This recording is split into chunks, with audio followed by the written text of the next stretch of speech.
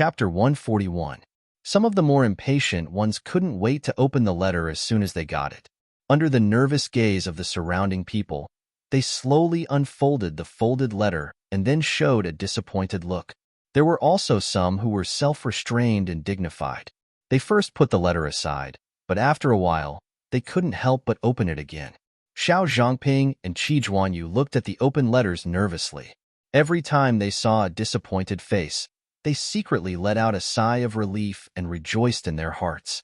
Then, they continued to look at the next one with trembling hearts until the remaining 22 empty letters were all displayed in front of everyone.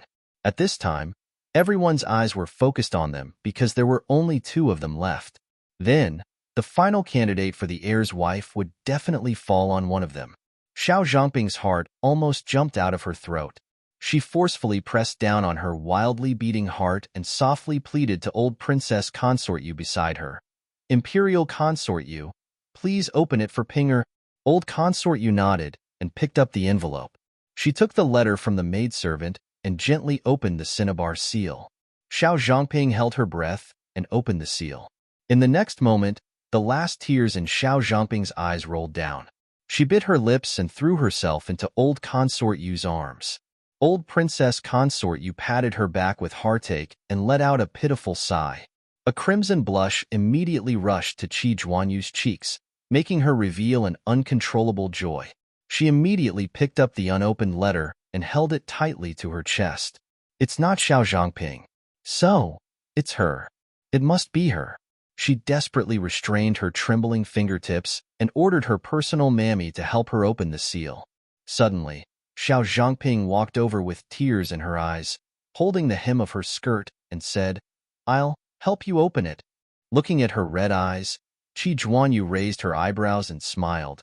"Do you want to let yourself give up completely? I won't do as you wish. I'll open it for you personally and let you know that God is on my side from the beginning to the end." "You." Xiao Zhangping gritted her teeth angrily and reached out to snatch it. Old Concubine Su and Old Concubine Su both frowned when they saw that it was getting more and more outrageous. They ordered the servants to stop it immediately and not make it too ugly. Old Princess Consort Yu leaned over and coughed. She hurriedly walked over to Xiao Zhangping and comforted him. "Child, since things have already come to this, why force it? In the end, it's because you're not fated to meet him." Xiao Zhangping trembled and finally let go, allowing old Princess Consort Yu to return the letter to the palace servant beside her, who then returned it to Qi Zhuanyu. Qi Zhuanyu sneered and opened the envelope in front of Qi Zhuanyu. A line of words floated in the air like a dragon in front of everyone's eyes. The hundreds of people in the hall, real or fake, all smiled and congratulated him. Imperial Concubine Qi even pressed down hard on her shoulder to show her satisfaction. Only Ning Shu, who had been silently watching the development of the situation, frowned slightly with inexplicable suspicion in her eyes. Then, she quickly imprinted the positions of everyone in the hall into her mind. Behind the screen, Xiahou Qing's face flashed a trace of unpredictability. Then, he slowly walked out of the screen under Qi Zhuanyu's expectant gaze. With the help of Hui Mo, he walked to Qi Zhuanyu. Until this moment, Qi Zhuanyu, who had always been domineering, looked at Xiahou Qing, who was as high as the clouds in the sky and snow on the branches. Her cheeks were red as she read the words on the letter in a trance and excitement. "Your Highness, thousands of flowers bloom on the night of the east wind." The lighting in the Weiyang Palace was excellent. Beams of bright sunlight shone into the palace through the hollowed-out, auspicious decorations. Some of them fell on him, making him look like an immortal who had quietly descended to the mortal world. And in that light, he slightly raised the corner of his mouth, revealing a perfect smile, and replied, "Blowing down, stars fall like rain." Behind him, no one noticed that Ning Shu almost immediately walked back to the screen and raised her head. Chapter 142. How did you do it? After the concubine selection, the banquet was temporarily over. Empress Chao smiled and took the women to the imperial garden to enjoy the flowers. The noisy Weiyang Palace was soon empty. Only dozens of maids and eunuchs stayed in the hall to clean up. Behind the screen, Xiahou Qing asked Ning Shu with an indifferent expression, "Mirror, Ning Shu raised her hand and pointed at the top of the screen. Huiyamo opened his eyes widely and found the corner of the bronze mirror behind the palace lantern. He jumped up and took the bronze mirror down. The angle of the mirror is so good. It happened to be blocked by the palace lantern. I looked carefully for a while before I found it. Huiyamo handed the bronze mirror to Ning Shu. Holding the bronze mirror in her hand, Ning Shu frowned tightly. In addition to Qi Zhuanyu, there are 5 people who have touched the letter. They are the personal mammy who helped her with the fire wax, 13th princess who fought with her for the envelope, the 2 maids who were ordered by old Princess Su to stop it, and old Princess Yu who persuaded Xiao Zhangping. After the incident, I immediately observed the position of everyone in the front hall. I found that only the maid who stood in the southeast corner of the front hall and was ordered by old Princess Su to stop the farce could see through the angle of the bronze mirror that we were preparing the letter behind the screen. As she finished her words, her sleeve slipped and another letter appeared in her hand. She slowly unfolded it. There was a poem that was exactly the same as the one in Qi Zhuanyu's hand, and the one in her hand was the real one. As for the 24 letters she put in the brocade box before, they were all empty. The so-called concubine selection was a trap set by her and Xiahou Qing in advance from the beginning to the end. The purpose was very simple, to lure the snake to take the bait. Unexpectedly, the other party really did it. Using the mirror hidden behind the palace lantern, they peeped at the poem on the letter. When the maids were serving the dishes, they spread the news and forged an identical letter. The target was Qi Zhuanyu, and the quarrel between Xiao Zhangping and Qi Zhuanyu provided the other party with an excellent opportunity to steal the sky and replace the sun. This matter must have something to do with that palace maid. So, is it old Princess Su who planned this? Huiyamo was confused. He was surprised and confused, but that person is famous for being aloof from worldly affairs. She has no grudges with our Lord Pingnan's mansion. I didn't hear that she was not on good terms with concubine Qi. Why did she try so hard to set up such a big trap? What good would it do her to kill Qi Zhuanyu? From the imperial astronomer to today's consort selection, over 100 people were involved.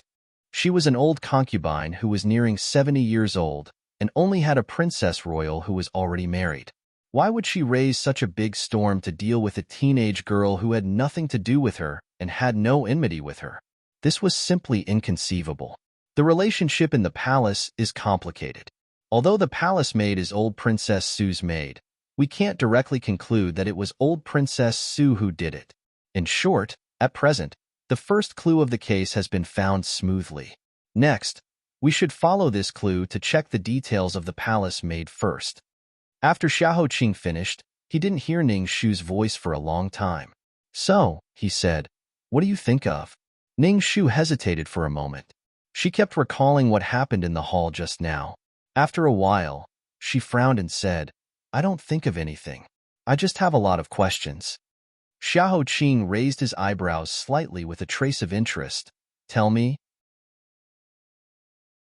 Chapter 143. Out of the corner of her eye, Ning Shu found a cup of tea not far away and immediately dipped it in her cup. She couldn't find an empty table or green table suitable for writing, so she bent down and started writing on the green bricks on the ground. But as soon as she wrote the first word, she felt that her neck was tightened and she was picked up from the ground. Hey? Right above her, Xiahou Qing showed an expression of disgust and said, What's wrong with you? Don't you want your fingers to write on the ground? I'm used to writing. Isn't this a habit? If I don't write something, I always feel that it's hard to sort out my thoughts, and I couldn't find a place for me to write. Moreover, this little girl's skin is coarse and thick, so writing a few words on this brick won't be a problem. She smiled embarrassedly, then quickly covered the back of her neck, snatching her thin and weak little neck back from his hands. She took 2 steps back and muttered in a low voice, But Your Highness, you just reached out and grabbed it. Don't you know that men and women shouldn't touch each other? What did you say? Xiahou Qing frowned. She couldn't help but recall the scene where she almost fell and clung onto him.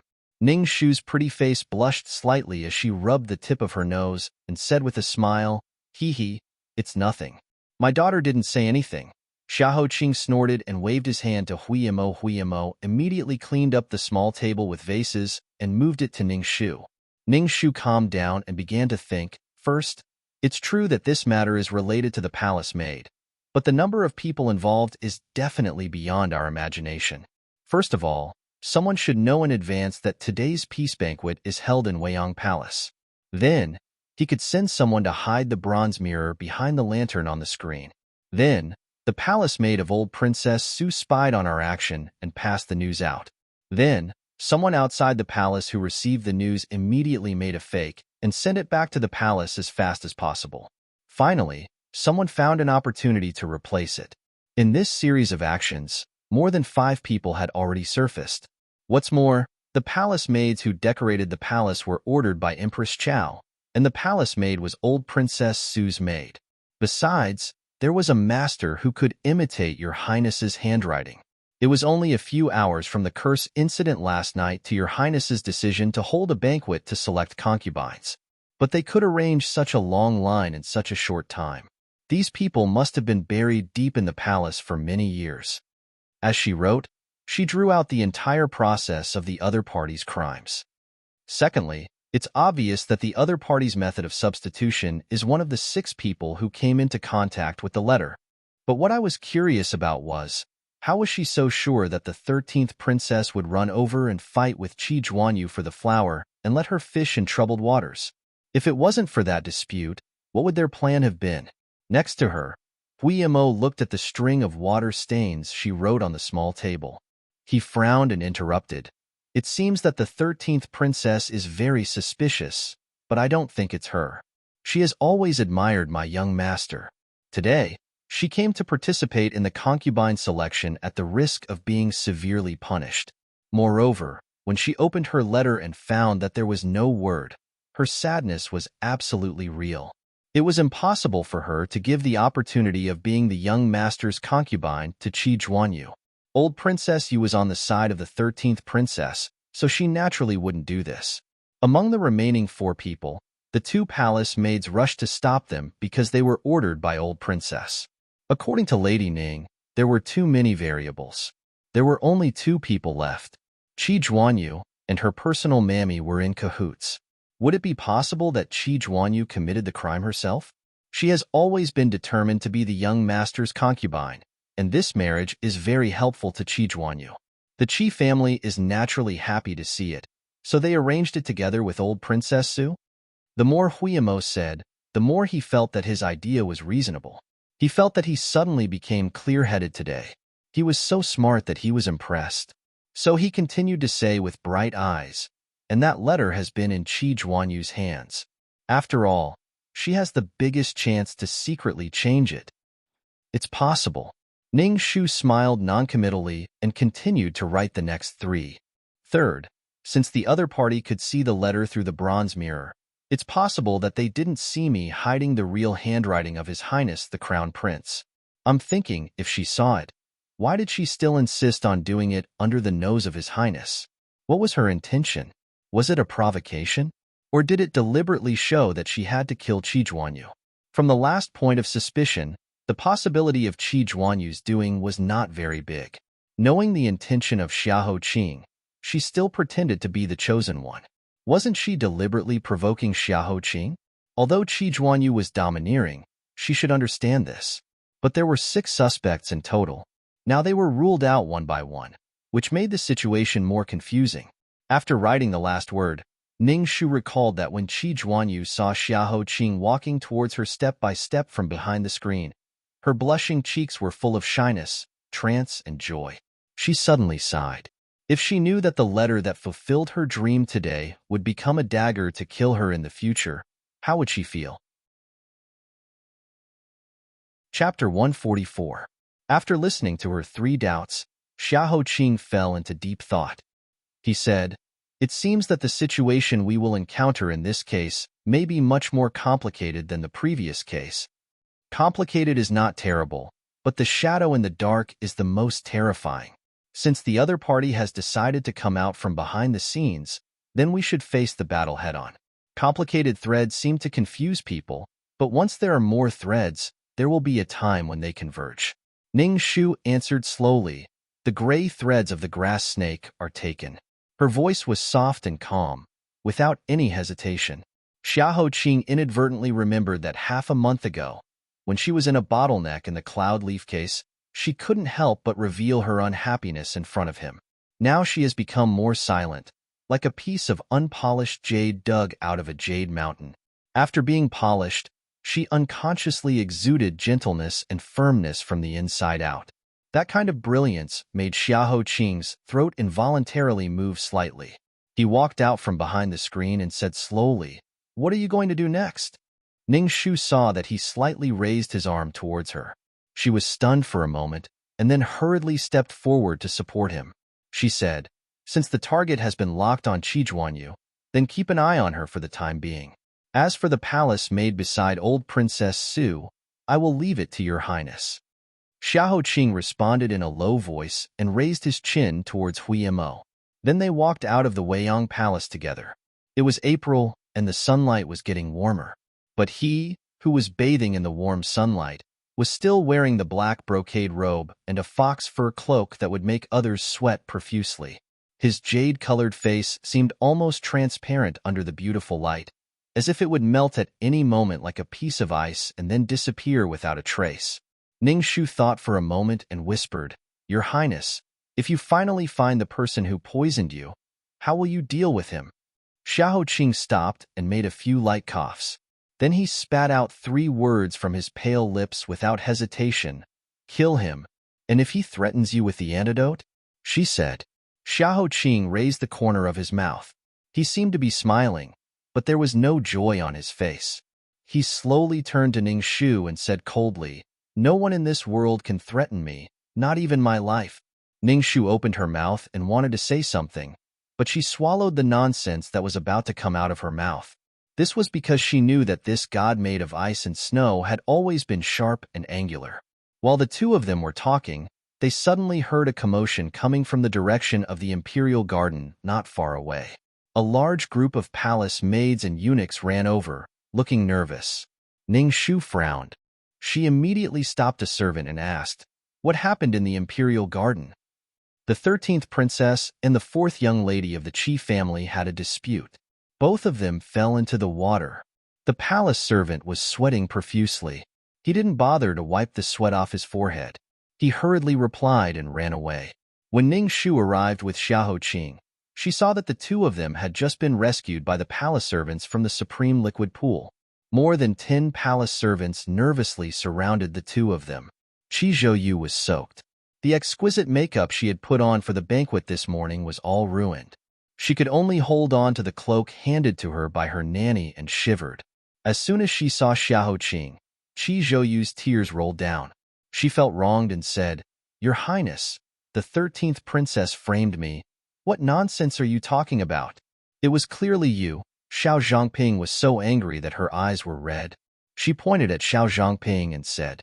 Before she could finish, she heard the second young lady of Grand Tutor Qian's family suddenly exclaim, "Qi, 4th young lady, there seems to be something behind you." "What?" Everyone immediately looked over curiously. Qi Fei's brows were tightly knitted as she walked closer. She pulled out a stick of paper from Qi Duayu's collar.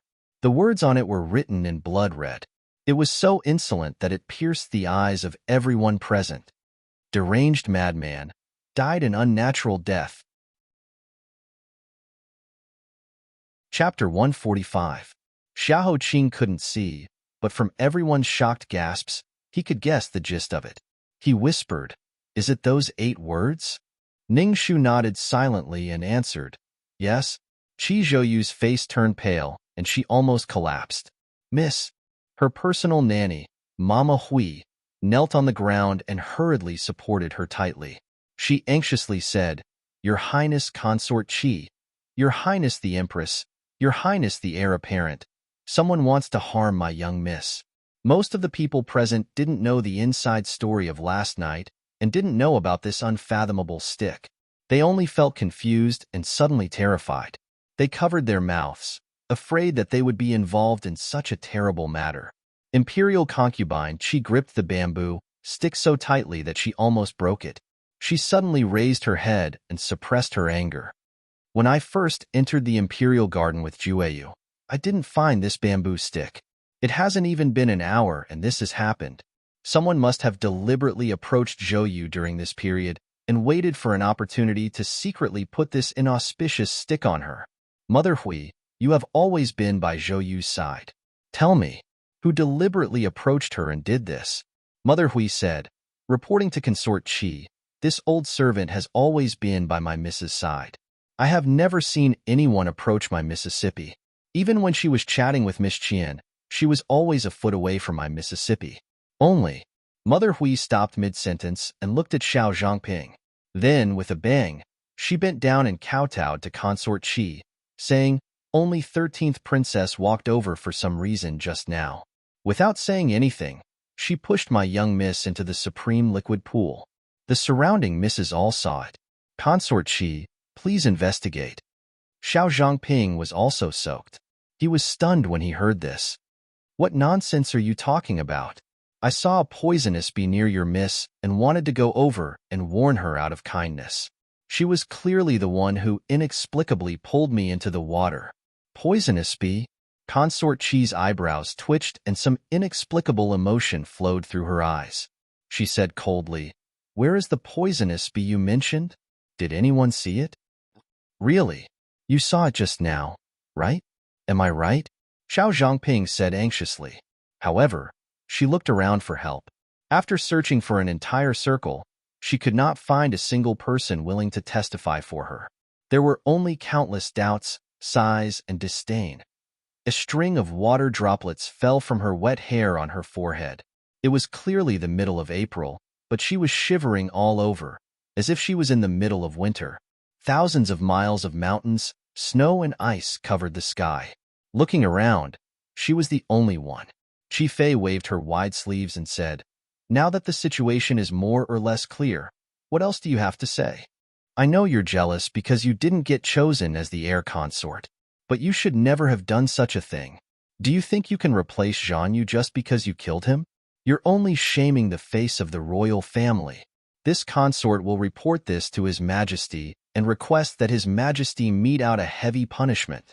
Xiao Zhangping's entire body trembled.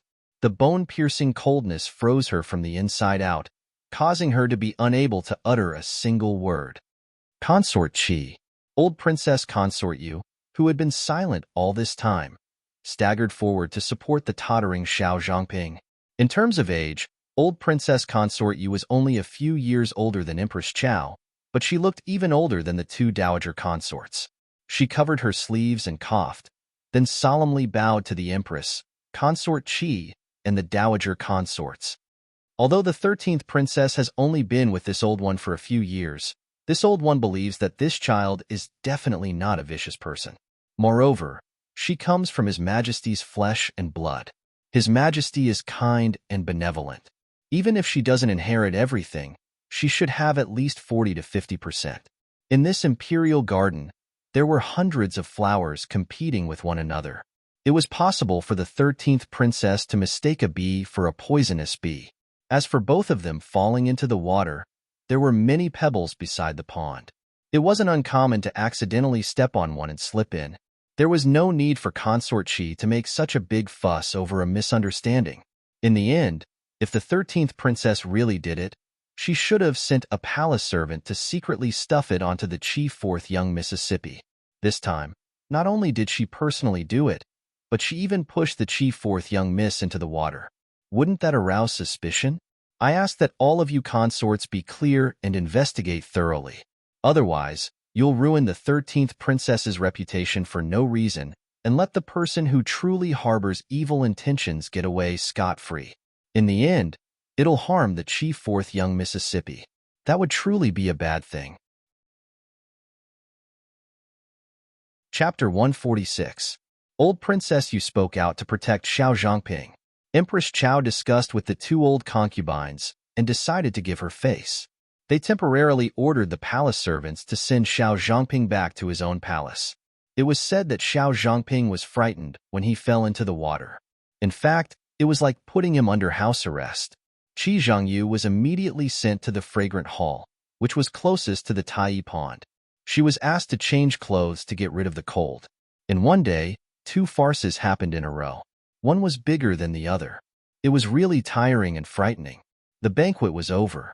The young ladies of the various manors quickly returned to their manors and left the palace with a stomach full of fear and doubts. With their departure, the curse of the 8 characters could no longer be concealed. It was believed that before sunset tonight, everyone in the capital would know about it. Empress Chao accompanied the 2 tired old concubines back to the palace to rest. Hundreds of palace servants obeyed the empress' order. They bent down and buried themselves in the fragrant imperial garden to search inch by inch to see if they could find any clues. The black satin in front of Xiahou Qing fluttered in the wind. After hearing what had just happened, he gently twisted his fingers in his palm and calmly said, "How do you feel?" Ning Shu's eyes moved along with the palace servant's search. She instantly said, "Too arrogant." The other side clearly knew that the emperor ordered them to deliberately conceal the curse last night. Today, they revealed it in public. It was so deliberate. It was as if they were saying, "The more you are afraid of people knowing, the more I want the world to know." Qi Zhangyu, the future Shi Fei of Lord Ping Nan's mansion, was bound to die. No one could stop it. TSK, this kind of arrogance is really detestable, and it was a little rushed. She paused for a moment and said, "Last night, when the imperial astronomer first presented this piece of paper, 2 hours ago, when the imperial concubine was chosen, and not long ago, when Qi Zhangyu fell into the water, another piece of paper was placed in his collar. These several difficult tasks were all completed in less than 16 hours. If there is a little bit of evidence left, the whole game will be lost." He arranged it so impatiently. Is it because he is overconfident and fearless, or is there something that forced him to end this matter in the shortest time possible? What is this? Just as they were whispering to each other, a palace servant suddenly discovered a round object at the roots of the flower bushes beside the imperial liquid pool. He used all his strength to pull it out from the dense branches and leaves of the flower roots. The people around him immediately gathered around to take a look and exclaimed, "Eastern pearl! This is an Eastern pearl. With such a huge and round color, it must be worth a lot. How did it end up here? Ah, isn't this the place where 4th young Miss Qi and the 13th princess fell into the water? The Eastern pearl is here. Could it be that someone deliberately threw it here to harm the 2 of you? But even if someone deliberately threw it here, wouldn't it be fine to throw a glass bead or a pebble? Why did you throw such an expensive Eastern pearl?" The palace servants began to discuss among themselves. Hearing the words Eastern pearl, Xiahou Qing immediately said, "Give me that pearl." What did he want the bead for? Ning Shu looked at him in confusion, but it was not his place to explain to her what His Highness Crown Prince did. She hurriedly lowered her head and went forward to borrow the bead from the palace servants. The round Eastern pearl fell into Xiahou Qing's palm. The pearl was lustrous, while His Highness's palm was white. For a moment, it was hard to tell whether the Eastern pearl was lustrous or His Highness's palm was more beautiful. Ning Shu was secretly drooling in her heart when she heard Xiahou Qing frown and ask in a low voice, "What color is it?" Ning Shu leaned closer and carefully looked at it. It's milky white microns. Under the sun, you can see a colorful luster. As soon as she finished speaking, Xiahou Qing said, "It's mine." Ah! Before Ning Shu could react, she heard Xiahou Qing snort and clench his fist. "A few days ago, at the Phoenix Terrace Golden Buddha ceremony, you exposed Xiao Yunyan's true colors in front of everyone and forced him to take you down with him. At that time, I didn't have anything useful, so I took this Eastern pearl from the jade pendant and hit his wrist and knee. After that, Juicy found one for me, but the other one was nowhere to be found.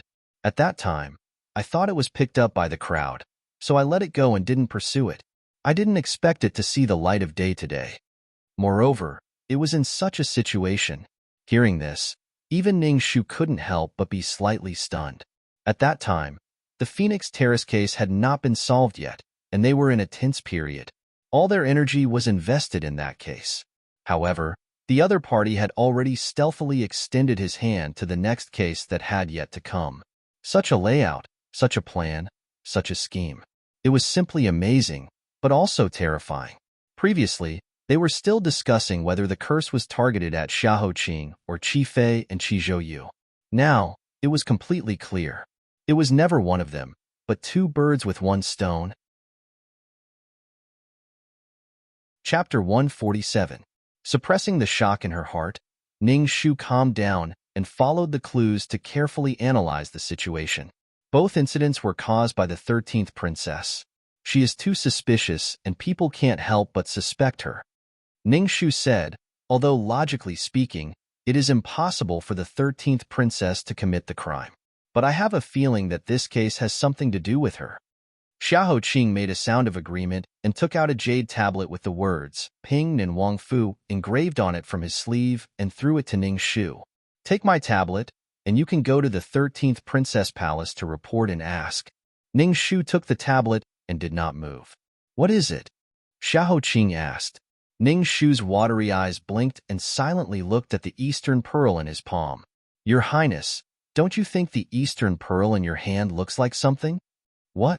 Ning Shu said several things in one breath. Steamed meatballs, ice and snow cold seeds, lychee meatballs, white jade fish balls, etc. Xiahou Qing's thick and lightly painted eyebrows raised slightly. He remembered that behind the screen in Weiyang Palace, before the consort selection began, she had already secretly eaten several plates of snacks and food. She should not be hungry. Luo Yu suddenly understood. He sneered. After the case is solved, you can eat the entire Chasing Cloud and Chasing Moon restaurant. Your Highness is indeed generous. Ning Shu's eyes curved. See, it is so easy to talk to smart people. Although the imperial cuisine in the palace is good, in comparison, the Chasing Cloud and Chasing Moon restaurant is more delicious. In Wanfeng Hall, Aunt Qi Jinyu was clearly wearing clean clothes, and every wet strand of hair had been dried by the nannies and palace maids. However, Qi Jinyu still hugged herself tightly. Her 10 fingers were so tight that her fingertips turned white. She clenched her trembling teeth and said with a face full of fear, I'm so scared. She remembered that she had fallen into the water just now, as well as the talisman she had found on her body after falling into the water. A great panic filled her entire heart. Before entering the palace, she had already learned of the Shitzi Fei's curse from the eunuchs that Qi Fei had sent. But hearing and seeing with her own eyes were two completely different matters. Even now, when she thought about the 8 words written on the bamboo stick with red cinnabar, she still had the urge to scream. Terrifying. It was too terrifying. That thing had mysteriously appeared in her collar, like the tongue of a viper, like the bullseye of a bow and arrow, firmly attached to her body, as if to say, death is already decided, it is only a matter of time. Just you wait. Tears rolled out of her eyes. Qi Jinyu grabbed Qi Fei's sleeve tightly and shook her head desperately, pleading, Aunt, do you think the wolf cub that I killed when I was young came back to take revenge on me? That's why he's been haunting me. Auntie, you have to save me. I don't want to die. I don't want to die. She had watched this child grow up. Unable to bear it, Qi Fei held her hand and said, don't be afraid. What wolf or not, it's just a beast.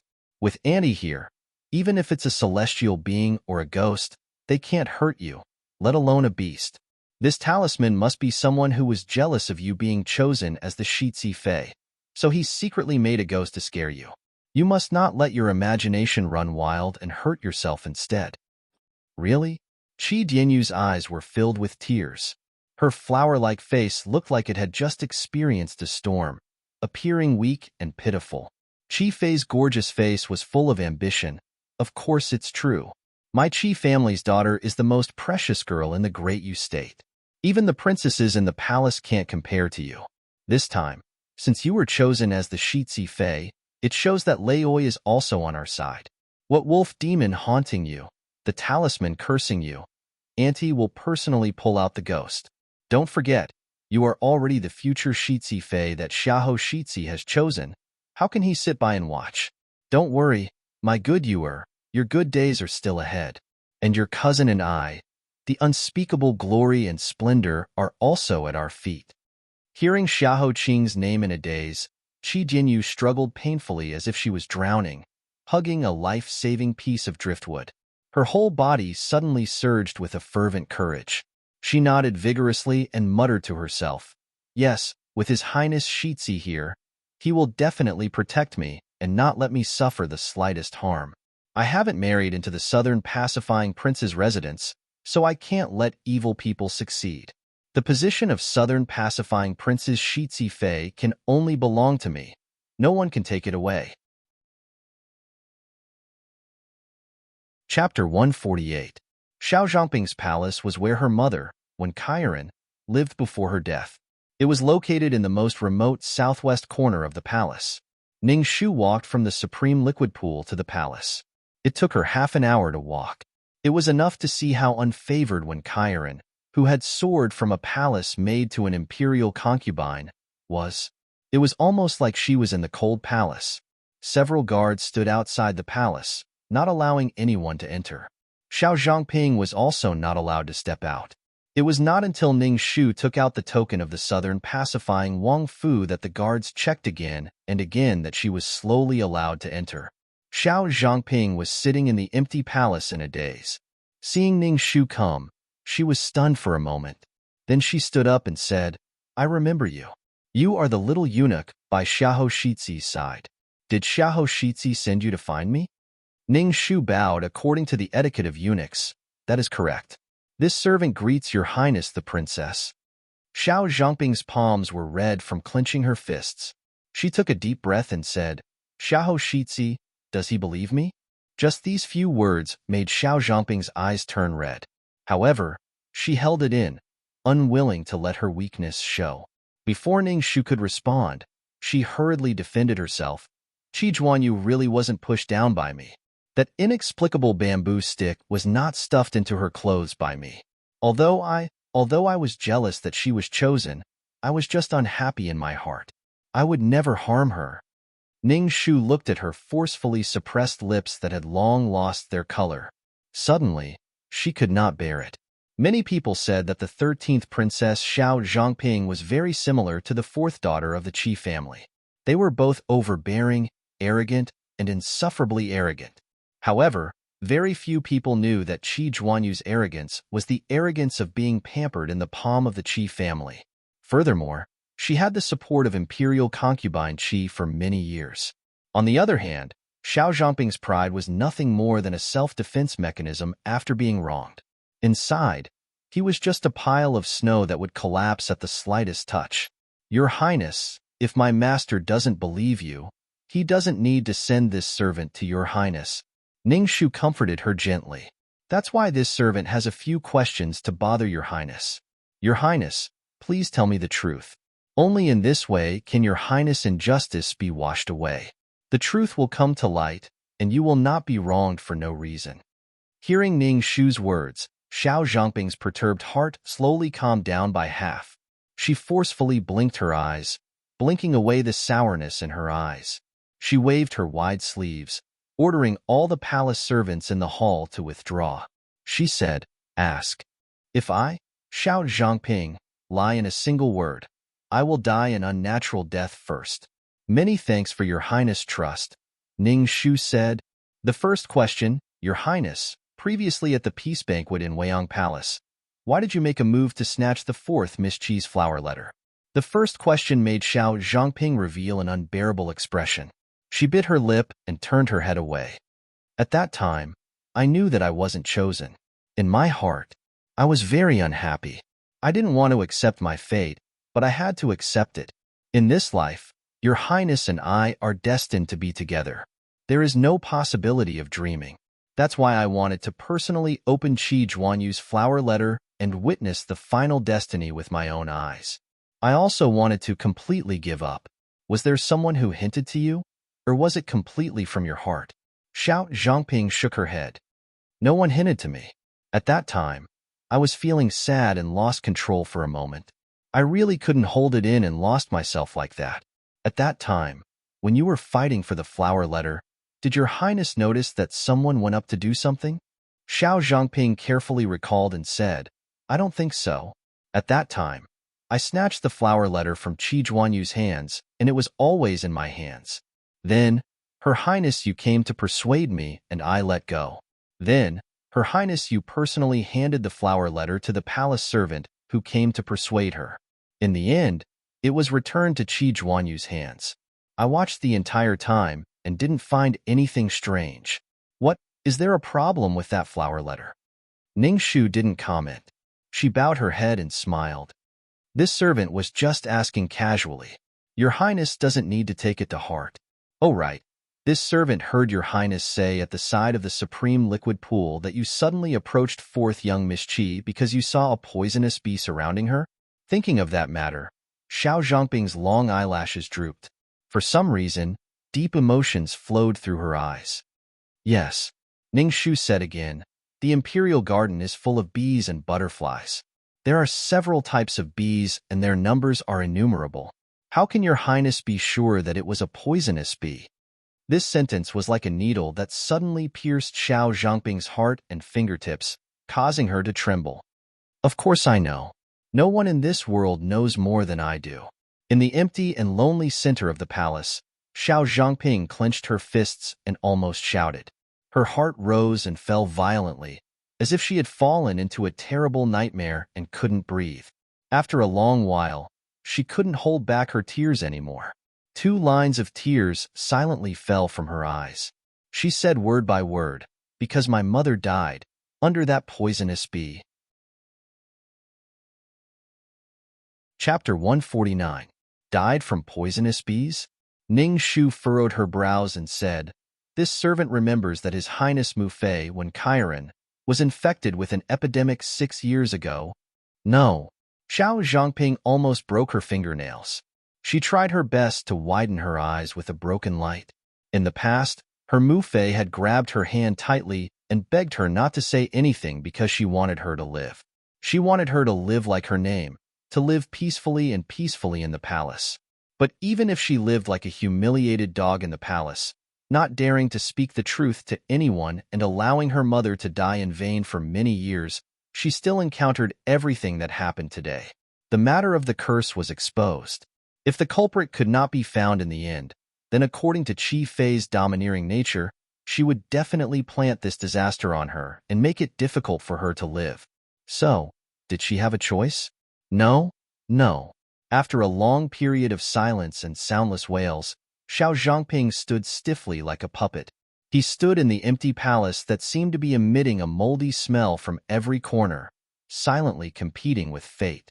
Ning Shu had experienced this kind of heart-wrenching struggle before. She didn't say anything. She only took out a handkerchief from her sleeve and handed it to Xiao Zhangping, holding a tear for her. A water droplet splashed onto the handkerchief, creating a watermark. Xiao Zhangping took a deep breath and slowly opened her mouth. Guess, from the time I was born until I was 9 years old, how many times did I see Father Emperor? She raised the corner of her mouth and smiled as tears fell. She answered her own question. It can be counted on one hand. Even if I did see him, it was only during festivals and celebrations, mixed in with other brothers and sisters to pay my respects from afar. However, I didn't feel too sad because I had my mother by my side. There were countless beautiful imperial concubines living in this palace. Each one of them had a face that was many times more beautiful than my Mu Fei, but none of them had a pair of gentle eyes like my Mu Fei. However, Father Emperor only saw those pleasing faces and never noticed the warmth in my Mu Fei's eyes and the softness in her heart. Therefore, from childhood to adulthood, the impression we had was that we wore clothes that couldn't protect us from the cold in the winter and felt hot in the summer. We ate simple meals that even some eunuchs and maidservants couldn't compare to. Because in this palace, imperial concubine mother and I are invisible. No one can see us. But fortunately, his mother was very capable. She always thought of ways to take me to have snowball fights in the winter, to make swings in the spring, to set up awnings in the summer, and to weave grasshopper cages in the autumn. She made all kinds of interesting toys to play with me. Occasionally, she would secretly conjure up a candied fruit to make me excited for an entire day. I should be the most unpresentable princess in this palace. But even so, I was still happy. I was even willing to rely on my mother for the rest of my life and live such a simple and happy life. Until he was 9 years old, I suddenly realized that my mother, who had always been smiling gently, had suddenly fallen ill for some unknown reason. In just a few days, her face had turned sallow and pale. Worried, I asked her, "What's wrong? Do you want to see the imperial physician?" Imperial concubine mother repeatedly forced a smile and coaxed me that it was nothing, until one night, she suddenly spat out a mouthful of blood. I panicked and cried to find the imperial physician, but imperial concubine mother stopped me and didn't allow me to go. She held my hand tightly and held me in her arms. She cried and said, "My Pinger is still so young. How will he live in this palace in the future? Heavens, I am willing to be a pig, a dog, a cow, a horse in the next life, in exchange for my Pinger to grow up safely." I was also young at that time and didn't know what to do. I could only cry. Mother gently licked my tears and took out a handkerchief from her bosom. In her hand was the corpse of a dead bee. She said, "Pinger, remember, you have to take good care of yourself. You must be wary of bees that look like this. They will take your life." And in Xiao Zhangping's eyes trembled as if a dam had burst. He couldn't breathe. The memories that had been deliberately sealed were released today. Every drop of water was like the kiss of his mother when he licked away his tears, carrying the taste of blood.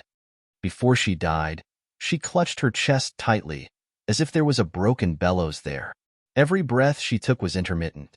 She opened her eyes wide and looked at me pleadingly, saying, "Mother's good Pinger, my Pinger, you must remember, don't mention my cause of death to anyone. Just treat it as if I died from an epidemic." Epidemic. Xiao Zhangping's pale face was full of ridicule, but I didn't give up. I ran out barefoot and knocked on the door of the Imperial Physician Hospital. When the Imperial physicians arrived late, my Imperial concubine mother had already taken her last breath. They diagnosed her for a long time before making a decision. Sure enough, it was as my Imperial concubine mother said. Chapter 150. The sunlight outside was still good. The bright light shone through the old window lattice and fell on the ground. Yin and yang, light and dark, cold and warm, it was incomparably distinct. And Xiao Zhangping was standing in the darkness. Her throat was choked with sobs, and only her tears could be seen. In the end, this seemingly domineering and arrogant 13th princess was just a young girl who had lost her mother. Since she was 9 years old, she had no choice but to disguise herself and struggle to survive in this cold palace. Every step she took was trembling, as if she was walking on thin ice. Ning Shu unconsciously felt a faint sense of pity in her heart. She once again raised the handkerchief in her hand in front of her and softly said, "May I ask your highness, is the poisonous bee that died that year still preserved?" "Of course there is. That is the thing that killed my mother." Xiao Zhangping frowned and resisted. "You want to ask me for it? But why should I believe you?" Ning Shu said neither too fast nor too slow, "Because this servant is under the orders of the crown prince to clear the princess's name. Of course, your highness can choose not to believe me, and I will do my best to solve this case. But, without this important piece of evidence, it may delay the progress of solving the case. How to decide? It is all up to your highness." Xiao Zhangping lowered her head and hesitated for a long time. Ning Shu did not rush her, and only stood quietly with her until she finally made a difficult decision. Biting her lips, she took the handkerchief from Ning Shu and said, "Okay, I believe your highness, so I am willing to give this to you. I hope you will not fail to live up to my trust. Remember, if you lie to me, I will put my mother's life and mine on your head." She wiped her tears with a handkerchief, lifted her skirt, and walked out of the palace. She walked to a long rotten swing in the courtyard, bent down, and dug with her slender fingers. 6 years of dust had long since covered that thing in layers. Every time she dug, her fingers hurt until another pair of hands joined in, doing the same with her. Xiao Zhangping was stunned. He couldn't help but raise his head to look at Ning Shu. A moment later, he lowered his head and continued to dig. About a quarter of an hour later, Ning Shu opened the wooden box full of mud and took out the handkerchief that was wrapped in the poisonous bee's corpse. She carefully put it away and put it in her sleeve. Then, she bowed and left. Xiao Zhangping's lips moved. Only when Ning Shu was about to leave the palace did he say, "Little eunuch, I forgot to ask your name. Ningshu smiled and said, "Your Highness is too courteous. This servant will return." Yengue, all right, I'll remember it. Xiao Zhangping slowly recited it. After a while, he couldn't help but say, "The way you looked at me just now, it was especially similar to my mother's. It was also a little like him." Him? Xiao Zhangping's face revealed a trace of embarrassment. Her tearful face didn't seem so pale because of this embarrassment. She lowered her head and spat out a few precious words from between her teeth. "Your Highness the Crown Prince." Because of this layer of slowly floating blush, the face that was not outstanding like her mother's was now incomparably moving. Ningshu thought she had really hung all her heart on Xiao Qing. Then, Ningshu's heart turned slightly. He was stunned and couldn't help but laugh. Xiao Zhangping's mother was an extremely gentle person. She said that Xiao Qing's eyes were similar to her mother's. So, the reason why Xiao Zhangping admired Xiao Qing was because of an Oedipus complex? Then he heard Xiao Zhangping say, "There is one more thing. I want to take the liberty to ask eunuch Yin Gue." Ningshu said, "Your Highness, please ask." Previously, I happened to hear the other brothers mention that His Highness the Crown Prince has an extremely... Xiao Zhangping deliberated for a long time before choosing a vague word. He hesitated and said, "A trusted little eunuch who is quite handsome and beautiful. I guess it should be you, eunuch Yin Gue. So, please tell me the truth. Are you and your Highness really as the rumors say? Are you and your Highness very close? Do you eat and sleep together?" After a short moment of astonishment, Ningshu opened her mouth in a daze. She was about to explain when she heard Xiao Zhangping hurriedly wave her hand. She laughed awkwardly and said, "Eunuch Yin Gue, don't think too much. I don't have any other meaning. Compared to Qi Zhuanyu, I would rather that person be you." "Ha, ha, ha, very good, very good. Your Highness, this..." A flock of invisible crows flew past her eyes. Ningshu didn't know whether to laugh or cry as she listened to her imagination fill in the entire unspeakable drama from beginning to end. She was speechless and could only hold her forehead. Chapter 151. When Ningshu stepped out of the high threshold of the palace, the sun had already set. The sun shone on her face through the palace wall, as if sprinkling a layer of gold on her snow-white face. Huiyamo was waiting for her not far away. When he saw her, he immediately waved his hand as if he was afraid that she couldn't see him. When Ningshu approached, he immediately leaned over and whispered, "Just now, I checked it under the order of His Highness. The servant girl of old Princess Su who works as a ghost is called Shunxing. She entered the palace 16 years ago. Her family once committed a crime. Later, she was sent to the laundry bureau as a servant girl. She worked for many years until she won the favor of old Princess Su by chance and was appointed to work in the palace to get rid of the miserable labor. She was calm and never talked much. She just worked hard.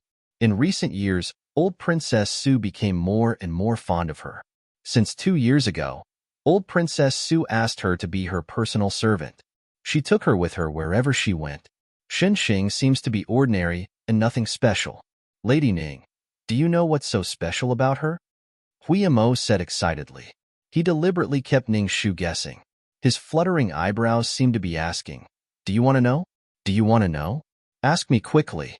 Ningshu laughed and had to cooperate with him. "What's so special about her? I searched through all her files and questioned all the maids who had worked with her one by one until I was dizzy. Then I found out that she used to be a close friend of Princess 13's mother, the late Wen Kairan." Huimo's eyes were shining. The more he talked, the more excited he was. They were sent to the laundry bureau only a few months apart. Shunxing's family was convicted because of a crime. She was bullied in the laundry bureau.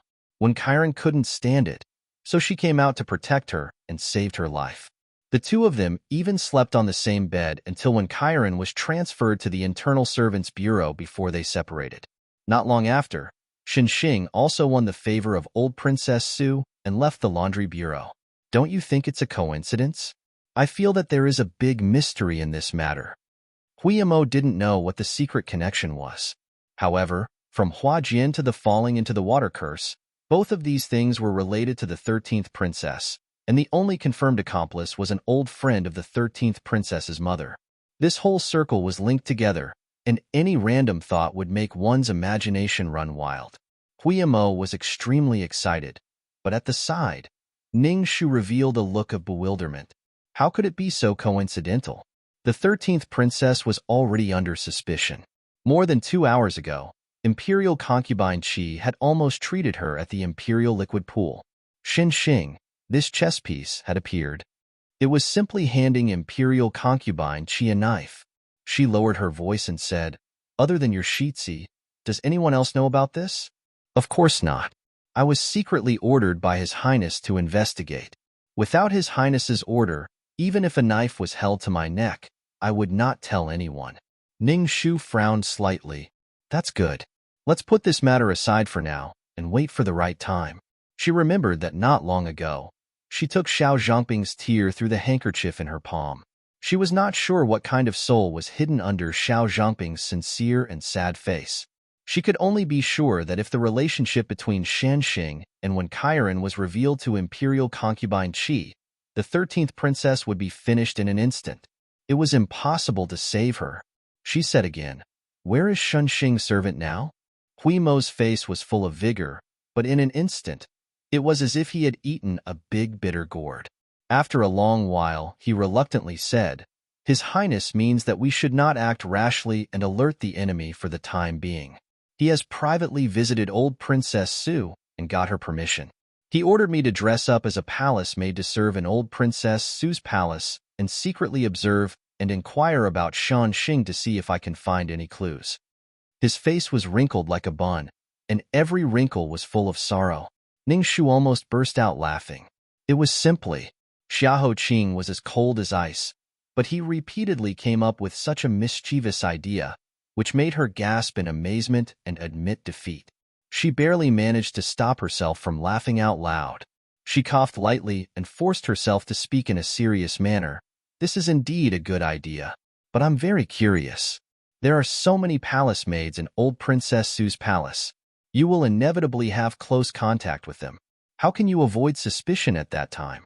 She remembered that those raw garlic were very lethal, but it was not easy to escape the vicious eyes of a large number of palace maids. "Of course, I have my tricks." Huimo looked around and quietly took out a soft thing from his arms. "Lady Ning, touch it." "Ah, what's this? Why did this shape look so much like a woman's chest?" Ning Shu's mouth suddenly twitched. Chapter 152. Hurry up. Hurry up. It's really hard to refuse his kindness. Ning Shu has to reluctantly touch it. "How is it? Does it feel great?" Ning Shu nods. Huimo blinks his eyes and says proudly, "Haha. I got the inspiration from the fresh buttermilk you ordered in the restaurant. I mixed the buttermilk with the royal jelly and poured it into the cleaned pig urine. Then I put it on the chest.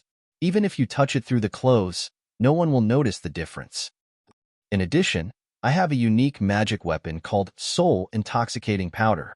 I developed it carefully. It can make people temporarily fall into chaos in a very short time. If someone really did notice that something was wrong with me, it would come in handy. But it's only effective for the first time. The more relaxed the mind is, the easier it is to succeed. If I use it later, it won't be effective when the other party is immune. I have to continue to improve it in the future. The amount of silver grass may need to be added. Oh right, these days I have a lot of experience in wearing women's clothes. I feel that women's skirts are much cooler than men's pants. At first, it was a bit awkward, but later I got used to it and it was quite comfortable. I can use it as a reference to make some improvements in the future."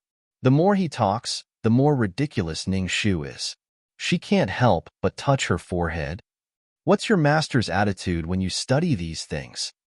Huimo tidies up the things with a smile and prepares to modify it later. "Master didn't say anything. He just asked me to continue to work hard." "What's wrong?" "My ambition is to be the best inventor in the history of Great Yu." This kind of unorthodox invention, Ning Shu is speechless. She goes against her conscience and says, "Nothing. It's very good." She and Huimo go separate ways and do their own things. Ning Shu walks quietly along the palace wall. She hides the handkerchief in her sleeve even tighter. The known information almost confirms that the 13th princess is the suspect. At present, it has been found out that Shun Xing and Wen Kairan were old friends. Wen Kairan died 6 years ago due to a poisonous wasp sting. The cause of death has not been made public yet. Xiao Zhangping has hidden the corpse of the poisonous wasp well. It is not as if he has no desire for revenge. Shen Xing is definitely related to this case, and Xiao Zhangping is also involved in a series of matters. In the worst-case scenario, if Xiao Zhangping was the mastermind behind the scenes, then could it be that she murdered Qi Zhanyu because Wen Siren's death was related to imperial concubine Qi? Of course, this was just a random guess based on the few obvious clues at the moment. If he wanted to find out the truth, the next thing he had to do was, first, he had to find out why Wen Kairan died. Second, this case involved a lot of people, and it was not something that could be solved with just a few people. Now that he had found Shen Xing, this nail, he would continue to follow her lead to see if he could find out more inside information. Right? There was also the strange matter of Qi Zhuanyu being haunted by the wolf demon. Could it have some hidden connection with this matter? When Siren's death had been around for many years, it was not something that could be investigated in 2 or 3 days. Huiyamo should be able to deal with Shen Xing. As for Qi Zhuanyu, should she think of a reason to contact her? That arrogant young lady was really scared out of her wits today. Thinking like this, Ning Shu quickly returned to the agreed place with Xiahou Qing. Xiahou Qing was not there. His Majesty heard about what happened before and after today's Taiping banquet and sent him for questioning, leaving Ju Si to wait for her. Before Ning Shu could speak, Ju Si had already nodded and saluted. He opened the box that he had been holding in his hand and presented it to her. Shizi thought that you might need it later, so he specially ordered me to prepare this for you before meeting His Majesty. Ning Shu walked a few steps closer to take a look and smiled. How did that guy know that she needed these? It was like a roundworm in her stomach. Putting away the box, Ning Shu returned the salute and thanked him. Thank you for your trouble. The sun was already setting in the west. Qi Zhuanyu had suffered a great shock today and was left in the palace by imperial concubine Qi to comfort her. It was close to the time to release the key to the harem. She had to hurry. The other party's every move was urgent. She could not guarantee when they would make another move. If the future Shizi of Pingnan Wang's mansion really went crazy and died an unnatural death, it would be really bad. Thinking like this, Ning Shu quickened her pace. However, she heard Ju Si catch up with her again and solemnly said, in addition, Shizi ordered me to tell you. Do whatever you want to do. Even if someone really dies in the end, you don't have to worry. With him, even if the sky falls, it won't hurt you. Her heart that had been running for half a day without rest seemed to have been blown by a wisp of wind quietly. Her tense limbs and bones silently relaxed. Ning Shu was stunned for a moment and then smiled slightly. Thank your Shizi for me. Chapter 153. The token was carefully checked 3 or 4 times before it was allowed into the fragrance hall. Ning Shu had just stepped into the hall when she was almost blinded by the treasures in front of her. All kinds of gold and jade treasures, jewelry, and silk almost filled half of the fragrance hall. Ever since the matter of Qi Zhuanyu choosing the heir consort came out, needless to say, Consort Qi's rewards were endless. The other concubines and concubines of the other palaces also received rewards, almost breaking the threshold of the fragrant palace hall. As for the strange curse of the 8 characters, it was tacitly ignored by the palaces. After all, Nanping Wang's heir didn't say anything. In front of such a joyous event, no one was willing to be unlucky. Ning Shu had vaguely heard Qi Zhanyu's voice before she even saw her face. Those 2 bolts of silk were newly offered by Zhongchuan this year. Only 30 to 50 bolts of silk are produced in a year. They are worth more than 10,000 gold. Even Ant only received 2 bolts of silk. Now, they are all in my hands. Pack them up carefully. If you accidentally break a thread, you won't be able to pay for it even with your heads. Beside her, her personal nanny, Mama Hui, smiled and joked, Young miss, don't worry. I'm here. I won't let these rare things be damaged by those careless maidservants. This silk satin is so soft and precious. When young miss and His Highness get married, it'll be perfect to make 2 sets of sleeping clothes. Qi Zhanyu's cheeks reddened. She stomped her feet and said angrily, Mother Hui, you can't make fun of me like this. Mother Hui covered her mouth and laughed. How am I making fun of you? This is a joyous event that is set in stone. This old servant has never had a son or daughter in my life. I only dared to secretly treat young Miss as my daughter. Now that young Miss has such a good marriage, my heart is sweeter than honey. I only hope that young Miss will give birth to a little prince soon after your marriage so that this old servant can continue to work hard for young Mississippi. The anger on Qi Zhanyu's face deepened, but she couldn't hide the anticipation in her eyes. Mother Hui. This Qi Zhanyu was much cuter than her usual arrogant and despotic self. Ning Shu thought to herself and asked a palace servant to pass on the message. As soon as Qi Zhanyu heard that someone from the Nanping mansion had come to greet her, she hurriedly ordered someone to let her in. Qi Zhanyu recognized Ning Shu at a glance and said, "It's you, little eunuch. I've seen you at the Taiping banquet. You were the one who brought His Highness's letter to the front hall. In that case, you also played a part in my success today. Auntie Hui, reward me." Mother Hui immediately took out an ingot of gold and stuffed it into Ning Shu's hand. Ning Shu tried to push it away several times, but failed. She could only reluctantly accept it with a smile.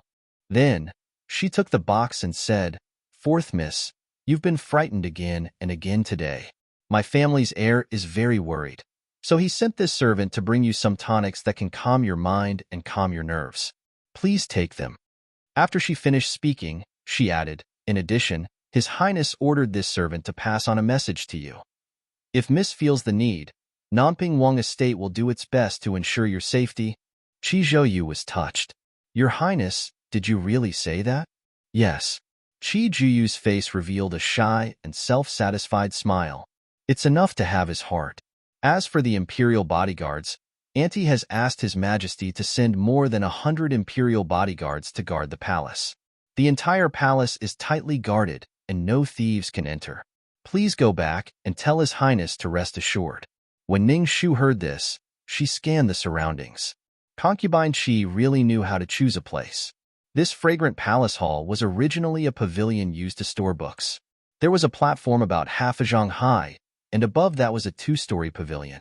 Later on, it was converted into a palace hall for people to rest after admiring flowers and enjoying the scenery. Qi Zhueyu was placed on the 2nd floor. Ning Shu walked all the way up from the outside of the hall. She discovered that from the outside of the hall to the inside of the hall, and then up the spiral staircase, there were dozens of guards with swords on each floor. Even a mosquito that entered would have its ancestral home thoroughly checked, let alone a thief. To be fair, this place could really be considered impregnable. She nodded and said, "This servant will pass on your message." She hesitated for a moment and said, "That's right, 4th Mississippi. There's something that His Highness would like to take the liberty to ask you about. It's about the matter of you being haunted by a wolf demon." He had heard a few words of gossip before, but most of the rumors were false and His Highness didn't take it to heart. But today, at the banquet, I heard the 13th princess mention that this matter is related to the marriage between the two manors. It's also related to Mrs. Safety. Would Miss please tell us so that His Highness can lend a helping hand? Qi Zhuyu, who was calm and composed just a moment ago, suddenly had a change in expression. She almost blurted out, "No, no such thing. Don't talk nonsense." Chapter 154. After speaking, Qi Zhueyu realized that he had overreacted.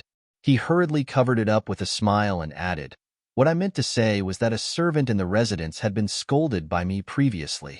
In a moment of indignation, he faked a wolf's paw print in my room in order to frighten me as revenge. Later, it somehow spread outside and through the storyteller's mouth. The more it spread, the more outrageous it became. There were really people who believed it. Little eunuch, please be sure to tell His Highness that there has never been a wolf demon, let alone the so-called ominous. His Highness, please don't listen to others' slander." So that's how it is. This servant will save it. Qi Zhuanyu forced a smile and gathered a strand of loose hair on her temples. "I was indeed shocked today. I feel a little unwell and want to rest for a while. If there is nothing else, little eunuch, please go first." Ning Shu raised her head and glanced at Qi Zhuanyu's flickering eyes. "If it is really as you said, then why did you look so flustered just now?" What is the blue mark that has accumulated over a long time? What is it that made you so afraid that you can't sleep and toss and turn? However, Ning Shu knew that since Qi Juanyu didn't want to say it, no matter how many times she asked, she wouldn't get an answer. Therefore, Ning Shu bowed, left the box, and turned to leave. Before she left, Mama Hui gave her an ingot of gold, which implied that good things come in pairs. Ning Shu weighed the heavy weight in her palm and clicked her tongue. It was at least 10 taels. This was an unexpected surprise. She didn't run for nothing. Ning Shu walked down the ochre wooden ladder and vaguely heard a few whispers between Qi Juanyu and Mama Hui from upstairs. Mama Hui, do you think that this place is so secure, then that thing can't chase after us? That's natural. This is the Imperial Palace, guarded by the Imperial Qi. That monster won't dare to act rashly. There are also more than 100 guards sent by concubine Qi to protect Miss here. It is 100 times safer than outside. Miss, you can rest assured. In addition, this old servant will always be with Mississippi. Even if someone really wants to harm you, this old servant will be the first to block in front of you. Then I'm relieved. Mother Hui, I have a headache. I'm going to lie down for a while. Don't call me for dinner. I don't have much of an appetite. Keep a close eye on the rewards from the concubines in the palace. Get someone to pack it up and send it back to the manor. You must not damage it, otherwise it will be a great crime. This is a small matter. Leave it to me. Ning Shu deliberately slowed down her pace. Finally, she heard the sound of Mother Hui helping Qi Jueyu into the room to rest. Then, she fell silent. While caressing the 2 gold ingots in her hands, she pondered what the thing that Qi Jianyu was so afraid of was. Monster? Could it be that there really was such a wolf demon? Walking out of the fragrant hall, Ning Shu raised her head outside the hall and looked at the towering palace that was 30 or 40 feet high in front of her. It was surrounded by dense palace walls and a whole circle of guards. She thought that if someone really wanted to break in and harm Qi Jianyu, he would have to grow wings. Thinking of this, Ning Shu turned around and rushed back to the agreed place with Xiahou Qing. But she didn't expect that before Xiahou Qing arrived, she saw Huema, who looked nervous first. Seeing her from a distance, Huema immediately rushed to her. What's wrong? Ning Shu asked. Huema's face was green. He swallowed hard and said, Shun Xing is dead. What? Ning Shu was slightly shocked. She hurriedly restrained herself and said, What's the matter? Take me there quickly. It's my fault. I was careless. Standing in front of Shun Xing's body, Huema gritted his teeth and said guiltily, Not long after I disguised myself and sneaked into the palace of old Princess Su, I found that she committed suicide. It must be that when I investigated her before, I was not too careful and leaked the information. She knew it. Before taking the order, young master told me to be careful and not to let her commit suicide after she found out. But I'm so useless. Chapter 155. If a person wants to commit suicide, there are 1,000 ways. You can't guard against it. Before she acted today, I'm afraid that she had already planned to be exposed and arranged for her funeral. You're not to blame for this. Ning Shu bent over and looked at the woman lying flat on the couch. This woman had spent most of her life bowing and nodding in the palace. She was wearing a set of clothes that she didn't believe, but were very neatly starched. Her hands were peacefully placed on her chest, and every strand of her hair was neatly combed. Her face showed a kind of blue after being poisoned, but her expression was extraordinarily calm. There was even a slight smile on her lips, as if she had finally fulfilled her wish of many years. She was satisfied with peace of mind. What happened before she died? Ning Shu asked. I asked the palace maids who were with her. They all said that after she came back from the Taiping banquet with the old imperial concubine, she didn't go anywhere. She stayed in her room and didn't talk to anyone. She seemed to be in a good mood and even hummed a song. Then she said that she was a little sleepy and wanted to take a nap. Then she lay down to rest. After I sneaked in, I waited outside her room for a while and didn't hear anything. I was a little flustered, so I rushed in and found that she had stopped breathing. Huiyamo frowned and said, looking at her face, she should have died of poison. But I just hurriedly checked her throat and stomach, and didn't find any poison. With his words, Ning Shu's eyes slowly slid over Shan Xing's hands, arms, soles, and other parts of her body. She didn't find any wounds. Finally, her eyes fell on her neatly combed hair and said, "Pull out that hairpin and see." Huiyamo answered and pulled it out. Sure enough, the hairpin was shining with a strange blue-purple color, and there was a touch of blood on it. Ning Shu couldn't help but sigh. That means she was prepared to die early. Even if we caught her one step ahead, we couldn't stop her. Every day, countless people quietly disappeared into ponds, wells, and corners of the cold palace in this crowded imperial palace, which was home to tens of thousands of people. Shan Xing's death was nothing. It was just that the only exposed clue at present was broken. Huiyamo sighed as he sealed up Shan Xing's body and all her belongings. He was going to take them back to the palace and continue to check them one by one to see if he could find anything. He thought that everything that had happened today was already exhausting enough, but he didn't expect that something even bigger and more bizarre had yet to happen, and was quietly waiting for it to suddenly break through the ground before the arrival of the next day, causing everyone to be in fear and trepidation and stupefied. Qi Zhuanyu had been captured by the wolf demon. No one would have thought that in the pavilion of the royal palace, under the heavy security that not even a mosquito could get in front of 150 palace guards, as well as her own maidservants, she disappeared without a trace in this starless and moonless night. Only a red dress she wore during the day floated down slowly from the second floor of the palace, as high as 40 feet like a ghost after a scream. It rolled a few times in the wind and fell on the grass beside the pavilion. It was covered with bloody wolf paw prints. Ning Shu had just laid down and was about to fall asleep when someone knocked on the door. She jolted awake from her half-asleep state. She had a splitting headache and was in a bad mood. Then, she heard the news.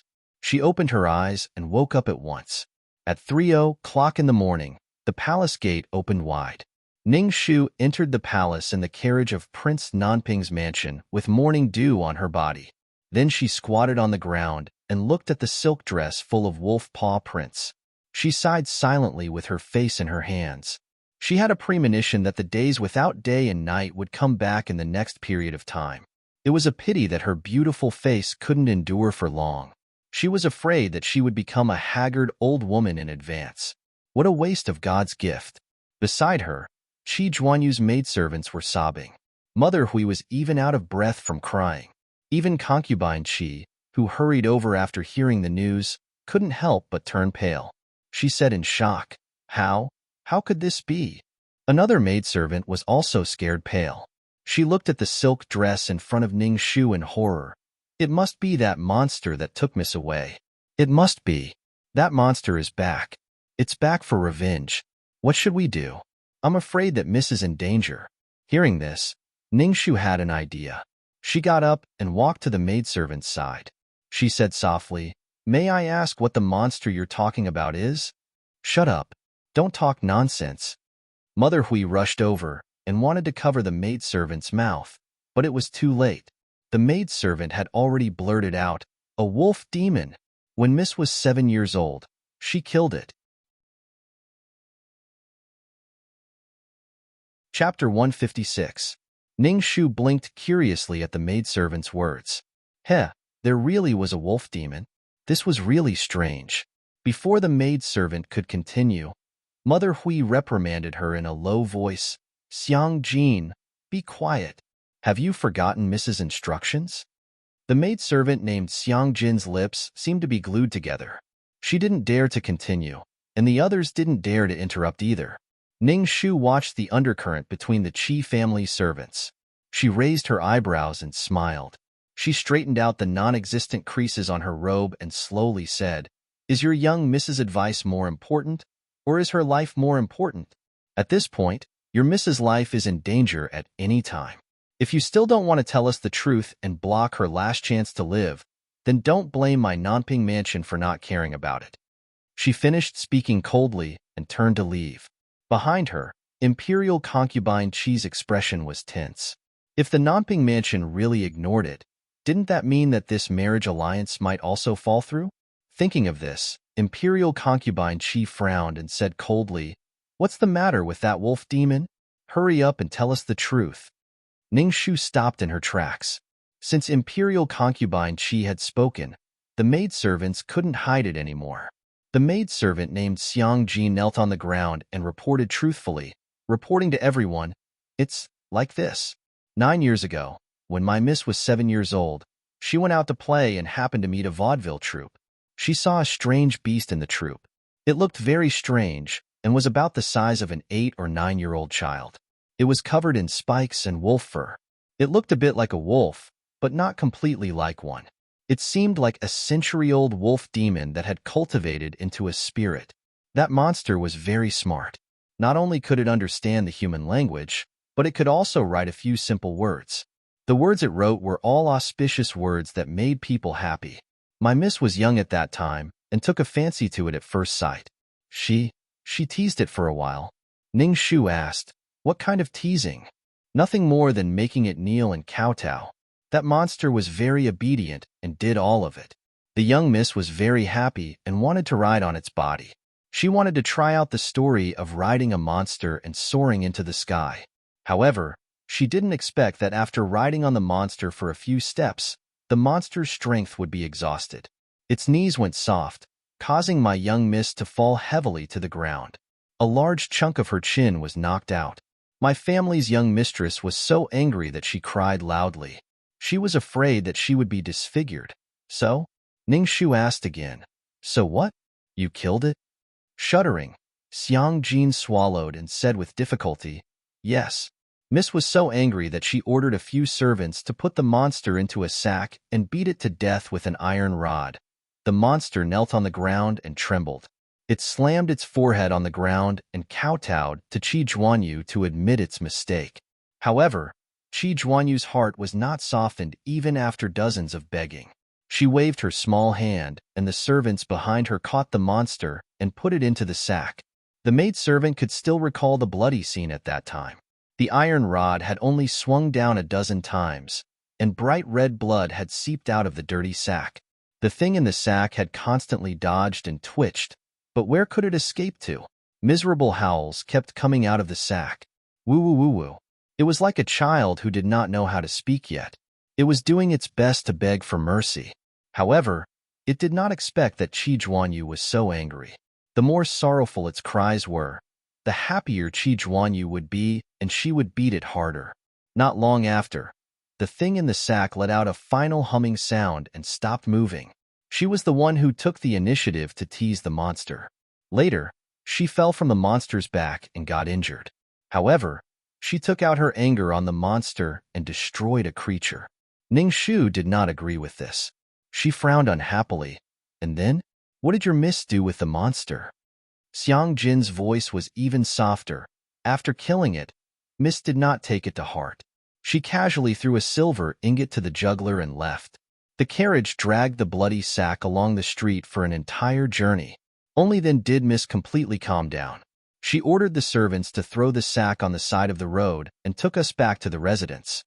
Her voice was as soft as a mosquito's buzz. When the maidservant finished her story, the surrounding people did not know how to react. They only felt their hair stand on end. Ningshu finally understood. She had done such a cruel thing at such a young age. No wonder Qi Zhuanyu had never dared to speak of it.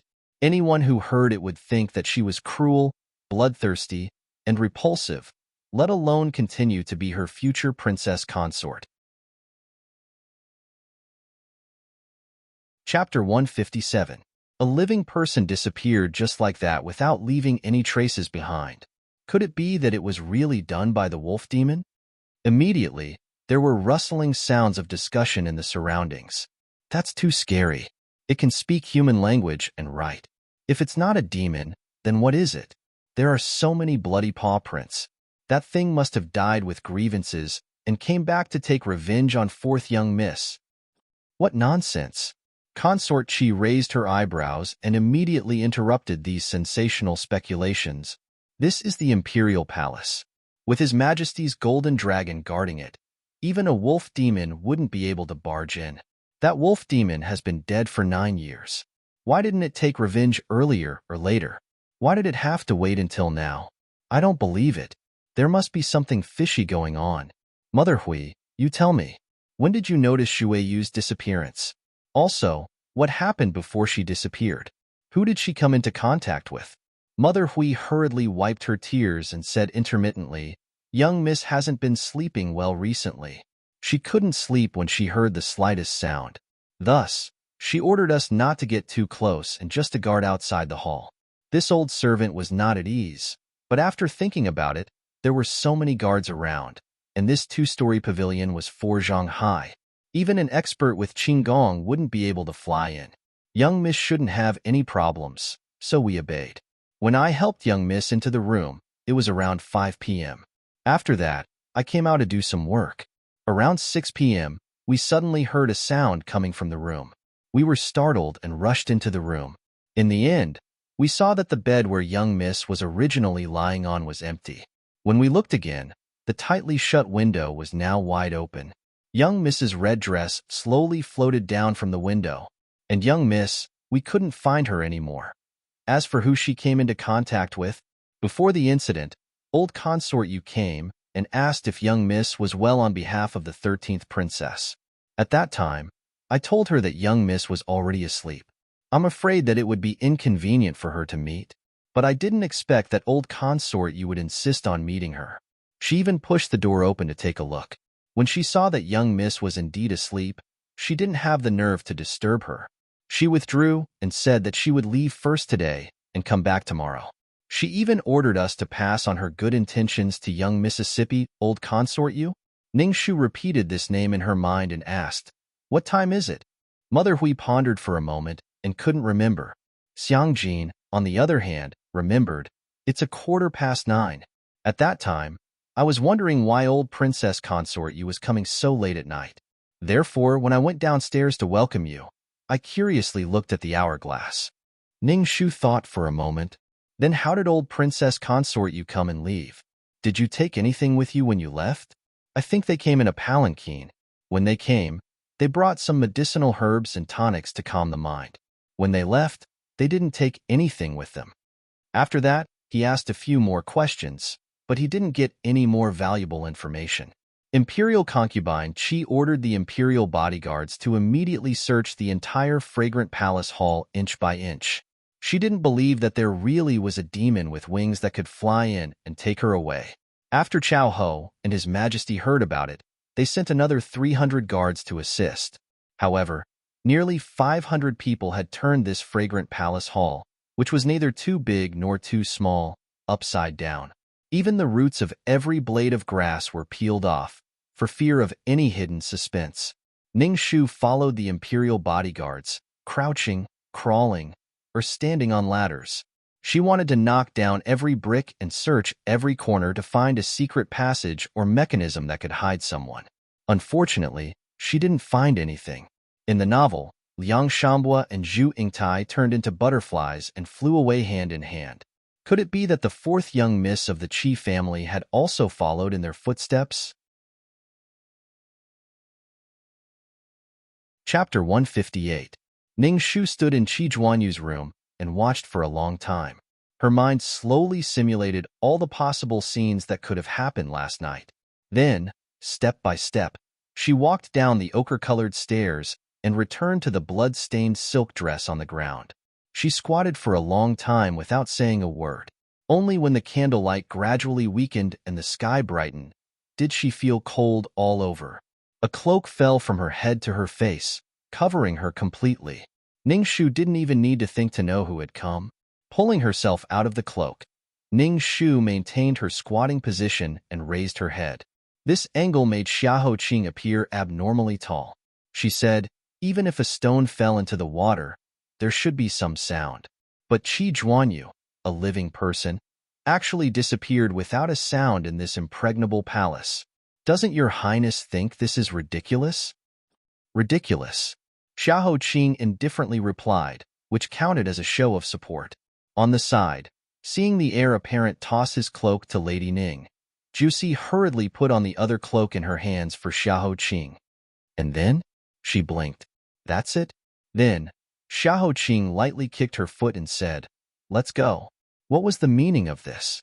Ningshu asked, What are we going to do?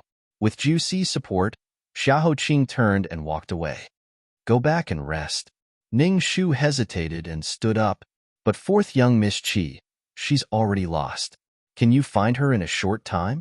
Xiao Qing's voice was as low as water in the glow, leisurely and carefree. I can't. Ning Shu shook her head. The other party's plan was far-reaching and dared to make such a big move. It was impossible for them to find her quickly. But, isn't your highness worried? After all, she is your princess consort. If he really is cursed by the 8 characters and dies an unnatural death in the end, then it would really disappoint fourth Miss Qi's deep feelings of coming to participate in the heir consort selection even though she knew it was dangerous. She quickened her pace to catch up with him to see Xiao Qing. Xiao Qing said in a flat tone, the premise of her unnatural death is that she must first become insane, so she shouldn't die in a short time, right? Ning Shu was instantly flabbergasted. Although what he said was quite reasonable in any case, his heir's consort had gone missing. What kind of person was he to have such a reaction? But she is, after all, the heir consort you have chosen. Ning Shu was speechless. Xiao Qing sneered coldly. You're wrong. This Shitzi Fei was not chosen by me, nor was it chosen by the heavens. It was pushed to me by the person behind the scenes. Why should I be flustered as he wishes? That seemed to be right. The other party's actions were undoubtedly to make them flustered so that they could watch from the sidelines. Then they might as well do the opposite and go against the other party's wishes. However, his tone was too flat. It was so calm that it was as if he was casually mentioning the grass that he had just stepped on, the wind that he had just encountered, or the falling flowers that he had brushed past. There was no hatred, no resentment, no disgust, and no worry. There was no fluctuation in his tone, but it was even more ruthless. Ning Shu silently followed behind him. After a moment of silence, she said, For your highness, does it not matter who you choose to be the heir consort? Ning Shu lowered her head as she spoke, so she was caught off guard and suddenly bumped into his back. Ning Shu hurriedly covered her forehead and took a step back, afraid that she would break this noble master. Xiao Qing's footsteps stopped, and he slightly turned his face to the back. He said with a complicated tone, What do you think? Note 1. Shiwu, another name for the sun. Chapter 159. I'm not a roundworm in your stomach. How would I know? Ning Shu muttered softly, noticing that his brows were slightly furrowed. The alarm bells in her heart rang. She hurriedly tried to make up for it by putting on a smiling face. What my daughter means is, Your Highness has mountains and seas in your heart, clouds, and the blue dome of heaven in your heart. My daughter's aptitude is so dull, even if she cracked her skull, she wouldn't be able to guess your Highness' thoughts.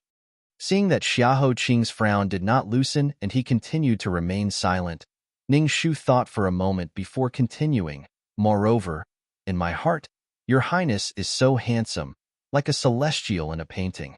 Not to mention noble ladies and princesses, even the Jotian goddess would not be worthy of a single hair on your Highness's head. Xiao Qing still did not speak, but his expression darkened even more. The more she said, the uglier his expression became. Instinctively, she felt that if she continued, she would be finished. Ning Shu hurriedly lowered her head and apologized. My daughter boldly made a joke about your Highness. Please forgive me. Hearing her deliberately pretending to be obedient, but in fact, heartless voice, Xiaoho lightly curled his lips into a cold smile. The black brocade covering his eyes fluttered in the wind. He lifted his feet and no longer waited for her. Yes, you don't know anything. You only know how to joke. Ning Shu did not know which sentence had offended this beautiful prince made of ice. She wailed in her heart. She could only seal her mouth and obediently follow behind without saying anything. She suddenly remembered the 13th princess's words. In Xiao Zhangping's heart, this person had the same gentle gaze as her mother. It was unforgettable for her.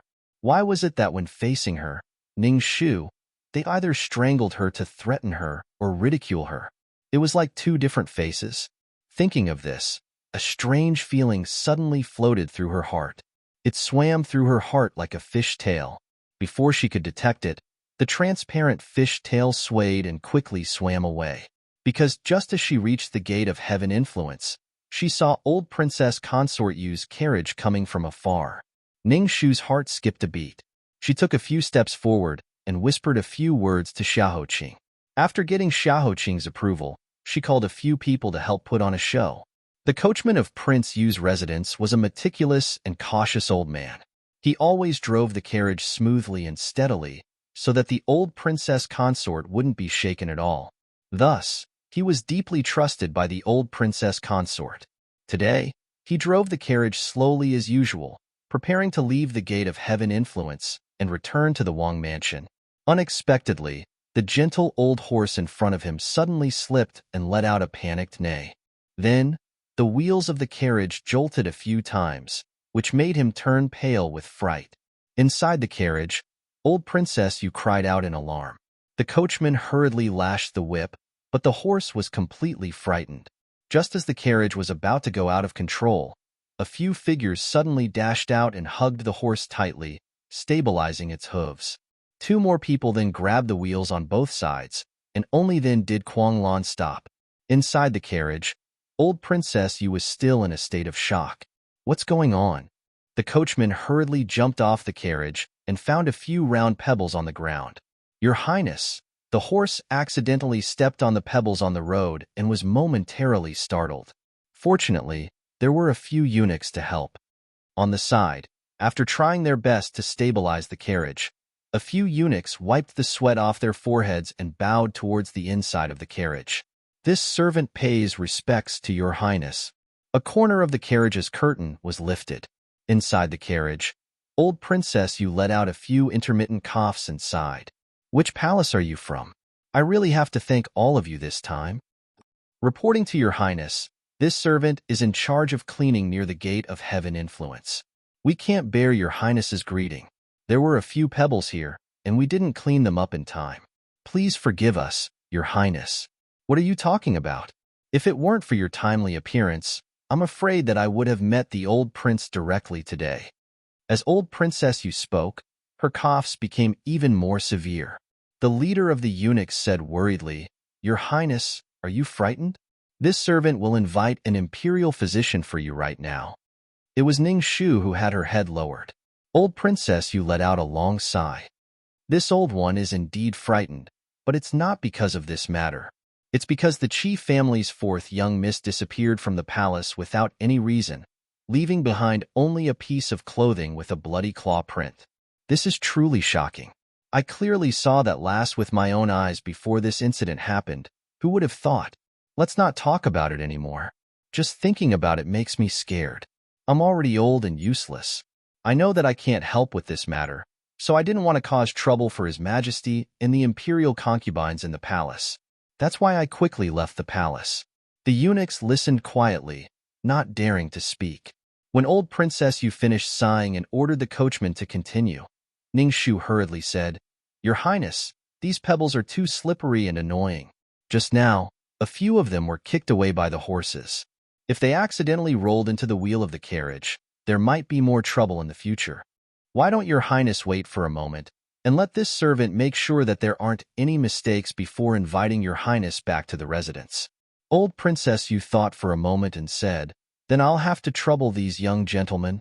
Ningshu and the others said in fear and trepidation, This servant is doing his duty. Ningshu waved her hand and led the others to quickly check the carriage. They carefully looked at every gap in the carriage and secretly pressed on the bottom of the carriage. Then, they all retreated to the side of the road and bowed as they watched Prince Yu's carriage leave. Chapter 160. There was only old Princess Consort Yu and her mama in the carriage. I didn't see anyone else. I secretly peeked through the curtains and didn't see anything like a wooden box that could hide someone. In addition, the bottom of the carriage was very thin and didn't look like it could hide a living person. Ningshu only climbed into Xiaoqing's carriage after Prince Yu's carriage was far away. Originally, she had her suspicions. After all, old Princess Consort Yu was the last person to see Qi Zhanyu. Moreover, the time of her visit last night was too strange. At that time, the sky was already dark. Visiting at such a late time, although it was said to be out of concern, it seemed to be intentional. Therefore, She had just led people to put on a show. However, after the investigation just now, it seemed that this suspicion couldn't be established. Ningxu couldn't help but sigh. However, she was already prepared. If she could find out so easily, it would be a waste of the other party's plan. Only, Ningxu raised her face and looked at Xiahou Qing, who was only a small table across from her. Her voice was like a kingfisher. I still have some doubts in my heart. Old Princess Consort Yu went to visit Qizhanyu so late at night and left without saying a word. Was it really just a sudden impulse? There's no need to rush.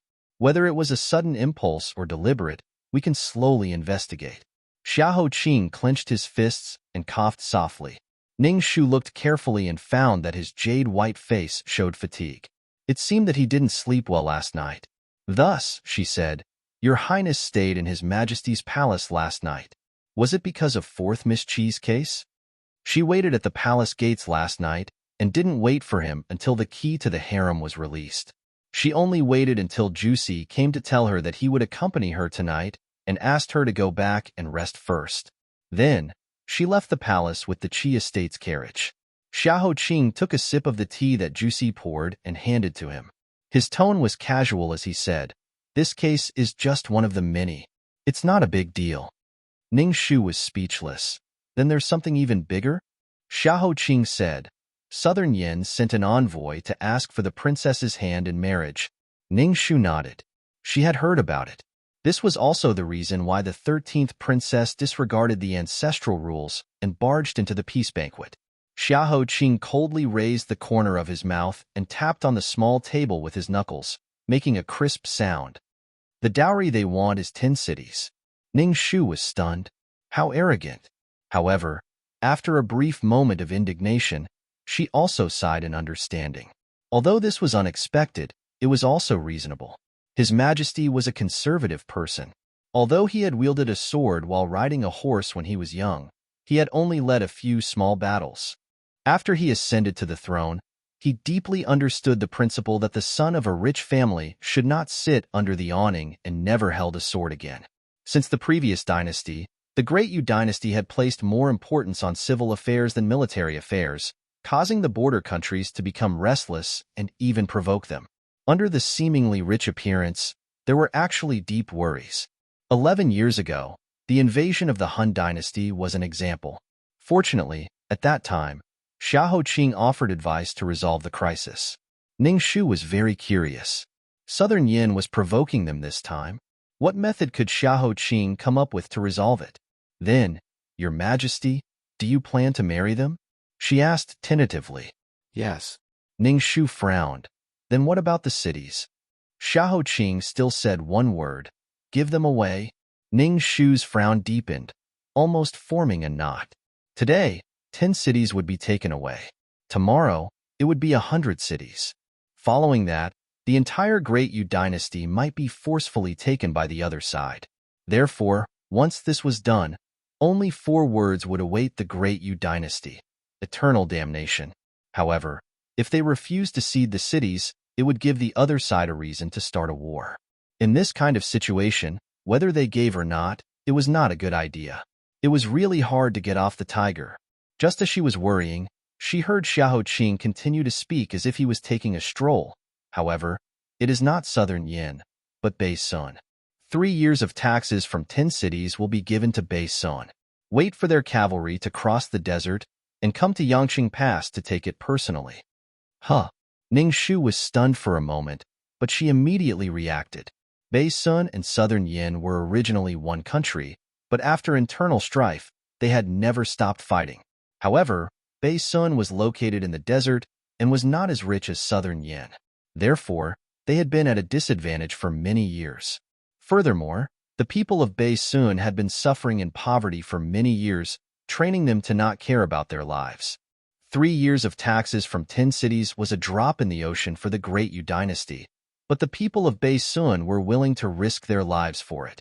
Yangguan City and Southern Yin bordered each other. If Bei Sun wanted the money, they would have to invade Southern Yin territory.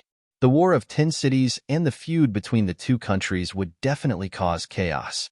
The Great Yu dynasty could naturally find a chance to breathe and then make a deeper plan. raising a wild leopard and letting it fight with a tiger. It had to be said that this move was really harmful. Of course, Ning Shu did not dare to say this out loud. She clasped her hands together and slowly bowed towards him. She was convinced and said, "Your Highness has a great plan." Chapter 161. Ning Shu suddenly thought that if Xiahou Qing was born in the imperial family, Xiao Yuni and the others might not have a place in the imperial family. However, their fates were already set. It might be a good thing that they didn't have to step on the imperial family's bottomless quagmire. Xiahou Qing scoffed softly, his lips curling up. "Aren't you thinking of harming others to benefit yourself?" How did he see through it? Although it was easy to talk to smart people, it was really stressful to be too smart. Ning Shu smiled embarrassedly, her eyes blinking as she showed her sincerity. "How could that be? My daughter's admiration for your highness can be seen by the sun and the moon, the heavens and the earth." She looked as if she wanted to swear an oath and show him her sincerity. Listening to her obedient and fawning voice, like the dewdrop in the middle of a new lotus in early summer, soft and dripping, Xiahou Qing's throat was dry and he suddenly felt thirsty. He picked up the teacup and took another sip to hide it. After a while, he continued, "Tell me what you found so far." When they got to the point, Ning Shu immediately became serious. "When your highness was discussing state affairs with his majesty, I went to ask about Qi Zhuanyu's situation before she went missing. According to the Qi family's servants, she went into her room to rest yesterday and didn't come out after that. Old Princess Yu was the last person to see Qi Zhuanyu, and it was 9:15. This was confirmed by several servants, so it shouldn't be wrong. Later, at 11:15, Mama Hui and the others rushed in after hearing the commotion, but she had already disappeared. According to the current time, Qi Zhuanyu should have disappeared between 9:15 and 11:15. Then, the key was released at 5:15, and the palace gates opened at 3:15 the next day. Therefore, if Qi Zhuanyu was kidnapped, she must have been hidden somewhere and could only be taken out of the palace after the palace gates opened. After all, there are many guards in the palace, and it's not a good idea to hide in the palace. Therefore, when she saw that old Princess Consort Yu's carriage was about to leave the palace, she had an idea. Xiahou Qing listened quietly and nodded.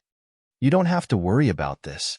After hearing that Qi Zhuanyu went missing, I have already asked His Majesty to order the palace guards to strictly check all the carriages leaving the palace, regardless of whether they are noble or commoner." He thought for a moment and then asked, "How is the terrain around Fragrant Hall?" Ning Shu dipped her fingertips in water and drew a simple topographic map of the Fragrant Palace Hall. Beside her, Juicy stuck his head out to take a look. He realized that the topographic map was really lifelike. It was the kind that could only be understood but not described. There were a few squares and a few circles. Perhaps only Lady Ning knew what she was drawing. He silently glanced at her and tactfully retracted his gaze. He did not interrupt. Ning Shu was keenly aware of this. She awkwardly rubbed the tip of her nose and continued to analyze after drawing. She thought, "Fortunately, Xiahou Qing can't see. I don't have to embarrass myself in front of him."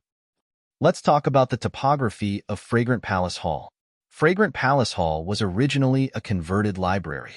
Apart from the main pavilion, it was surrounded by high palace walls. I followed the imperial bodyguards and searched inside and out, but did not find any hidden compartments or secret passages. Qi Zhuanyu's bedroom was located on the second floor. Apart from the servants guarding the door, there was only one window in the hall. It was empty outside the window. Not even the shadow of a tree could be seen. Xiahou Qing muttered to himself for a moment and then followed her words. So the biggest point of suspicion is when and how did the other party steal Qi Zhuanyu under the noses of so many people? Yes. Ning Shu nodded and continued, "There is also Shan Xing, who committed suicide. Her actions indicate that she most likely participated in this matter to avenge Wen Kairan. But what role does the wolf demon play in this matter? Is it just a diversion that the other party used to cover up their actions after hearing about it? The wolf demon that was killed 9 years ago, and the bloody claw marks that began to appear half a month ago. Wen Kairan, who was killed by the poisonous bees 6 years ago, and Shen Xing, who committed suicide yesterday. These two seemingly unrelated matters finally intersected with Qijuanyu. It was really confusing. Oh right, there was also the imperial astronomer. The mystery of the blood signature had not been solved yet. A lot of questions were thrown at them as if they were free. Really, life is full of disasters, one disaster after another. Horizontal scroll. My condolences. Chapter 162. Ning Shu jokingly thought. Then she yawned and felt sleepy. Xiahou Qing did not make a sound, and the carriage was comfortably quiet. Ning Shu could not help but fall asleep on the small table in front of her. A soft brocade ribbon was gently tickling her face and the tip of her nose with the breeze outside the window. She subconsciously reached out to catch it. She half opened her eyes and found that she was holding the end of a piece of black satin in her hand. One part of the brocade embroidered with bluegrass was hidden in front of his eyes, while the other part was caught in her palm. In her half-awake state, Ning Shu looked at the person in front of her who was like a famous painting. She vaguely whispered, "This case should not be simpler than the Phoenix Terrace case. It might be several times more complicated. If my daughter can successfully solve the case, can I ask for another reward from His Highness?" "What do you want?" he asked. "I want to see His Highness' eyes." Until they got off the carriage and returned to the Duke's estate, Ning Shu was stunned. She did not understand why she had made such a request. She did not know where she got the courage to ask Xiahou Qing to take off the black satin for her to see. Why did she feel that it was inexplicably frivolous? Ning Shu, Ning Shu. Although His Highness the Crown Prince is peerlessly handsome, you should know that you can't touch a tiger's butt. That's right. After she offended him, how did he answer? It seemed to be, "But?" Ning Shu sighed and held her forehead. Forget it. Forget it. Anyway, he should be used to her shamelessness. Let it go with the wind. Quietly entering through the side door, Ning Shu avoided a group of laundry maids and prepared to quietly return to her room. Last time, she acted on her own initiative in the Phoenix Terrace case. After the incident, her mother was worried for a few days and was afraid that she would get into trouble. Therefore, before leaving the estate, she specifically asked for Scythia to cover her up and not let her father and mother find out. Unexpectedly, as soon as she stepped into the room, she saw Forsythia winking and glaring at her with a conflicted expression, gesturing towards the inner room. Ning Shu's heart was alarmed. Before she could react, Princess Hiexian had already walked out. Princess Hiexian sighed. "Shu, did you forget what mother said to you a few days ago?" Ning Shu braced herself and stepped forward. She held her mother's hand and said in a soft voice, "There is another case in the palace, which is related to heir of Xiao. I owe him a big favor before, so I acted recklessly again. Mother, please don't be angry with me. You are my most cherished daughter. How could mother be angry with you? It's just that I've repeatedly told you to stay away from Xiahou Qing. His body," Princess Hixin's words stopped abruptly. "He has a chronic disease, and it can flare up at any time. When the time comes, you won't be able to tell, so it's better to keep a distance from him from the beginning, a little farther, a little farther." Although Princess Hiexian's pause was extremely fast, it still couldn't escape Ning Shu's keen nerves. She carefully understood the meaning of her mother's words. She had a speculation. Does mother also know that Xiahou Qing has a strange poison? However, her mother obviously deliberately avoided this topic. She couldn't get any results even if she asked. So, Ning Shu pursed her lips and smiled. "Mother, don't worry. Daughter and heir of Xiahou are only related to the case. Nothing else? How can a person like daughter who has been married 3 times get into his eyes? Mother, you think too highly of me." Princess Hiexian came over and reached out to comb Ning Shu's hair hanging by her ear. She tenderly looked at her most beloved daughter in front of her. From babbling, she gradually grew up to the age she was when she was with Empress Xiaozhou. Then, she grew up to the slender and elegant appearance in front of her. Her heart was filled with thousands of thoughts. Mother doesn't mean that you don't deserve him. My daughter is graceful, beautiful, and intelligent. You are worthy of all the good men in the world. But that man can't be him. Remember, absolutely, no. Daughter, do you know why? Ning Shu asked carefully. You don't need to know. You only need to know that mother only wants you to be safe and happy, without any disaster or worry. You can live a smooth life. Then, before Ning Shu asked, she slowly held Ning Shu in her arms and gently patted her back with her soft hands. In a place where Ning Shu couldn't see, her eyes were watery like wings. She whispered in a voice that no one could hear, "As my daughter, I'm ashamed of you." Chapter 163. Princess He Xian blinked her eyes and quickly recovered her usual warmth. She released her. That's right. The Yun family's young master returned to his hometown a few days ago. Your marriage has also been cancelled. Your father has asked someone to look at a few people. There may be some clues. You should prepare early. A single sentence caused Ning Shu's vision to instantly darken. There were only 5 months left until her 17th birthday. Her 3 husbands had failed one after another. Her father was so anxious that he began to think of ways to find a 4th husband for her. It scared all the young masters in the city, so much that none of them left their houses. They were afraid that the Duke would take a fancy to them. If that happened, they would have 8 lifetimes of bad luck. Although not long ago, she solved the Phoenix Terrace case in front of 300,000 people and fiercely made a name for herself. But under her deliberate spread, the common people slowly thought that she had an expert to guide her. Because of this, her reputation as a heavenly cursed star continued to spread. Her first husband died in battle. Her second husband died of illness. Although her third husband was lucky enough to survive, he lost his memory. He was full of poems and amazing literary talent. He had to learn everything from scratch. Heavens, for most people, this was worse than death. So, if you want to keep your life, stay away from Ning Shu. These 6 words were hung on the bedside of countless young masters in the capital. Every day when they got up, they would read it before going to bed. They would remember it in their hearts to keep them safe. She thought that her father should have given up. She didn't expect him to still be so tenacious. It really made her cry out in grief. You said before that you would never marry into the imperial family. Your father and I will not force you. Among these people, Prime Minister Tan's son, young Master Tan, I think he is quite good. Although he was a bit unreliable in the past few years, he became more and more decent after entering the Supreme Court. Mother will go to see Mrs. Tan and sound her out.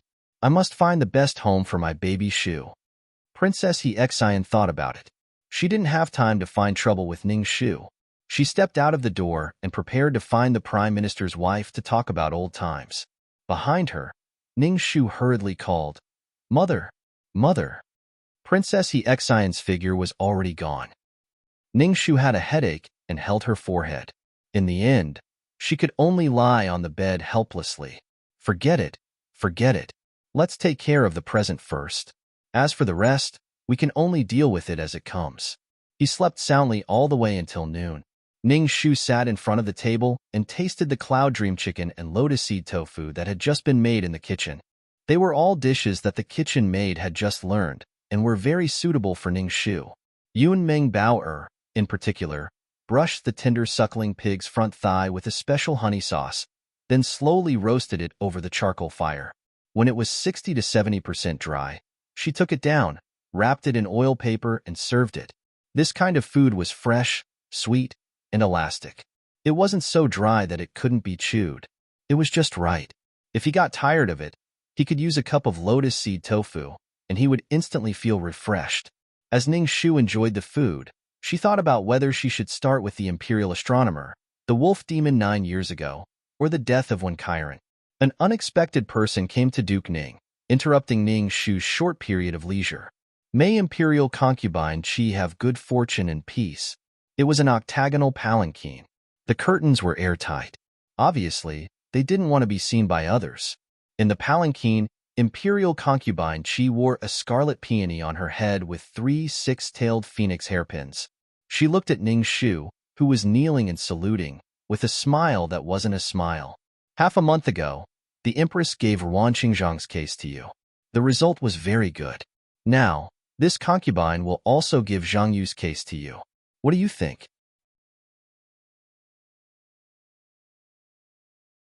Chapter 164. Replying to Imperial Concubine Qi, the Phoenix Terrace case was truly due to my luck. Along the way, I accidentally solved it.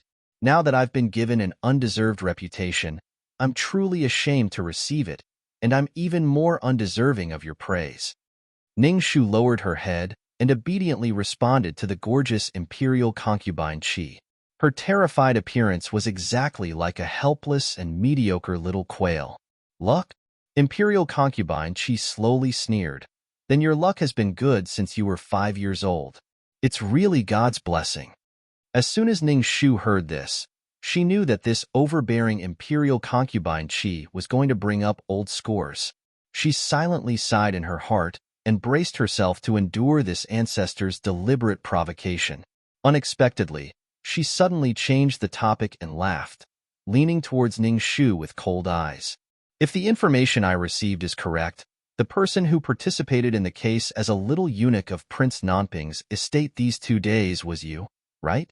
I didn't expect that a girl like you, who doesn't seem to be outstanding, would actually be able to hook up with Heir Xiahou. Your ability is truly not small." Ningshu looked at her in astonishment. "Imperial concubine. You want to ask where this concubine got the information?" Imperial concubine Qi lowered her eyes and fiddled with her exquisite pearl armor, leisurely saying, "You can guess on your own. This concubine didn't come here today to waste time with you. I only have one thing to tell you. If you want to accept this case, you have to accept it. Not only do you have to accept it for this concubine, but you also have to handle it well for this concubine. In addition, there's one more thing that this concubine wants to remind you. Prince Nanping's estate isn't something you can encroach on. It's best if you immediately give up that muddled thought. Otherwise, we'll settle the old and new scores together." After Imperial concubine Qi finished her domineering warning, she returned to the palace with her boundless arrogance. Ningshu didn't even have the chance to refuse. Last time, she had agreed to help the Empress get rid of Consort Nguyen. If she refused Imperial concubine Qi this time, she would be standing on the Empress's side and opposing Imperial concubine Qi. However, she had already become a thorn in the side of many people in the last case. It wasn't easy for her to keep a low profile for a few days, but now she was forced to go to Liangshan. He wanted to roast her on the fire and wouldn't stop until she was cooked. Ningshu couldn't help but find joy in the midst of bitterness. "This is great. I don't have to pretend to be a little eunuch of Lord Ping Nan's mansion anymore." One after another, they warned her to stay away from Xiahou Qing. It was as if she really had some bad intentions toward Xiahou Qing, although she was indeed a little curious about him. Yes, just a little. The Chancellor of the Supreme Court, Feng Zheng, was an old man in his 60s who was ready to retire at any time. Since 10 years ago, he had often been ill. He did not care much about anything and did not offend anyone. He wished that he could turn 70 in the blink of an eye and retire at home. The sentence he said most often was, "Aya, Aya, what should I do?" Thus, after Qi Jueyu's case was exposed, he fell ill again. After saying, "Aya, Aya, what should I do?" the case was transferred to the Supreme Court's Vice-Chancellor. The Supreme Court's Vice-Chancellor was only in his 20s and was a very quick-witted person.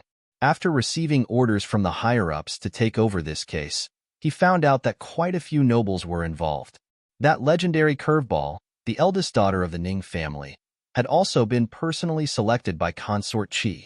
Thus, he spent a large sum of money to reserve the largest private room in the Chasing Clouds and Chasing Moon restaurant and set up a banquet so that he could get in touch with the various nobles. When Ningshu arrived, the Vice-Chancellor was temporarily held up by miscellaneous matters and had not yet arrived. Under the guidance of the servant, she pushed open the carved door of the private room. Ningshu thought that there would be no one inside and did not expect to see a person standing by the window with his hands behind his back. He was wearing a scarlet cloak and was tall and slender, exuding a faint arrogance. Ningshu stopped in her tracks and hesitated for a moment. She wondered if she would be too disrespectful if she left at the last minute, because this person was none other than Xiao Yuni, who gave her the most headaches. Chapter 165. Before Ningshu could retract her footsteps, Xiao Yuni had already turned around. Ningshu had no choice but to say, "Greetings to your highness." Staring at Ningshu, who was curtsying to him from 3 to 4 feet away, her attitude respectful but extremely distant. Xiao Yuni smiled, his smile cold and bitter. Sure, you're going to completely distance yourself from me? Ning Shu lowered her eyes and answered quietly, Your Highness must be joking. Your Highness is the son of the Emperor and is a noble, while I'm just an ordinary official's daughter. How would I dare to overstep your boundaries? Seeing her attitude, Xiao Yuni's expression turned colder and he sneered. You don't dare to overstep your boundaries towards me, but you dare to do so towards Prince Xiaohou? Sensing Ning Shu's frown, Xiao Yuni suppressed the raging fire in his heart, closed his eyes and took a breath, his tone softening. I'm just joking with Shu-er. Shu-er, you don't have to take it to heart. Ning Shu paused and said, Was it your highness who told Consort Qi that I was pretending to be a eunuch in the Lord Pingnan's manor? The fire that he had been suppressing could no longer be suppressed, and Xiao Yuni laughed coldly. So what if I did? If I didn't expose this matter, could it be that I would have allowed you to spend time with that blind Xiaoqing? Hearing him being so rude, Ning Shu showed a disapproving expression. Your Highness, why do you have to be so vicious with your words? Are you trying to say that I'm vicious? Xiao Yuni narrowed his eyes and took a few steps closer. Shu-er, I've known you for 11 years and we're childhood sweethearts. You should know me best, so I don't have to hide it in front of you. You'd better not defend another man in front of me. Otherwise, I'm afraid I won't be able to control the knife in my hand. For a moment, the atmosphere in the room was extremely tense, like a bow that was pulled to its limit and would break at any time. Facing such a stubborn Xiao Yuni, Ning Shu suddenly did not know how to deal with him. Fortunately, the door creaked open. I'm really sorry. I'm really sorry. This lowly official was caught up in some miscellaneous matters in the yamen and kept the two of you waiting. Please forgive this lowly official's mistake. An anxious voice rushed in, temporarily easing the tense atmosphere in the room. Ning Shu took the chance to walk away from Xiao Yuni. She turned back and saw a young man in an embroidered robe running in, hurriedly wiping the sweat off his forehead as he bowed apologetically. This person had a round baby face and was neither tall nor short. He smiled at everyone he met, and he didn't look like an adult at all. He was clearly an amiable and harmless youth. Secretly rejoicing that this person had appeared to resolve the situation, Ning Shu smiled faintly and said, You must be the Xiaoqing of the Supreme Court. My daughter Ning Shu greets the Lord. When the man heard Ning Shu introduce herself, he suddenly froze for some reason. An inexplicable naivety appeared on his face, and then he said cheerfully, Ah, what do you mean by sir or sir? Lady Ning is being so courteous. It's really too much for this Tan. It's my first time meeting Miss. It's my pleasure to meet you. Lord Tan, you're already a Xiaoqing at such a young age.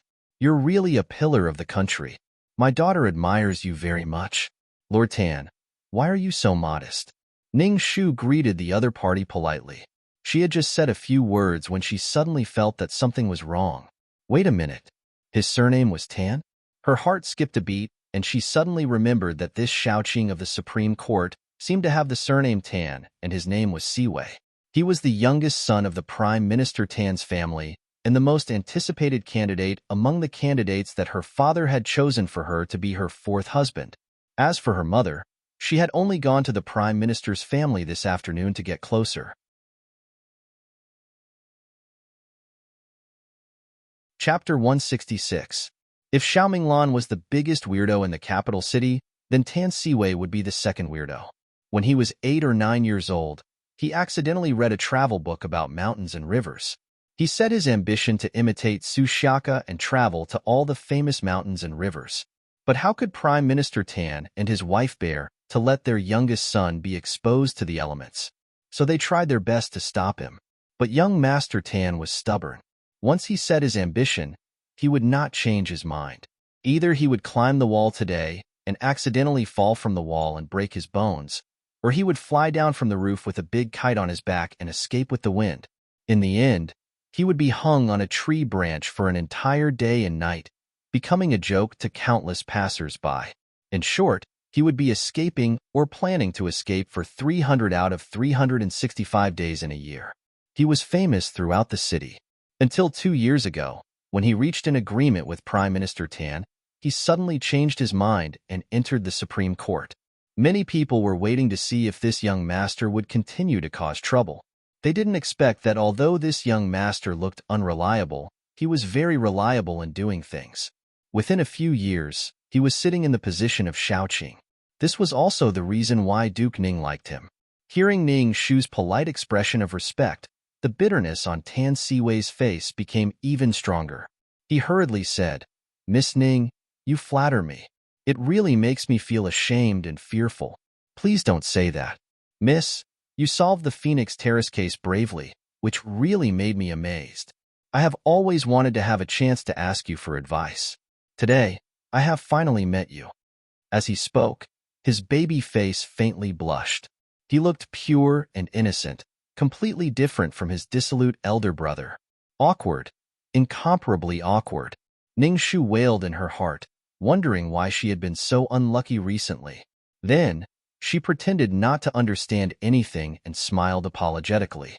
She was thinking that today's meal would be difficult and how to get through it. Then she heard a voice outside the room. The voice was respectful, cautious, and lively. It was a little familiar. "Shiziyi, there is a threshold in front. Be careful." Then, Ning Shu saw Xiaoqing slowly step into the room with Huema's help. For some reason, His Highness the Crown Prince was not wearing his usual black clothes today. Instead, he was wearing a frost-colored robe. His cloak was also of the same color. This Xiaoqing was different from his cold, indifferent, and alienated appearance when he was dressed in black. This Xiaoqing was elegant, gentle, and jade-colored like a celestial being. As soon as he entered one's sight, his eyes lit up and he was breathtaking. After a brief moment of absent-mindedness, Ning Shu came back to her senses and looked around. Thus, Xiao Yuni, who was dressed in scarlet, Tan Siwei, who was dressed in a blue python robe, and Xiaoqing, who was as white as a fairy, surrounded Ning Shu, forming a tripartite formation. A word silently entered Ning Shu's mind. What was it again? It was really a hell on earth. Although Tan Siwei was a weirdo and pure person, he was not sloppy when it came to serious matters. When he saw that the nobles had all arrived, he immediately arranged for the servants to start preparing for the banquet.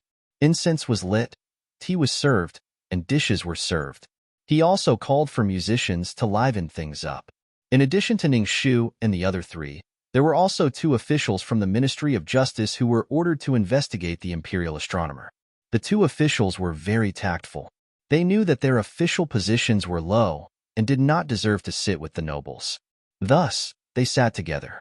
As a result, only Xiaoqing, Xiao Yuni, and Tan Siwei were left with an empty seat beside each of them at the square table.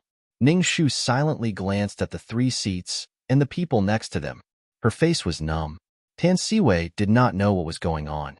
Seeing that Ning Shu was motionless like a piece of wood, he took the initiative to stand up and invite her. "Lady Ning, there are still 3 seats left. If Miss doesn't mind, why don't you sit with me?" On the other side, Xiao Yuni snorted coldly. He raised his eyebrows and glanced at Tan Siwei, then looked at Ning Shu. It doesn't seem appropriate for Lord Tan and Shu to sit together for the first time. Speaking of which, Shu and I have known each other for many years and have taken care of each other. Shu you should come over to my side. At the last table, Huema, who was standing behind Xiaoqing, rolled his eyes and immediately raised his voice. "My lords, you may not know this, but in the Phoenix stage case, Miss Ning and my Shizi were partners all the way. They had a tacit understanding and should sit together with my Shizi."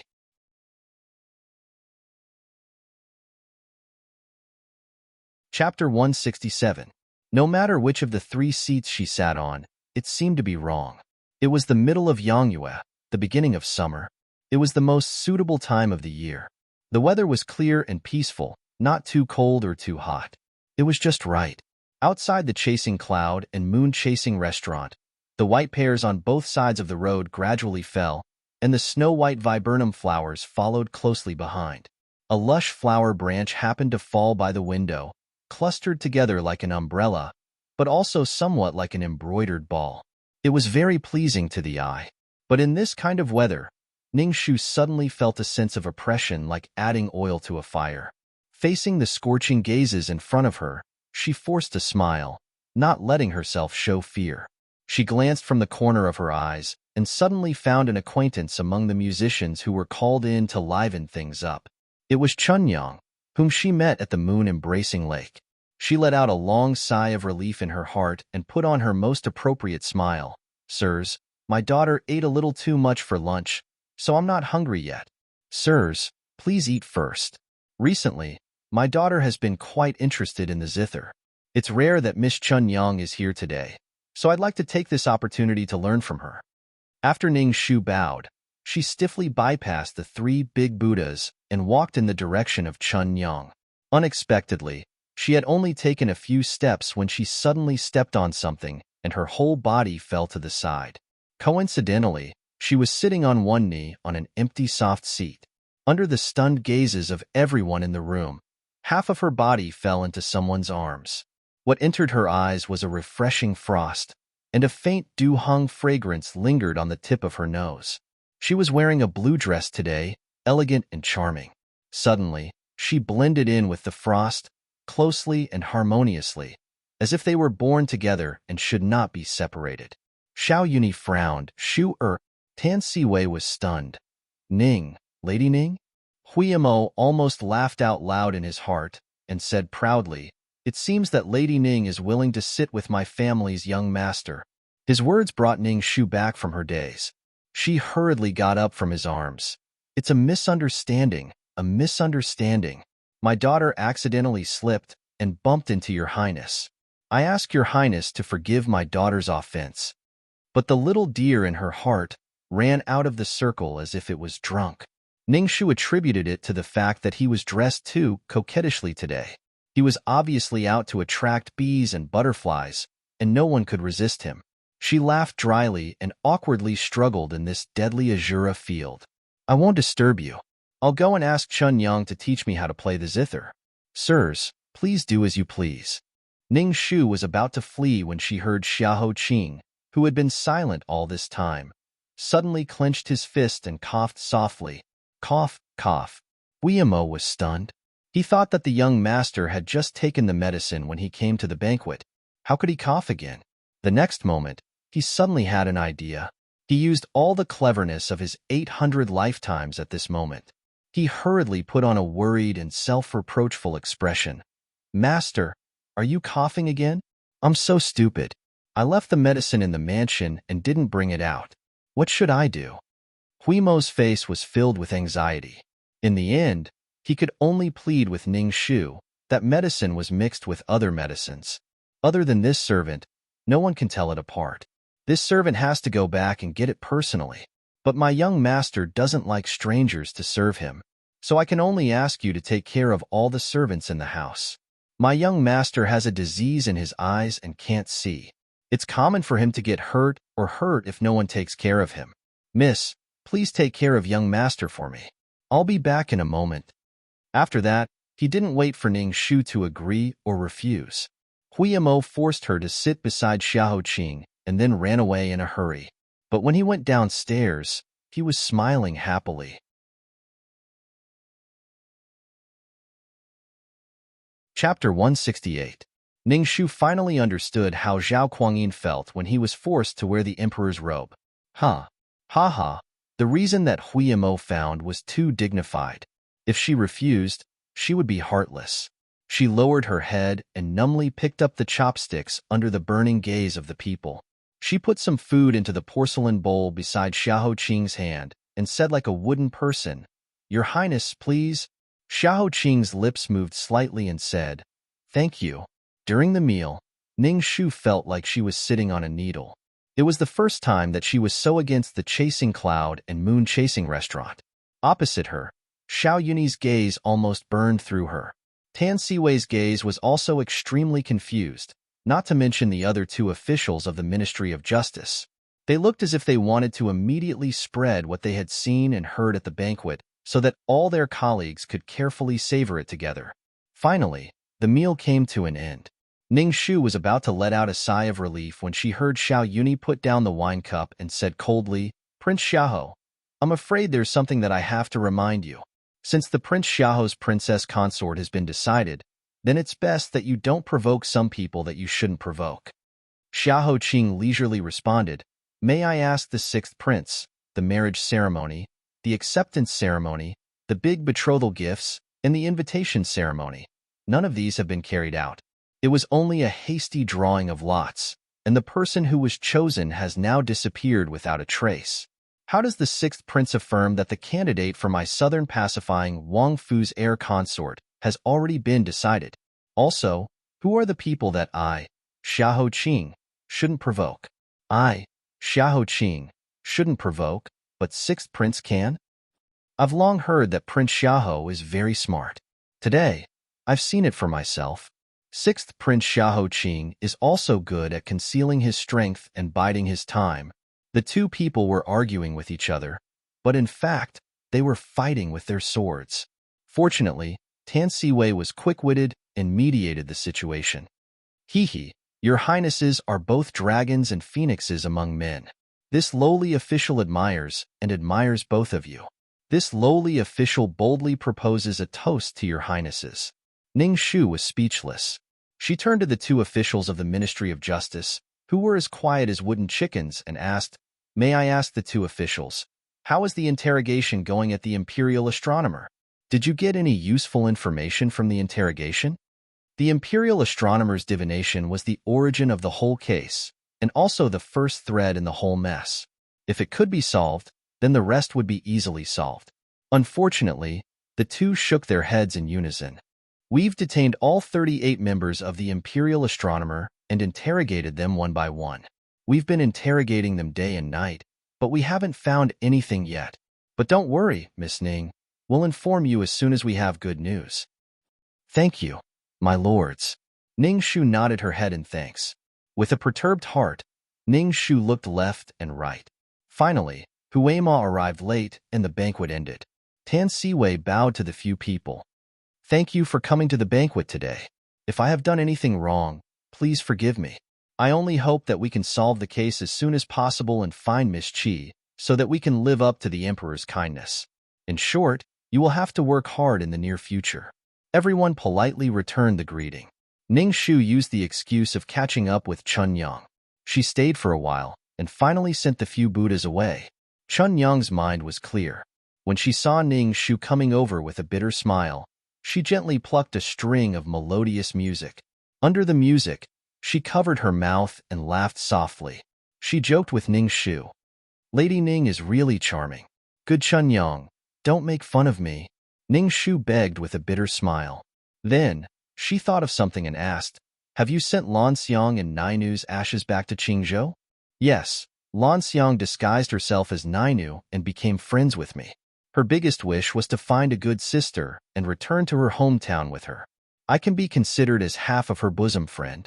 If I don't fulfill this wish for her, who can fulfill her wish?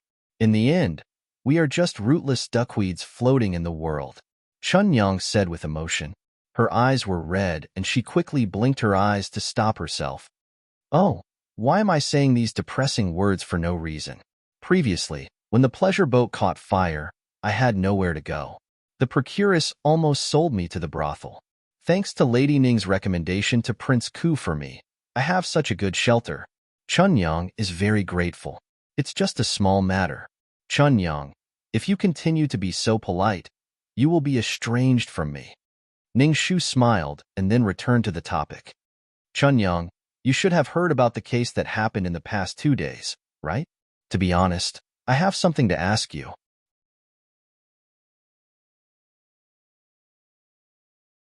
Chapter 169. Are you talking about the disappearance of 4th Miss Qi in the Imperial Palace? Chun Yang couldn't help but sigh. This matter has been blown out of proportion. Who in the entire capital doesn't know about it? I heard many guests in the restaurant talking about it. They all said that it's related to the 13th princess. Some people also said that it's the doing of the wolf demon who has been pestering 4th Miss Qi. Both the truth and the lies made people terrified. What? Is there anything I can help you with?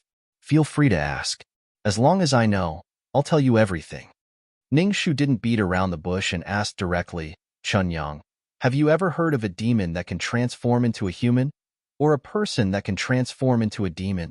Chun Yang lived in the mortal world. She had dealt with the highest nobles, merchants, and peddlers.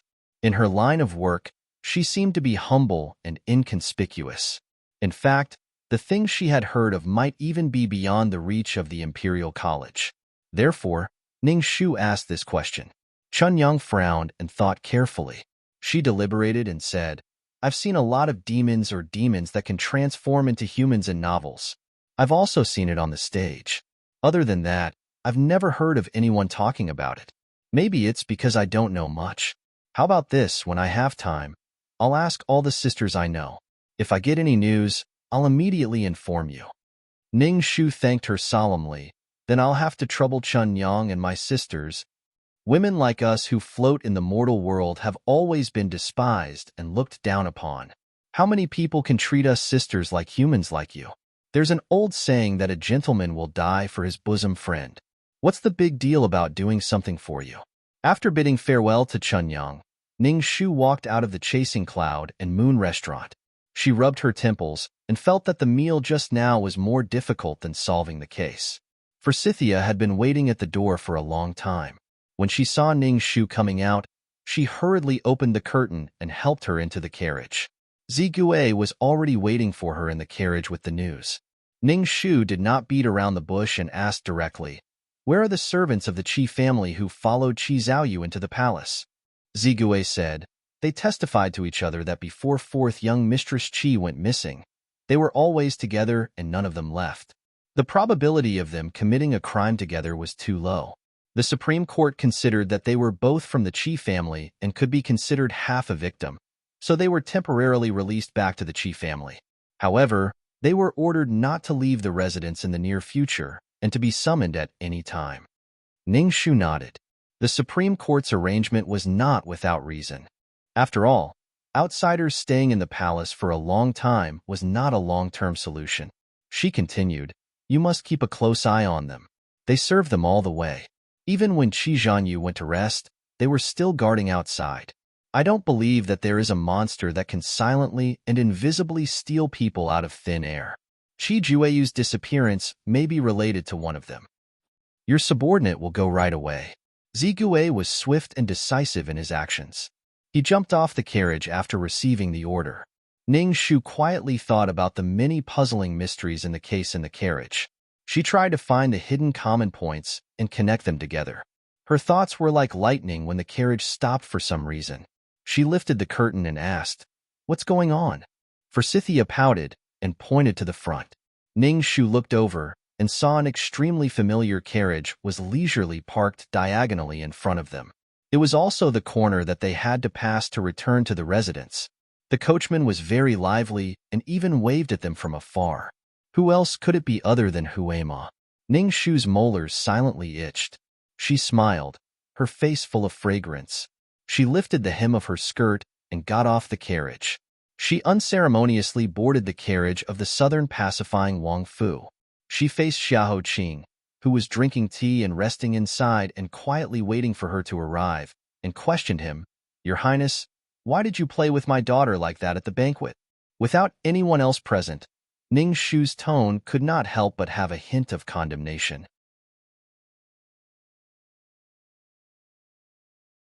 Chapter 170. What are you talking about? In the face of Ning Shu's questioning, Xiahou Qing was still leisurely and complacent.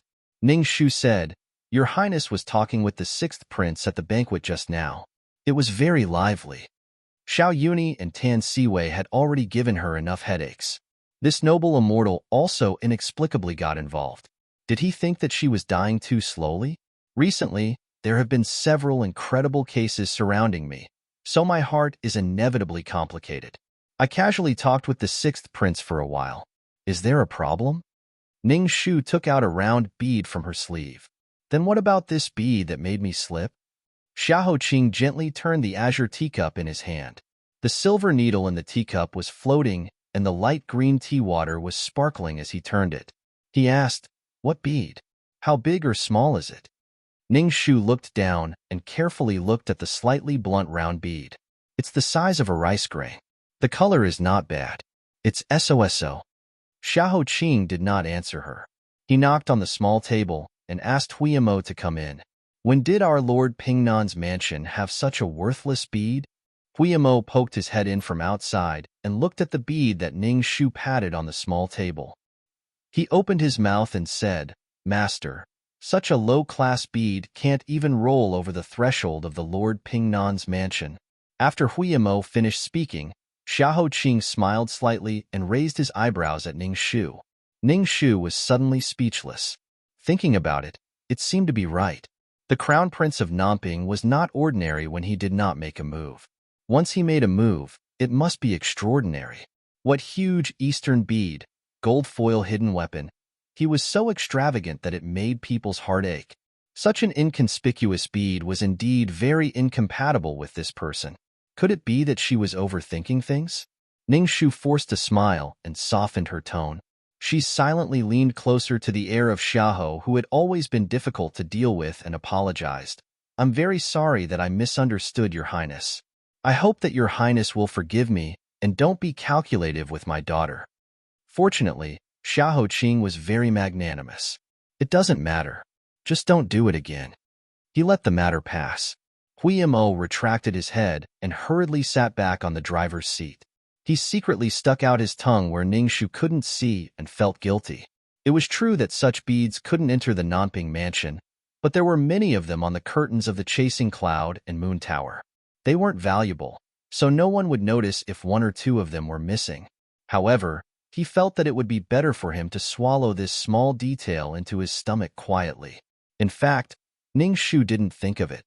It was just that she didn't dare to suspect that the heir of Nanping Mansion would make a move on the bead curtains of the Chasing Cloud and Moon Tower. She only thought that the bead curtains had loosened and a few of them fell, causing her to be unlucky. Huiyamo felt guilty and quietly listened to the heir of Nanping Mansion. He said indifferently, "What have you figured out so far? How did your highness know that I already have an idea?"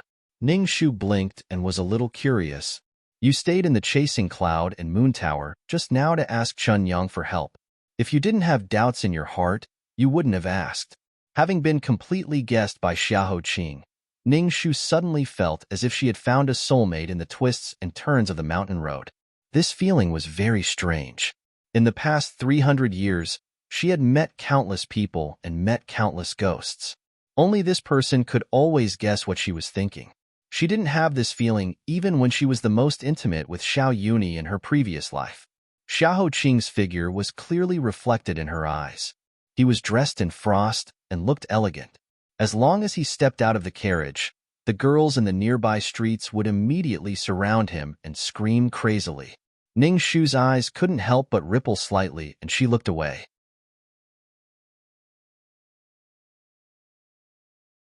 Chapter 171. She pursed her lips and sternly said, "Your Highness is not often in the capital, so you might not know. I remember when I was 7 or 8 years old, there was indeed a popular vaudeville troupe in the capital that raised wolf demons, dog demons, and even bear demons. It attracted a lot of people. At that time, I was curious and asked my mother to take me to see it.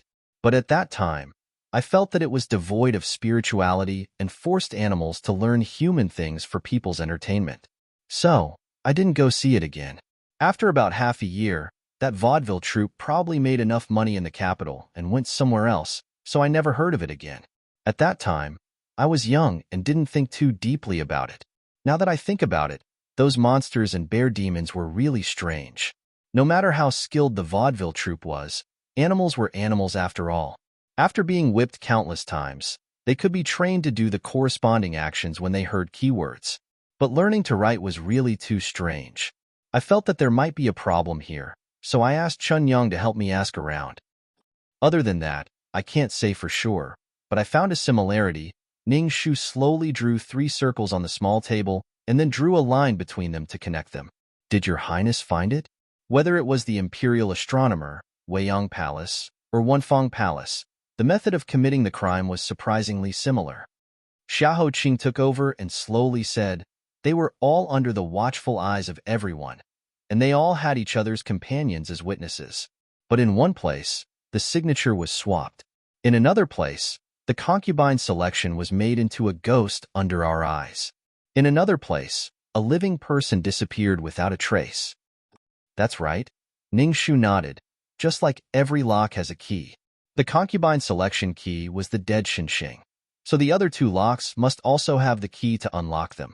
As for the key to the curse of the 8 characters, I suspect that there was a problem with one of the 8 eunuchs that imperial concubine Qi sent. And Qi Zhuanyu was kidnapped.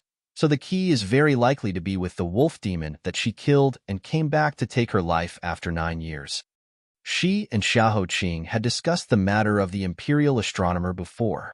It was really too difficult for someone in the imperial astronomer to succeed, because every later step could be discovered. Furthermore, she had carefully examined that piece of paper before she went to the banquet, and there were no traces of magic. Therefore, only those 8 people had the opportunity to commit the crime. Moreover, on the night the lot was taken and sent to the palace, it was raining heavily. The lights were all extinguished, giving that person an opportunity to take advantage of. As for whether he was a true confidant or a fake confidant, don't forget that a person's heart was separated by their bellies. Ning-Shu said, "Those 8 eunuchs are all imperial concubine Qi's trusted aides. I am unable to appear personally, so I can only ask your highness to send someone to investigate. As for Xinxing, although she is dead, the matter is not over." "You want to investigate the death of Wen Qirun 6 years ago?" Xiahou Qing's hand, which was habitually twisting the bones in his palm, suddenly stopped. Ning-Shu nodded slowly. "Yes." Xiahou Qing lightly sneered between his teeth. Secret matters deep in the palace, imperial concubines secretly fighting. Behind the scenes represents an unfathomable power struggle. The person has already been dead for so many years, and you want to bring up this old debt? Your courage is not small. Ning-Shu was not the least bit afraid. She beamed and said, "Don't I have your highness to support me?" When she was flattering others, Ning-Shu's voice was especially obedient, just like the most famous honey milk soup in the cloud-chasing moon restaurant. The beef cheese that was brewed perfectly was brushed with a thin layer of fresh and sweet honey. Then, a circle of ice was poured over it and hurriedly delivered to the guests' tables. Spoonful by spoonful, it was cool and sweet. Since the age of 17, Xiahou Qing had lost his sense of taste. Fortunately, he didn't care much about eating, and these years, he didn't have too many regrets. Only recently, he suddenly remembered the sweetness he had tasted in the past 10 years.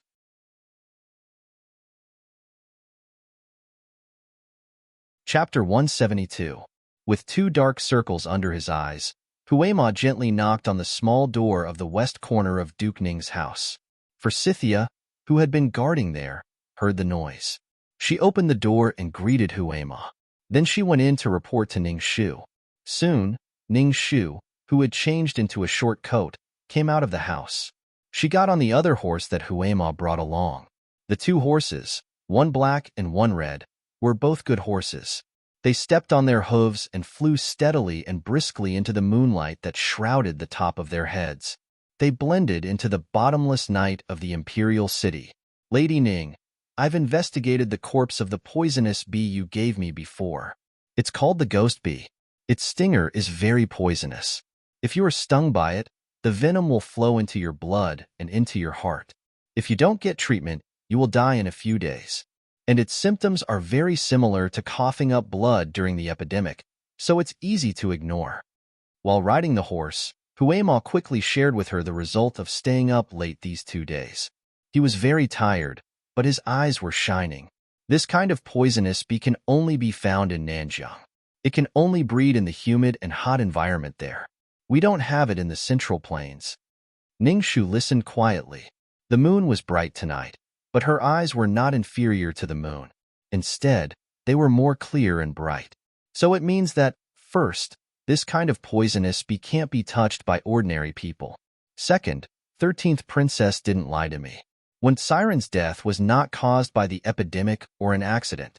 It was a deliberate murder. Third, Xinxing really wanted to avenge his close friend.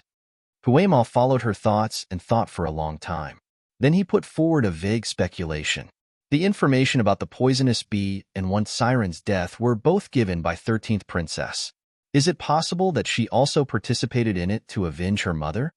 Ning-Shu said, "Without conclusive evidence, we can't determine who is the suspect out of thin air. Anyway, Let's check the corpse first and see if we can find any useful clues.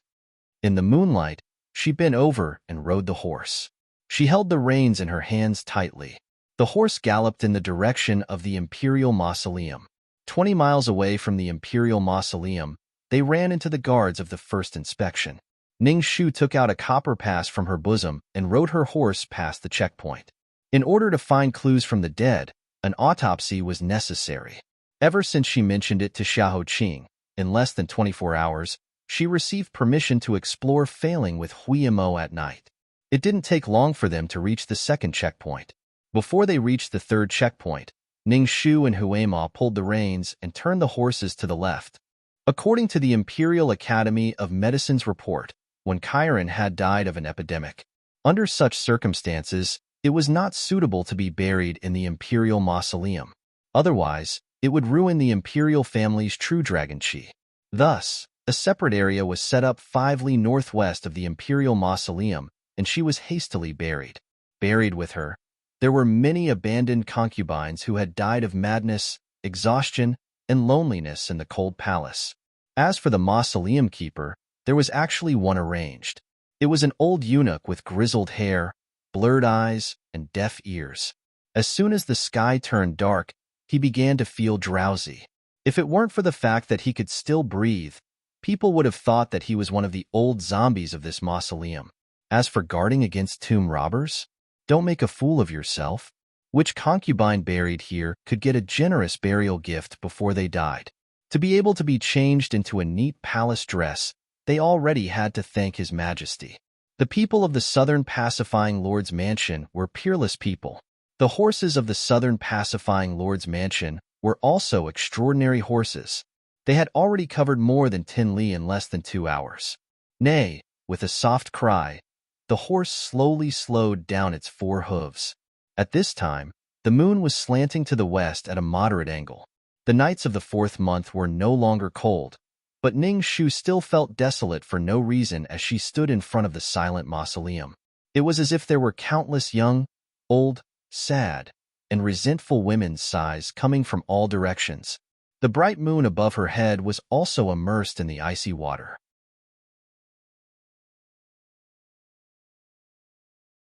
Chapter 173. Once Huiyamo entered, he couldn't help but shudder. His entire body felt cold. This place feels so eerie. Seeing him shrink his shoulders and tighten his grip on the reins, Ning Shu couldn't help but laugh. Haven't you dealt with hundreds of corpses and cut open many of them with your own hands? Why are you still scared? It's different. Huiyamo couldn't explain it himself. He just scratched his head and said, I keep feeling that there's a lot of resentment here. It's like someone is crying beside my ear. To be honest, Ning Shu also felt that the Imperial Mausoleum was too shabby compared to the Imperial Mausoleum that was 5 li away. However, she didn't want to say it out loud to increase Huimo's fear. It could only be said that compared to the countless palace maids who died unjustly in the palace, this place was much better. At least they had a place to rest after death. Ning Shu said, the death of a person is like the extinguishing of a lamp. All gratitude and enmity are gone. Resentment and grief are mostly the conjectures and experiences of us living people. Don't think too much and start working. And Huiyamo nodded. He jumped off the horse and took off his tool bag. I'm going to work, Madam One. Just like her appearance that the emperor despised for being too plain, her name was also ordinary. Weniji. Her family background was even worse. She was just a 6th or 7th rank general. The greatest contribution her father had made was probably 38 years ago when Zhao Wenzhong of Jingzhou plotted a rebellion. At that time, as the 4th prince, Jin Sheng was ordered by the late emperor to quell the rebellion. He was almost surrounded by a series of plots. The late old prince Yu led an army to save Jin Sheng. However, he was separated from old Princess Yu in the chaos. Weniji's father found the missing old Princess Yu by chance and escorted her back to the city. Old Prince Yu was very grateful and was promoted from a 7th rank general to a 6th rank general. However, before his bright future could continue for long, an infection caused him to die. Only his widowed wife and young daughter were left to suffer in the world. This branch of the one family had no children, so it could be said that the family line was cut off. Each and every one of the clan members stared at this pair of weak mother and daughter like hungry wolves, wanting to seize this branch's property. Madame Wen's mother was angered to death. A few years later, Madame Wen was sent to the palace to serve the royal family, accumulating virtue and enjoying a good life. This was also one of the reasons why old Princess Consort Yu chose to raise the 13th princess after old Prince Yu passed away a few years ago. It could be said that she was repaying the kindness of the past. Ning Shu helped Huema to light up a few candles around the coffin. The two of them put on silk gloves and covered their faces with a handkerchief soaked in vinegar and garlic paste. They started to dig into the ground to open the coffin. In this aspect, Huema was experienced and his speed was very fast. Ning Shu had always been calm in front of charred corpses and rotting corpses.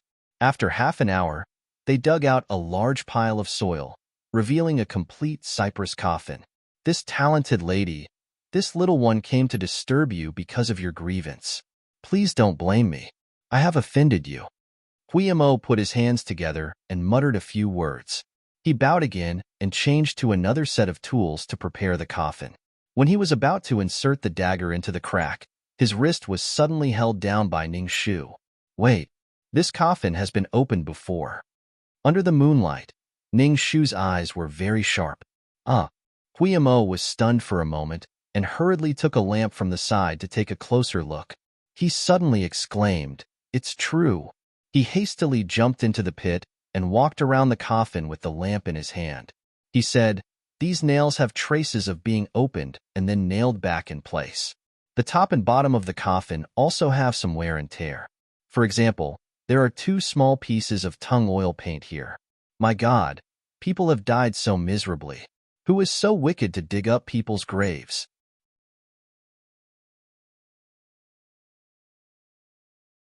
Chapter 174. The corner of Ning Shu's mouth twitched. She raised her head and looked at him silently. After he finished talking, Huemo realized that he was also scolding himself. He hurriedly added, "I'm not talking about us. I mean other than us. Let me see.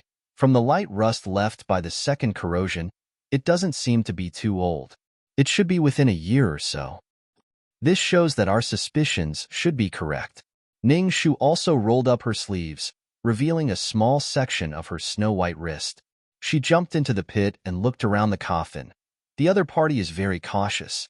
I can't find any clues outside the coffin. Let's lift the coffin and take a look. The 7 suppressing nails were removed one by one. Under the hazy moonlight, the heavy coffin lid was lifted. That literary talent who had swallowed a bellyful of tears finally reappeared in this world. The thick stench of corpses mixed with the smell of tulip juice. The smell was unparalleled. Even though there was a thick handkerchief between them, Huemo and Ning Shu almost fell over from the smell.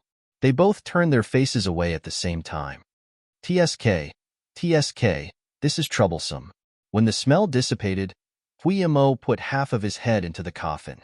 He swept his eyes up and down and showed an embarrassed expression. It was common knowledge that the older a corpse was, the harder it was to examine it. Even if there were simple anti-corrosion measures, after 6 years, the corpse had already changed beyond recognition.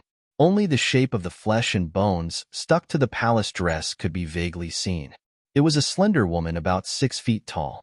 As for the rest, it was really a headache. Ning Shu said, "We can check the poison." Huemo nodded.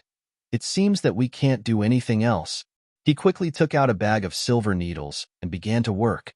Next to him, Ning Shu didn't disturb him. She just held an oil lamp.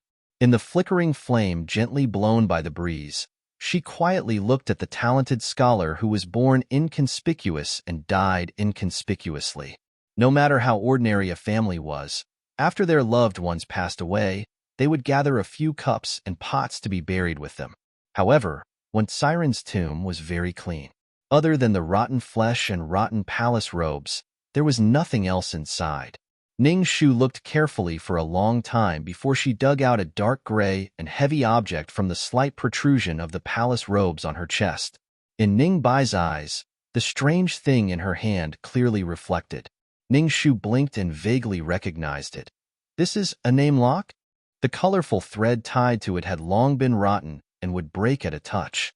Only the rusty body of the lock still maintained the shape of a bat, which meant Fu, a name lock, also known as a longevity lock.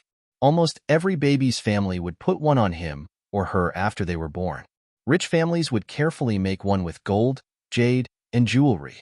Ordinary families would choose the cheaper silver, and the lowest grade would be copper. But no matter what kind of material it was made of, it would be engraved with the words long life and wealth, which represented thousands of parents' hope for their children to grow up safely. The one in Ning Shu's hand was made of medium silver. There were 3 delicate bells at the bottom, which could make a crisp bell sound when it was shaken slightly. Huimo heard the bell sound and looked over. He curiously said, "She died an unnatural death at a young age, but she was buried with a longevity lock that represented longevity and wealth. This is so creative." It was not only creative, but also inexplicably ironic. What did the person who chose the burial objects for her think? If it was intentional, it was really vicious. He thought for a while and said, "Could it be that the talented scholar made this for the 13th princess when she was born?" Before the talented scholar died, he was reluctant to part with his beloved daughter. So he asked the 13th princess to take the longevity lock that the 13th princess wore when she was young to be buried with him. It makes sense. It shouldn't be. Ning Shu slowly shook her head. Judging from the blackened appearance of the silver lock, it may be 20 or 30 years old. Judging from the time, maybe the talented scholar was just born at that time.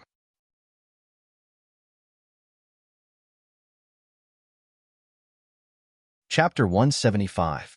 Ning Shu couldn't figure out the longevity lock for the time being, so she took out a handkerchief and wrapped it up. She was going to take it back and study it carefully.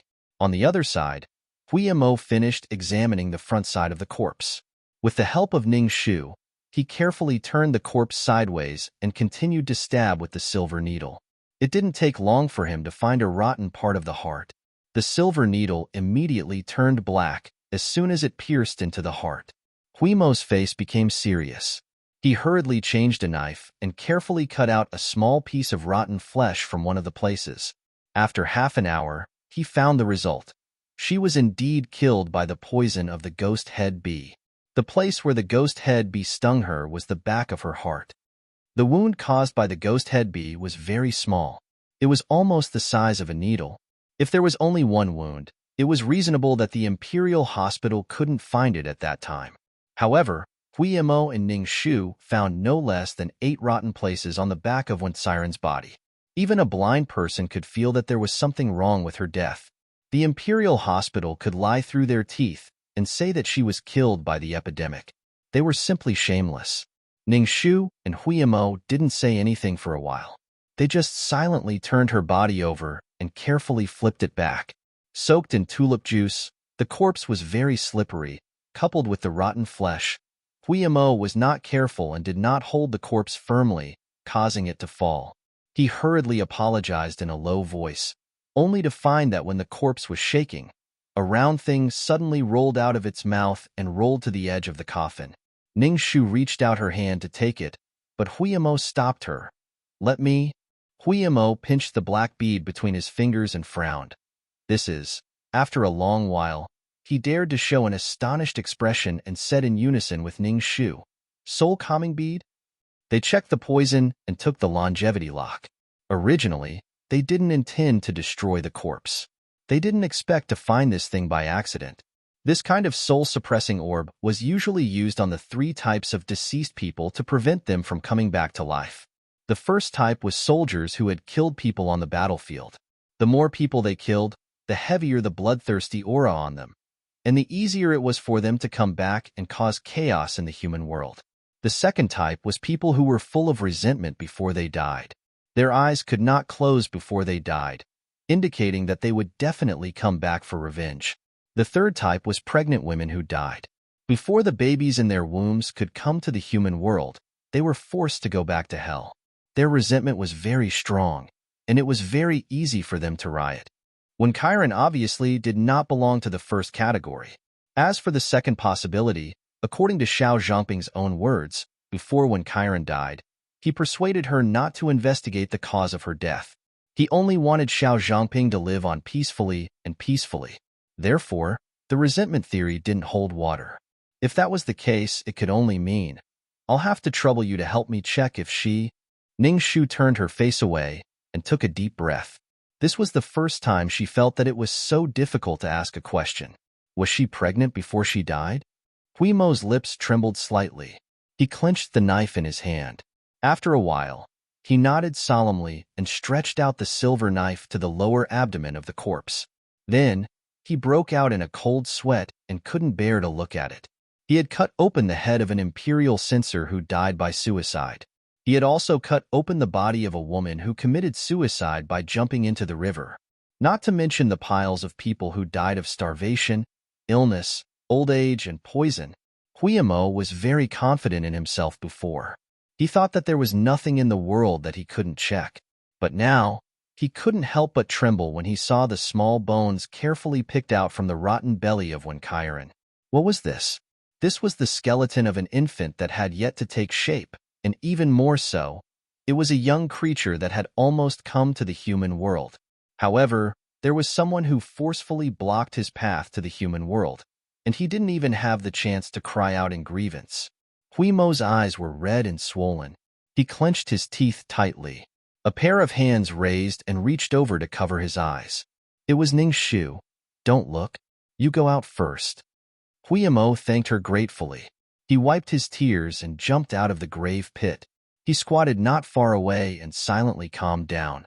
In the grave pit, in front of the coffin, Ning Shu's slender figure stood straight. Her eyes quietly fell on the small bones that were smaller than toothpicks. It seemed that it was only 3 or 4 months old. It was just a lump of flesh and blood that had just turned into a human shape. So far, the outline of the cause of Wen Xiren's death can be roughly described.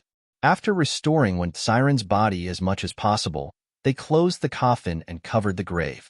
Ning Shu and Hui Mo went back to Nanping Prince's mansion without stopping with the clues they had collected after a whole night of work.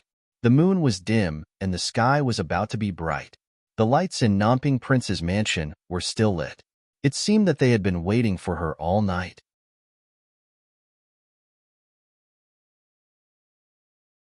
Chapter 176. This was an extremely cruel murder. She gently closed the yellowed file in her hand. Ning Shu's movements were very careful, so she didn't tear the thin pages. She could barely feel the weight of the booklet in her hand. It was a simple record of the unremarkable life of the talented scholar. Walking out of the archives of the Imperial Household Department, which was as deep as a forest, Ning Shu solemnly thanked the old eunuch who had opened the back door for her.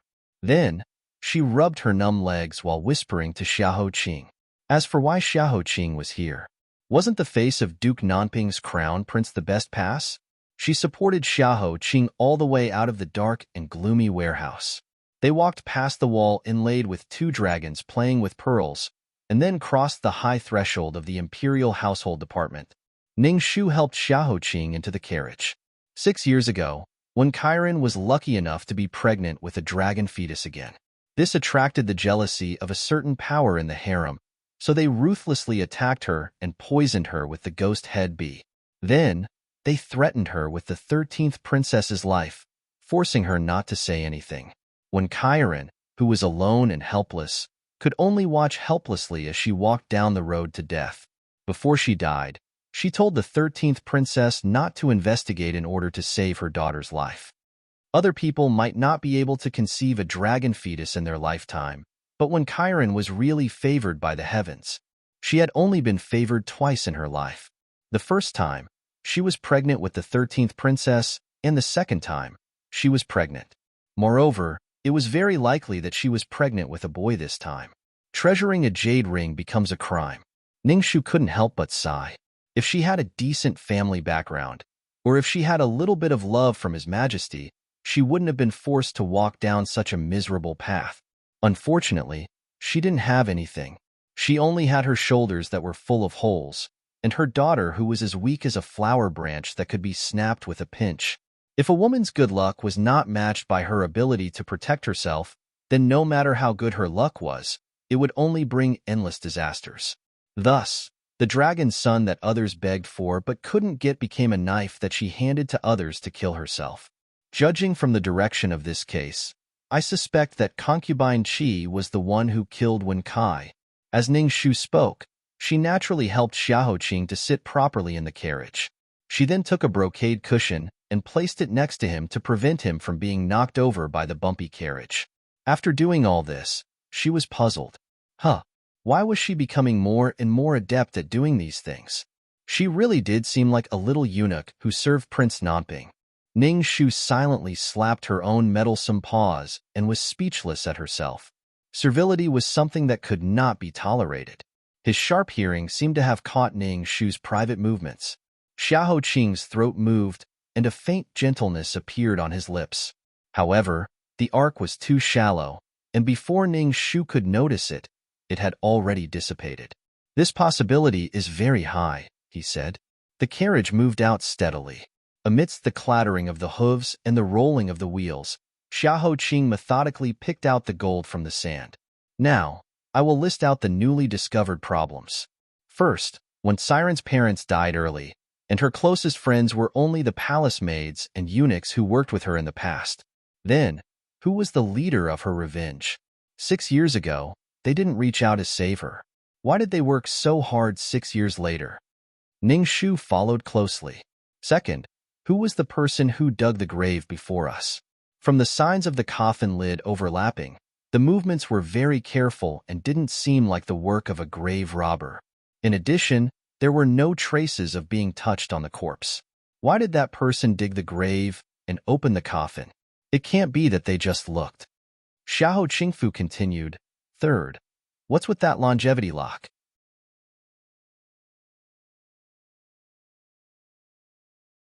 Chapter 177. She used silver washing water to wipe the black and gray rust spots on the longevity lock. Only then was she able to vaguely distinguish the shape of each engraving. Ning Shu took the lock out of her sleeve and let it slip in with the breeze from the carriage curtain, making a crisp and melodious sound. Is there a possibility that the other party opened the coffin to put in this longevity lock? The sandcastle in Ning Shu's mind was constantly being pushed down and rebuilt, but her parents died early. Who would come here inexplicably, open the coffin of an unfavored concubine who had been dead for many years, and put in a longevity lock made decades ago? Could it be that there is a close elder in her family who is in a high position? We'll have to look into it again. Xiahou Qing didn't disturb her thoughts. After she finished muttering, he asked, "What are you going to do with this lock?" "I'm going to ask a silversmith," Ning Shu said. Her clear eyes blinked, and then her lips curved up. She opened the curtain and threw the lock to Huema outside. "Thank you, Huema." Huema suddenly whined. "Lady Ning, please forgive me. There are at least hundreds of silversmiths in the capital. Do you want me to ask them one by one? It's been so long. Even the maker may have forgotten that he made such a thing." Ning Shu leisurely shook her head. No. The most complicated part of a longevity lock is the bell. It's not difficult for ordinary silversmiths to make it, but it's not easy to make it delicate enough. But the one that Wen Kai found in the heart can still make a crisp sound after so many years. The shape is perfectly round, and there are complicated hollow patterns carved on it. It's enough to show the craftsmanship of the craftsman. The government has always been strict in the field of silversmithing. Most of them are passed down from father to son. I heard that every brilliant craftsman will make a unique mark on his work to prevent others from making fake ones. So, you can ask them according to the ranking of the famous silversmiths in the capital. It should greatly shorten the time. Hearing this, Huema was still a little reluctant. Lady Ning's mouth was a coaxing ghost. When had she not ordered him around? He did not believe that this matter was as simple and quick as she made it out to be. Ning Shu saw him mumbling and said, "Forsythia will go with you." Huemo thinks for a while and says reluctantly, "Okay." Then he sighs. Forsythia, so be it. She was a girl after all, and her looks were all right. She was still better than those coarse old men in the prince's residence. After deciding on the procedures for the investigation, Ning Shu returned to the duke's residence to catch up on some sleep. She would continue with the investigation once her mind was clear. However, after changing into her pajamas, she tossed and turned for a while and suddenly couldn't fall asleep. Because before she got down from Xiahou Qing's carriage, She suddenly remembered that concubine Qi had specially visited her Duke Ning the day before yesterday and gave her a warning outside the residence. She couldn't help but sigh. Concubine Qi had specially told me not only to take over this case, but also to do it well for her. If she knew that in the end, this case was traced back to her. My poor head, ah. What are you afraid of? Xiahou Qing said lightly. Huh. Ning Shu looked at him in confusion. He casually moved his body and leaned against the brocade cushion she had placed beside him. His jade-colored slender fingers twirled the bone in his palm out of habit as he lifted his chin slightly towards her. With me here, no one in this world has the ability to take your life. He added, even if you, Ning Shu, die, you can only be buried with me in the future.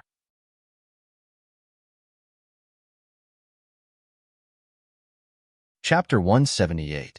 At that time, the sky was vast and the clouds were thin. The crisp sound of horse hooves pulling the carriage behind them leisurely passed the Great Xianghua Temple. 2 years ago, the Great Xianghua Temple introduced a kind of flower tree called Japanese cherry blossoms from Wanation. This year was the first year it bloomed. The pink snow cherry blossoms were really delicate and fresh, attracting many people in the capital to see it. As a result, the horse hooves gradually weakened, and the carriage Ning Shu and Xiahou Qing were in was blocked here. The people who had enjoyed the cherry blossoms walked out of the Xianghua Temple, still unsatisfied. As they walked, they exclaimed, I really didn't expect that a flower tree sent from Wanation thousands of miles away would bloom so well in our great Yu state. That drooping flower stem, pink and white petals, and tender red stamens, it's like a delicate beauty. It's really beautiful. In the carriage, listening to the admiration of the people outside the carriage, Ning Shu's clear green eyes clearly reflected Xiahou Qing's slightly raised chin and his light pink lips at this time. In a trance, she sighed like a flower lover. She really didn't expect it. Just like in that life, they hadn't even seen each other once. No one expected that there would be such an opportunity. Meeting, forming an alliance, solving cases side by side, and slowly forming such a deep bond. Silently, Ning Shu secretly took a deep breath.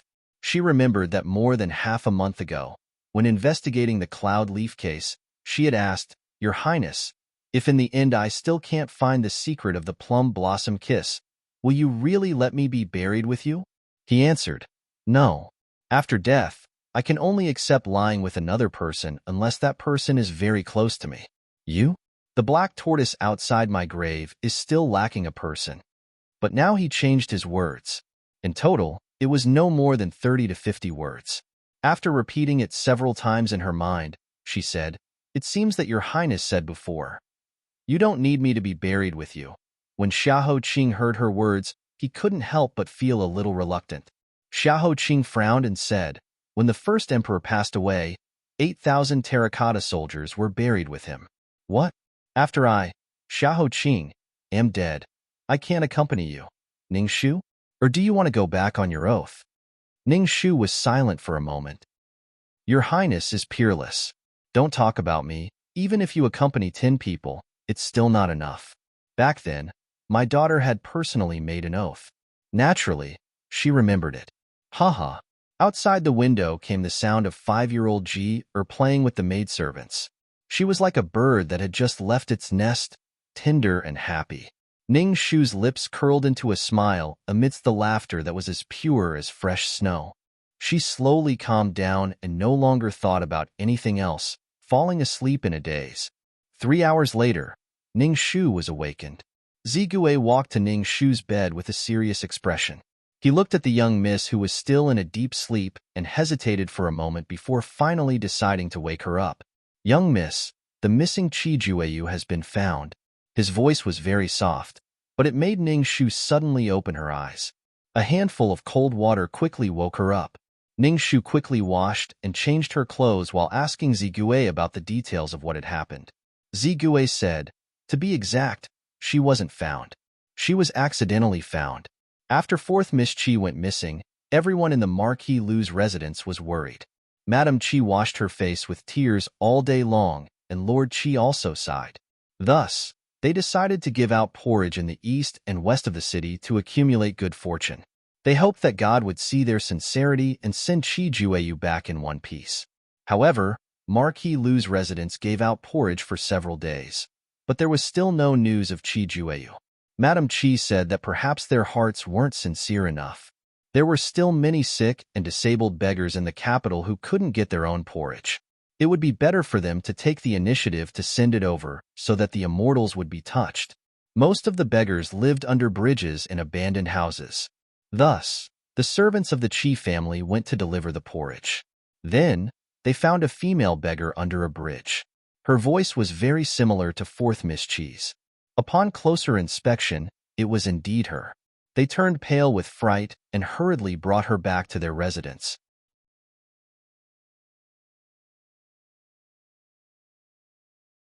Chapter 179. How is Qi Juanyu? Did she say what happened to her in the past few days when she disappeared? Ning Shu asked. She can't say anything, Zigui replied. She can't recognize anyone and can't answer any questions. She has been screaming and screaming. As long as someone comes close, she will scratch and bite. Even her mother, Madame Qi, has been scratched by her. But she has been silently calling for Air Xiaoho. She is no different from a lunatic. Zigui briefly summarized Qi Juanyu's terrible experience in a few words. Ning Shu could not help but be speechless.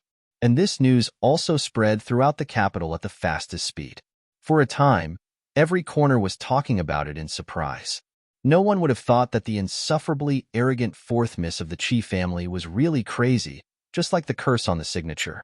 After fastening the last button, Ning Shu did not wait for a moment and immediately rushed to Marquis Lu Bo's residence. Because of concubine Qi's verbal order to investigate the case, even if Marquis Lu Bo's residents did not welcome her, they still let her in with a cold face. Before she stepped into the courtyard where Qi Juanyu lived, she heard the shrill screams from afar and the chaotic persuasion of the servants. Qi Juanyu was dirty and smelly. Her whole body emitted a pungent stench, as if she had just been dragged out of a livestock cage. Her hair was messy and her eyes were unfocused. Like a headless fly, she kept running in the courtyard with her head in her hands. She rolled and pushed away the servants who surrounded her one by one. The faces and bodies of the servants were full of scratches and bites from her. They were all bloody, but no one dared to come forward and forcibly restrain her. Because when she was forcibly brought back from under the bridge, Qi Juanyu struggled and kept hitting her forehead on the ground and the wall. She almost killed herself.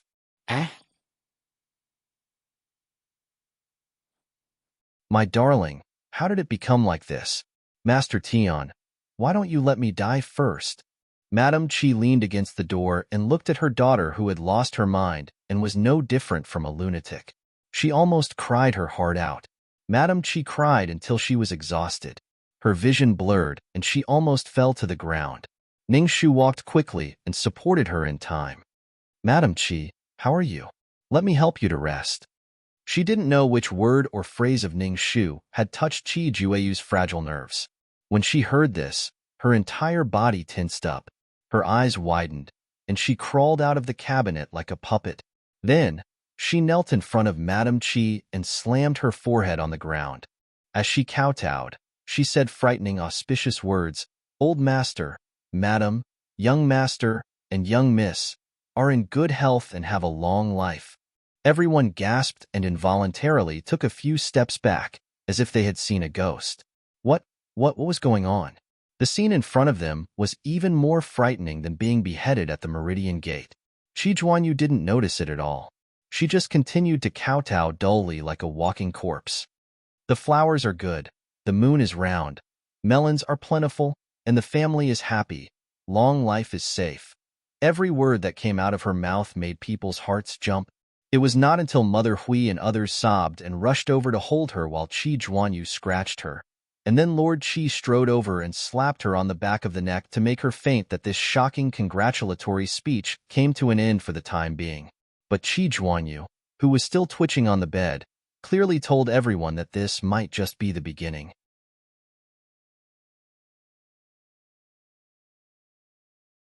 Chapter 180. Qi Zhouyu fainted and Madame Qi also fainted from excessive grief. The servants hurriedly helped Madame Chi back to her room, while the servants hurriedly helped her wash up and change into clean clothes before Chi Zhouyu woke up.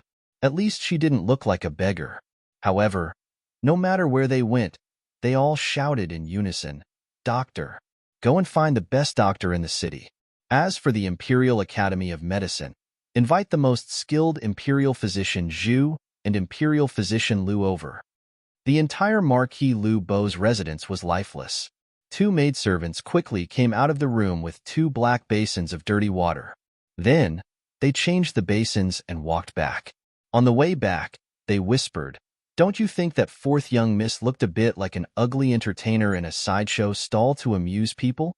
The kind that kneels down and kowtows to ask for money during festivals?" One of the maids secretly nodded. "It's a bit like that." Doesn't that mean she's more like the wolf demon? Except that fourth miss can speak and the wolf demon can only write a few words with its claws. Everything else is exactly the same. Could it be that the wolf demon has possessed fourth miss? Oh my god. Are we going to suffer together with them? Umidba, don't talk about it. It's too scary. My heart is beating fast. I only hope that every injustice has its perpetrator and every debt has its debtor. Don't implicate innocent people like us. Inside the house, Mother Hui waited for a long time, but the clean water still didn't come. She opened the window and frowned. "What are you waiting for? Hurry up. Miss is waiting for water here." The two young maidservants hurriedly shut their mouths and quickened their steps as they entered the room. Behind two jade-green banana trees, Ningshu and Zigue listened to this small conversation in silence. It seemed that Chi Jueyu not only had a domineering reputation in the capital, but also in her own residence. Except for Mother Hui, the other maids and servants couldn't wait to stay away from this lousy matter so as not to be implicated. If she was not mistaken, one of the two maidservants they were talking about was Gue Jin, who had followed Chi Juanyu into the palace. How's the investigation of the maids who followed Chi Jueyu into the palace? Apart from Mother Hui, there are 5 other maids. The fourth young miss of the Chi family is a haughty and domineering person. She often beats and scolds the servants. In the past few days, I found out that the 5 servant girls have more or less been punished by her, especially Gue Jin. The rules of the Chi mansion forbade the maids and boys from being intimate with each other. As for Xiang Jin, she was childhood sweethearts with one of the night guards in the mansion. They grew up together and became intimate. When Chi Jueyu found out, he punished Xiang Jin severely and beat up the guard before driving him out of the mansion. Ningshu nodded silently. No wonder Gue Jin took the initiative to tell her about the wolf demon that day and spread the news of Chi Zhouyu's brutality. After hearing this, Ningshu continued to ask, "What about Mama Hui?" Mother Hui used to be a teaching nanny in the palace. She was released from the palace when she was 30 years old and had been invited by various noble families to teach the young ladies in their manners. 9 years ago, Chi Jueyu killed the wolf demon on the street and dragged its corpse through several streets, causing a lot of criticism. Lord Qi was so angry that he invited Mother Hui into the mansion to discipline her. However, Mother Hui is indeed powerful. Since she entered the mansion, Chi Jueyu has indeed restrained himself a lot. How is their relationship? Very good. Most of the time, Mother Hui's words are even more effective than Lady Qi's. After Chi Jueyu went missing, Mother Hui was also very worried and had been praying with Lady Qi. Ning Shu calculated in her heart. Mother Hui was released from the palace 20 years ago. At that time, when Kai had just entered the palace as a maid, the two of them brushed past each other and shouldn't have interacted with each other. Has the maid called Gue Jin left the mansion these days? Ning Shu thought for a while and asked again. Yes. Gue nodded. She went out twice. Both times, she secretly went out from the Jiaomen in the evening to visit her childhood sweetheart and secretly came back at night. After Gue finished speaking, he added, her childhood sweetheart was beaten up that day and became disabled. He can only lie on the bed and wait for people to serve him. He's like a cripple.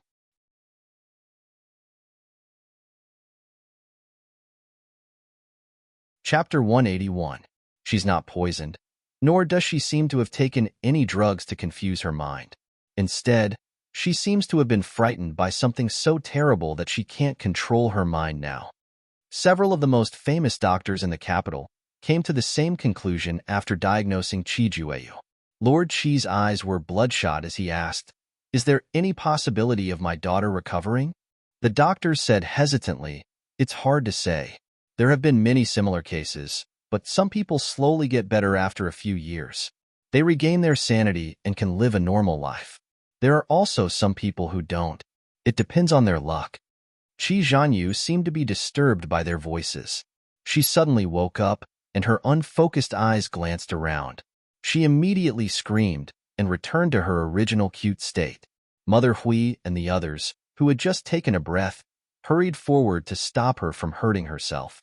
But the closer they got, the more frightened Qi Jueyu was. She fell from the bed and crawled under it.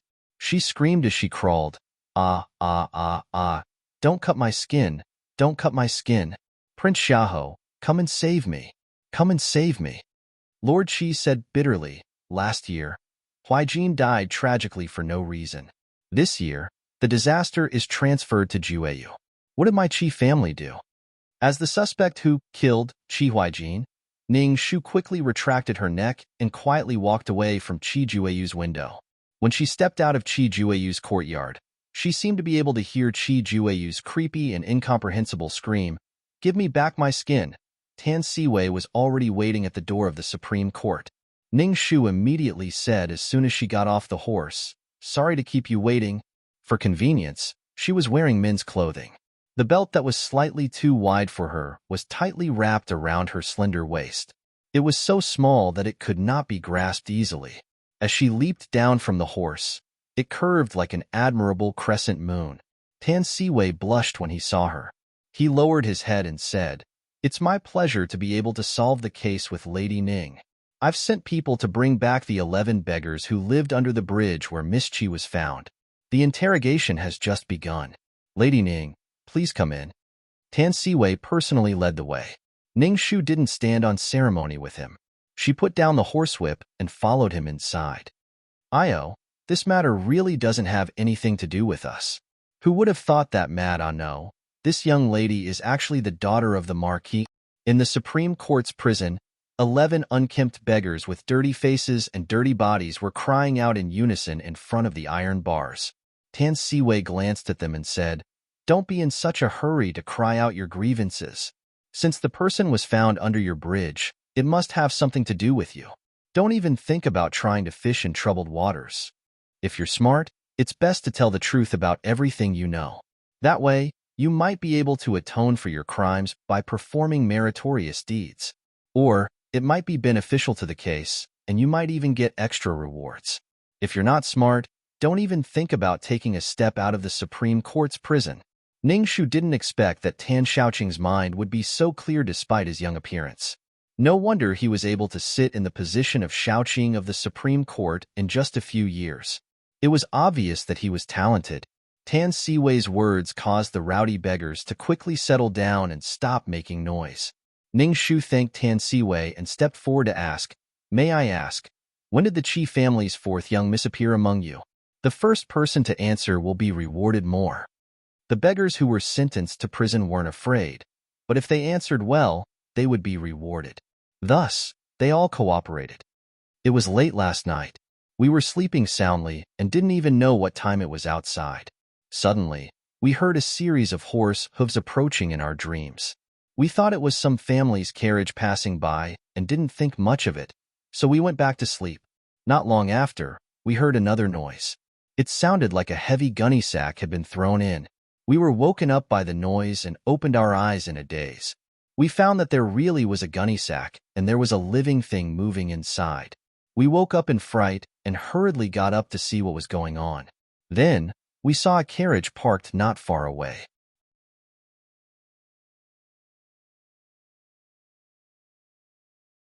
Chapter 182. Who was the one driving the carriage?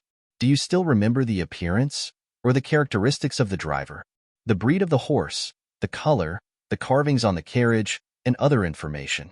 As long as you remember, no matter how big or small, tell me everything. Ning Shu thought that the 11 witnesses here would at least give some useful information. Unexpectedly, the 11 of them shook their heads at the same time, We didn't see clearly. There are so many of you. How can you not remember a single one? Ning Shu asked with a frown. The beggars looked at each other guiltily, and then shrank their necks and said, "Because that person threw a bag of broken silver at us. Then we were busy picking up the silver and didn't look carefully. When we finished picking up the silver, the carriage had already run away with the people." Ning Shu didn't know whether to laugh or cry. That person could be considered to have a good understanding of human nature. This trick was really good. At the side, the official who participated in the interrogation whipped the beggars and said angrily, "A group of good-for-nothings who only care about money." The beggars dodged and cried, "Let the lords know. We thought that some manner was punishing a disobedient servant or a concubine who made a mistake. When we saw that the person in the bag was crazy, we didn't dare to provoke her. Who would have thought that it was Ho Fu's daughter?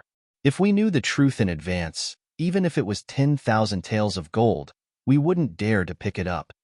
This kind of meaningless whipping did not have any effect. Ning Shu reached out and stopped them. She thought for a moment and continued to ask, "Where is the cloth bag that contained the fourth daughter of the Chi family now?" A beggar at the side took out the cloth bag from his arms and volunteered, "It's here." Ning Shu took the cloth bag from his hand and carefully looked at it from front to back. Her eyes flashed, and then she used her fingers to pinch a few fine grass pieces from the gap of the cloth. She put it to the tip of her nose and sniffed it. Her eyes looked thoughtful. "Do you remember the direction that the carriage came from?" "I remember that one. It's from the north of the bridge." After Ning Shu asked the last question, she walked out of the prison with Tan Siwei and the others. She put the grass to the tip of her nose and sniffed it a few times. Then, she deliberated and said, "Lord Tan, please send your officers and brothers to search the northern part of the city from house to house, with the bridge as the center, to search for cattle, horses, sheep, and other peddlers, or those who sell livestock and fodder. The distance should be within 5 li, at most 10 li." An official from the Supreme Court saw how arbitrary she was and asked suspiciously, "Why is that?" She was a woman, and a woman with a bad reputation at that. So what if she had solved the Phoenix Terrace case? Didn't they all say that she had an expert guiding her from behind? Moreover, the interrogation just now was really nonsense. How did she come to a conclusion? Could it be that she was deliberately mystifying things? Ning Shu was not the least bit annoyed by the questioning gazes around her. She had experienced so many vicious glares and curses that this was nothing to her. Ning Shu curled her lips into a decent smile and explained in detail in an orderly manner, "There are city patrol officers patrolling the capital every night. If the other party was driving a carriage at night and was accidentally seen by the city patrol officers, they would definitely be questioned. If I were the other party, I would definitely not take a detour to transport the Chi family's fourth young mistress out of hiding. Instead, I would choose a place that was relatively close or not too close, or not too far away to abandon her and leave immediately. This way, I would have the greatest chance of avoiding the city patrol officers. In addition, my daughter's nose is naturally more sensitive. Although these grass have been left here for a long time and have long dried up, there is still a lingering smell. It is very similar to a type of fodder called alfalfa that is used to raise livestock. Therefore, my daughter secretly thought that this cloth bag was undoubtedly used to store fodder. In addition, before I came to the Supreme Court, I saw the Chi family's fourth young mistress and smelled, an unpleasant smell on her body." Ning Shu did not say directly that the smell on Chi Juanyu's body was the stench of livestock manure.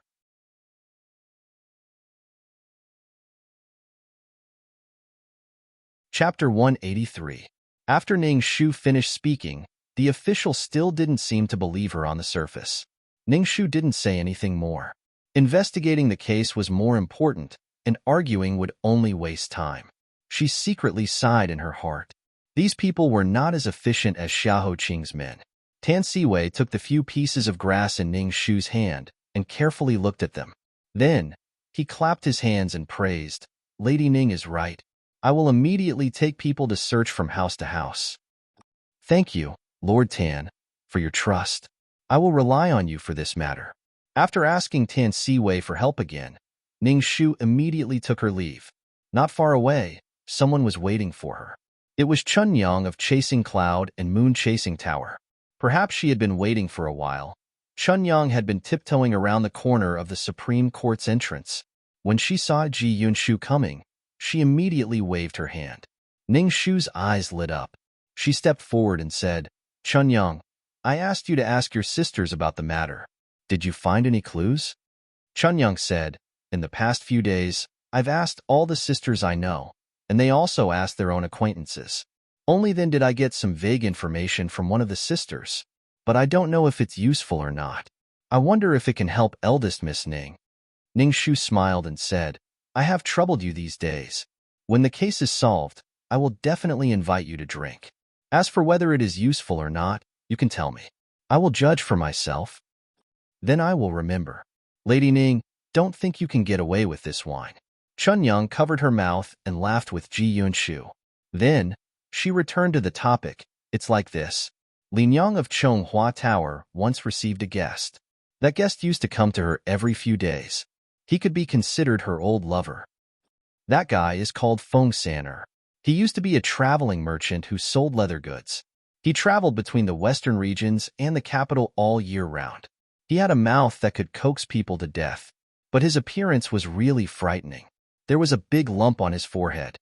Because his appearance was not good, he was always disliked by women. He often went out to sell goods and was not in the capital. He was worried that his wife might not be obedient at home even if he got married. So, he has been single for so many years.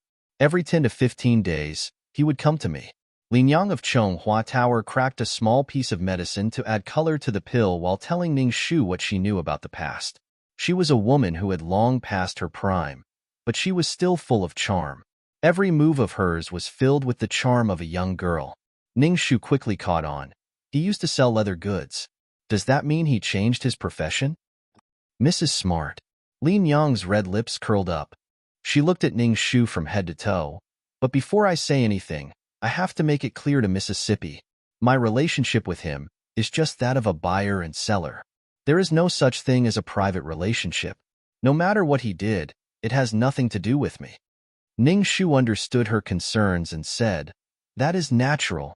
Lin Yang put down the medicine and walked to the window to dry it. Then, she began to talk. About 10 years ago, at that time, this person sold leather goods for a living. He had some money in his hands. But this person was really ugly and liked to abuse women. He would often leave whip marks and blood marks on the women's bodies. No sisters in the tower were willing to accept him as a customer, so the brothel mother forced him to me. At that time, I had just been sold to Chonghua Tower. My father owed a large gambling debt, and I had no choice but to deal with him.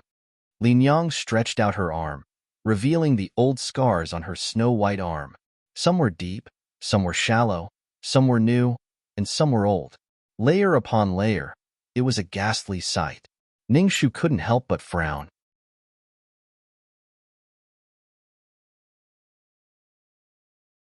Chapter 184. Lin Yang rolled down her sleeves and covered up the scars. At first, I hated him very much, but as time passed, I figured out a way to deal with him. Later on, the injuries I suffered gradually lessened. Her voice contained a kind of dull sorrow that made Ning Shu's heart ache. Elder sister can embellish it with small petals and pearls to make it look even more special. Ning Shu walked over and placed a few pearls next to Lin Yang's hand. Then she said, "If you grind the pearls into powder and mix it with 7 whiteness powder, it'll double the effect of removing scars. Elder sister can give it a try." A beauty past her prime wanted to retain her beauty the most. Lin Yang stared blankly for a moment, then smiled and nodded. "Okay, I'll give it a try tonight," she continued. After interacting with him for another 2 or 3 years, I discovered that he was becoming more and more extravagant. He was much more generous than before when he was selling furs. He didn't even pick up the pieces of silver that fell on the ground. So I asked him what was going on. At that time, he drank some wine and was in a good mood. So he explained to me that he had changed his line of business to selling furs. Although that line of business was profitable, the risks were also high. If he was unlucky enough to encounter bandits along the way, he could still lose money. So he changed his line of business to selling horses. I asked him, "Is there no risk in selling horses? If he encountered bandits, wouldn't he also be unlucky?" He refused to say it clearly, only deliberately mystifying things. Horses are good. Horses are obedient and won't be easily targeted by bandits. Moreover, there will be someone to take care of them when they arrive, so there's no need to worry about not being able to sell them. If these horses don't listen halfway, they'll be slaughtered and sold for horse meat. In any case, it's just these kinds of repetitive words. I also didn't understand much, so I didn't ask again. Ning Shu said, "Then what's the connection between this Feng Sanong and the strange rumors of humans turning into monsters?" About 8 or 9 years ago, there was a very popular stall that raised strange beasts in the capital. Every day, they would set up stalls all over the capital to attract customers.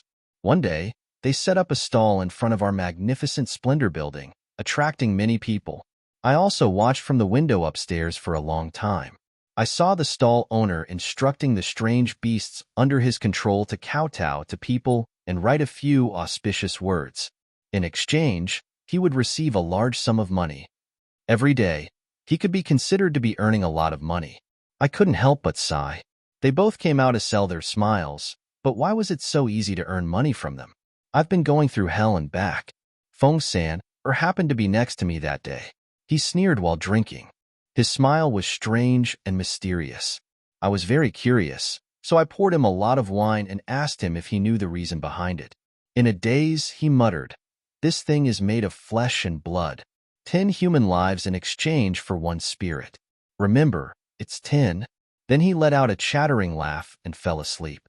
When he woke up, he refused to say a single word and even whipped me. 10 human lives in exchange for a spiritual monster? What did that mean? Ning Shu thought about it several times in her heart, but she still couldn't understand. She suppressed her curiosity for the time being and continued to ask, "Did Feng San look for you recently? Now that I think about it, he hasn't been here for a while. The last time he came to find me was 2 months ago. Either he went to sell his horse again, or he got tired of me and went to find another woman. Who knows?" Lin Yang sneered. "If he got tired of me, it's a good thing. But the other girls will have to suffer again." "Sister, do you know where Feng San lives? Let me think. I seem to have heard him mention it before." Ning Shu's mouth was sweet. Lin Yang was very happy to hear her calling her sister. She seriously thought about it for her. After a while, she suddenly realized, it seems to be the Drinking Horse Alley. Yes. It's there, in the north of the city, Drinking Horse Alley number 13. I don't know if it's number 15. You can go there and ask. Ning Shu stood up. The Drinking Horse Alley in the north of the city happened to be 4 or 5 li away from the bridge where the beggars lived. There, it was very likely there.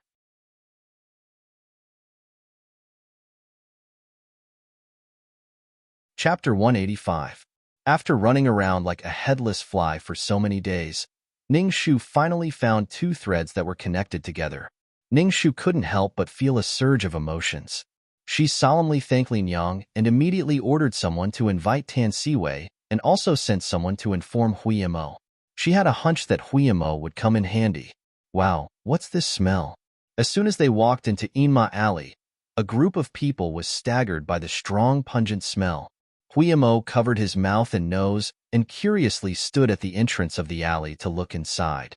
It was difficult to describe what kind of smell it was. It was fishy, stinky, greasy, and rotten.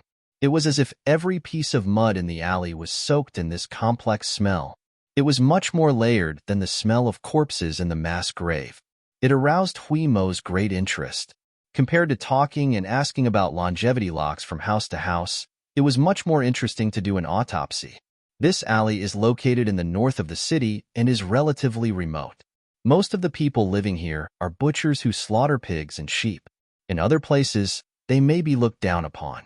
Only here, no one despised each other. So slowly, more and more people came to live here. Let's walk inside and find someone to ask. Ning Shu neatly stepped down from the horse. Okay. The deeper they went, the stronger the smell was. The officials of the Supreme Court could not help but cover their mouths and noses. They stood at the entrance of the alley and reluctantly walked inside. But they saw Lady Ning did not blink. She held the hem of her robe and walked into the alley without any hesitation. While walking, She sniffed the disgusting air as if she was trying to distinguish something. The officials thought, "She is indeed the first female general of Great Yu. She is indeed extraordinary. She is so scary." Tan Siwei clumsily climbed down from the horse and quickly followed Ning Shu's footsteps. He walked in front of her and Huiyamo. He knocked on the door of a house and asked. Soon, he found out that Feng San lived in the deepest part of the alley, number 15. The officials of the Supreme Court had a trap and trotted to the door before Tan Siwei. "Is there anyone in? The government is handling a case." There was no response. "Stop knocking, it won't open." Ning Shu's nose twitched and her face tightened. Under everyone's surprised gaze, she whispered, "I smell the stench of a corpse." The door was kicked open by Huiyamo with a loud bang, and the door squeaked in pain. Logically speaking, even if the people present hadn't personally solved a case, it was common to see corpses. But this time, they were still shocked by the scene in front of them. A timid official collapsed on the ground and pointed at the bloody thing in the courtyard and shouted, "Wolf! Wolf demon!" This was a wolf demon. There really is a wolf demon. Because that thing clearly looked like a human. It had a head, 4 limbs, arms, and thighs. It was about the same length as an ordinary person, but its entire body was covered in black wolf fur. Every tip of the fur was stained with black dried blood. The crowd had long heard of the rumors of the wolf demon. When they saw the scene in front of them, they instinctively took a few steps back, wishing that they could escape immediately. So, this case has been solved. The legendary wolf demon that pestered the 4th Miss of Qi for revenge and made her disappear and go crazy really exists. Even Ning Shu couldn't help but shrink her pupils when she saw the horrible scene in front of her. But she quickly calmed down and called Huiyamo. Huiyamo immediately took out 2 pairs of pig-soaked gloves and handed them to Ning Shu. Then, the two squatted in front of the strange corpse in front of everyone's eyes.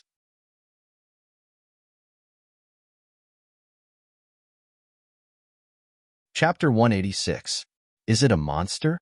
It doesn't look like it. Its limbs, torso, and head are clearly in the shape of a human. If it's really a monster that has cultivated for hundreds of years and has a human form, it's too cowardly to die so casually. In front of the officers of the Supreme Court, Ning Shu and Huiyamo squatted on the left and right sides of the wolf demon.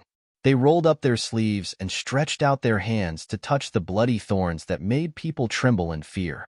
As the two of them fought, they also cracked jokes that gave people goosebumps all over their bodies. I think so too. If it was killed so easily, the threshold of becoming a monster is too low. Ning Shu nodded at Huiyamo as she turned over the demon corpse covered with sharp black wolf fur with him. Ning Shu carefully searched the demon corpse that was neither human nor demon.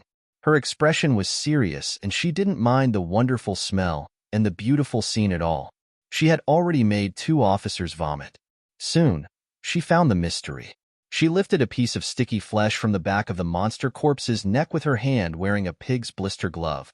From this cut, it should be that someone poured boiling water from the back of the monster corpse. After the skin was scalded, a cut was made from the back of the neck. Then the skin was slowly peeled off and fresh wolf skin was pasted on the bones and flesh without skin. Judging from how the skin and flesh fit together, the other party did it quite seriously and tightly. The places where the wolf skin was joined together and the places where it didn't fit tightly were even sewn together with a needle and thread, making it impossible for people to see any flaws at first glance. Tiske, what a skillful embroidery. Looking at the corpse of the wolf demon that could be said to be perfect, Ning Shu was not stingy with her praise. Hearing this, the officers who were vomiting on the wall turned pale and vomited even more violently. Even Tan Siwei's face changed. He was shocked by Ning Shu's fierce action. After mocking, Ning Shu restrained her expression and said seriously, "Why don't you guess who this dead man is?" Tan Siwei thought for a while. "Feng San?" "Yes." Ning Shu pointed at the bump on the wolf demon's forehead. "Everyone, look here." Although his skin has been peeled off, the sarcoma on his forehead is still there. According to Lin Yang's description, it matches Feng San's without a doubt. After saying that, her tone changed and she revealed a thoughtful expression. But where did his skin go? Could it be? Her eyes followed her thoughts and slowly moved to the abdomen of the corpse, then stopped. Don't tell me it's inside? Opposite him, Huiyamo took a deep breath as if he had a toothache. That's too miserable. Should we dissect it? Ning Shu nodded. Cut it open. Even if it's a torn piece of paper, we have to find a way to put the pieces back together, let alone a whole piece of human skin. Huiyamo hesitated, but it's been dead for about 3 days. Even if it's still there, it's probably rotten. Ning Shu, on the other hand, was more open-minded. Let's just give it a try. As long as we can find a piece or two, it will confirm our guess. Okay then. Huiyamo began to take out the knife and took a wooden basin to feed the horse water from the manger next to him. He splashed it with water and prepared it for later use. Ning Shu helped. Before cutting the knife, she said to Tan Siwei and others, "We will dissect the body here. Please search this room. Maybe you can find a lot of useful things." People in the Supreme Judiciary were relieved. They rushed into Feng San's room and began to search for suspicious evidence. Ning Shu couldn't help laughing. She looked at Huiyamo, and the sharp knife flashed with silver light. She cut the rotten meat exposed after the wolf's skin was peeled off. So, we already know some details of the case? In Prince Namping's mansion, Xiahou Qing slowly pushed a cup of tea in front of Ning Shu. Then he picked up another cup and put it to his lips.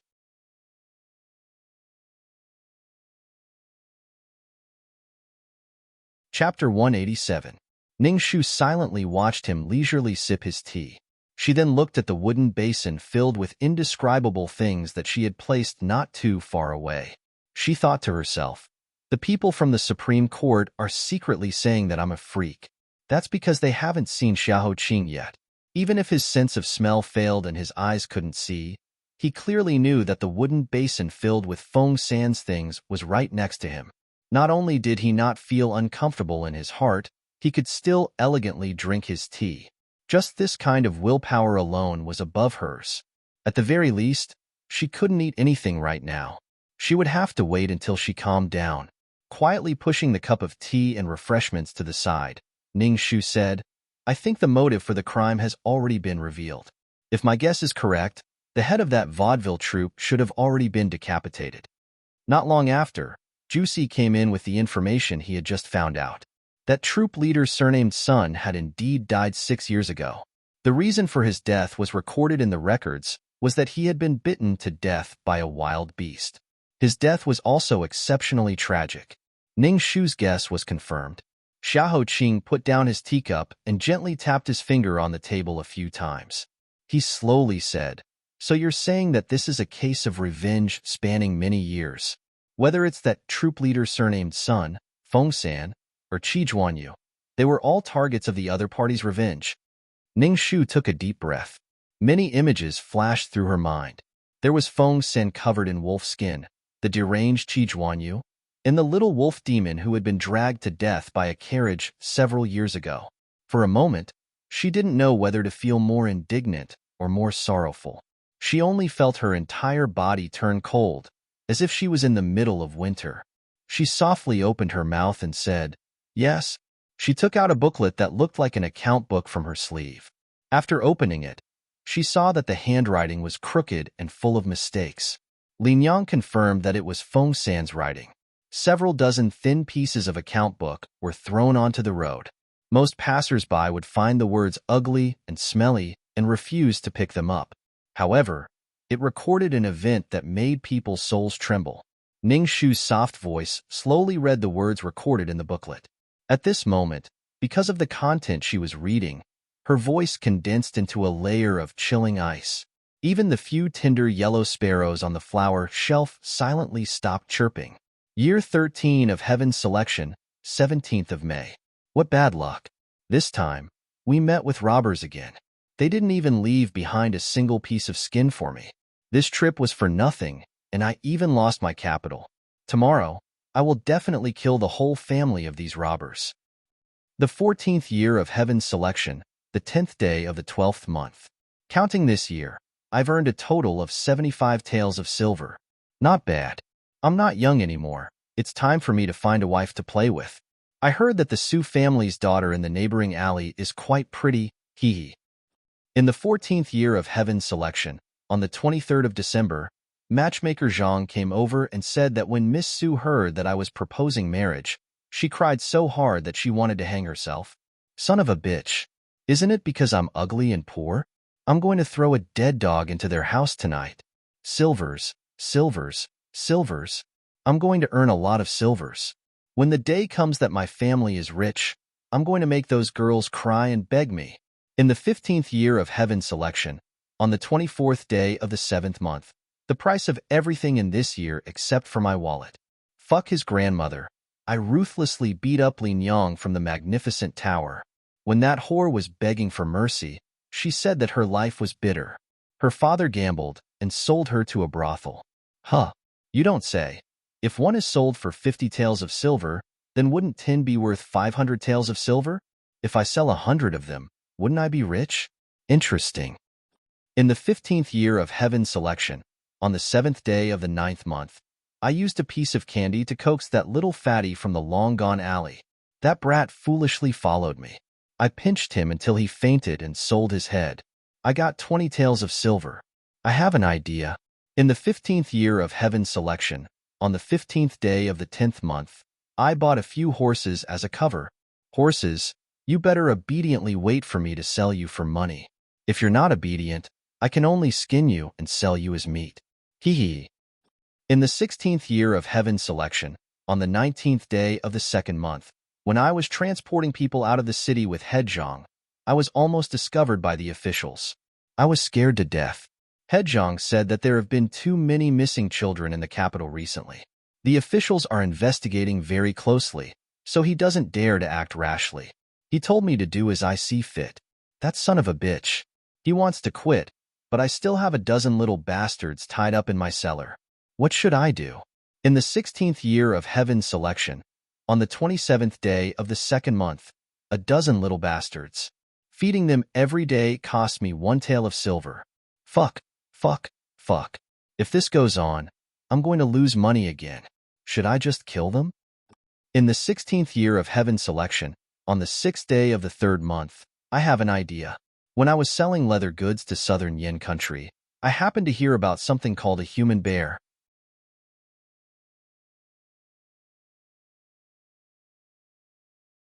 Chapter 188. Reading to this point, Ning Shu's voice came to an abrupt stop. She had already roughly flipped through it before, but at this moment, she still felt as if something cold had pierced her bones, causing her to feel cold from the inside out. It was difficult for her to read a single word from the book. This was because the evil of human nature recorded in the book was difficult to describe. Xiao Qing's expression changed as he called out.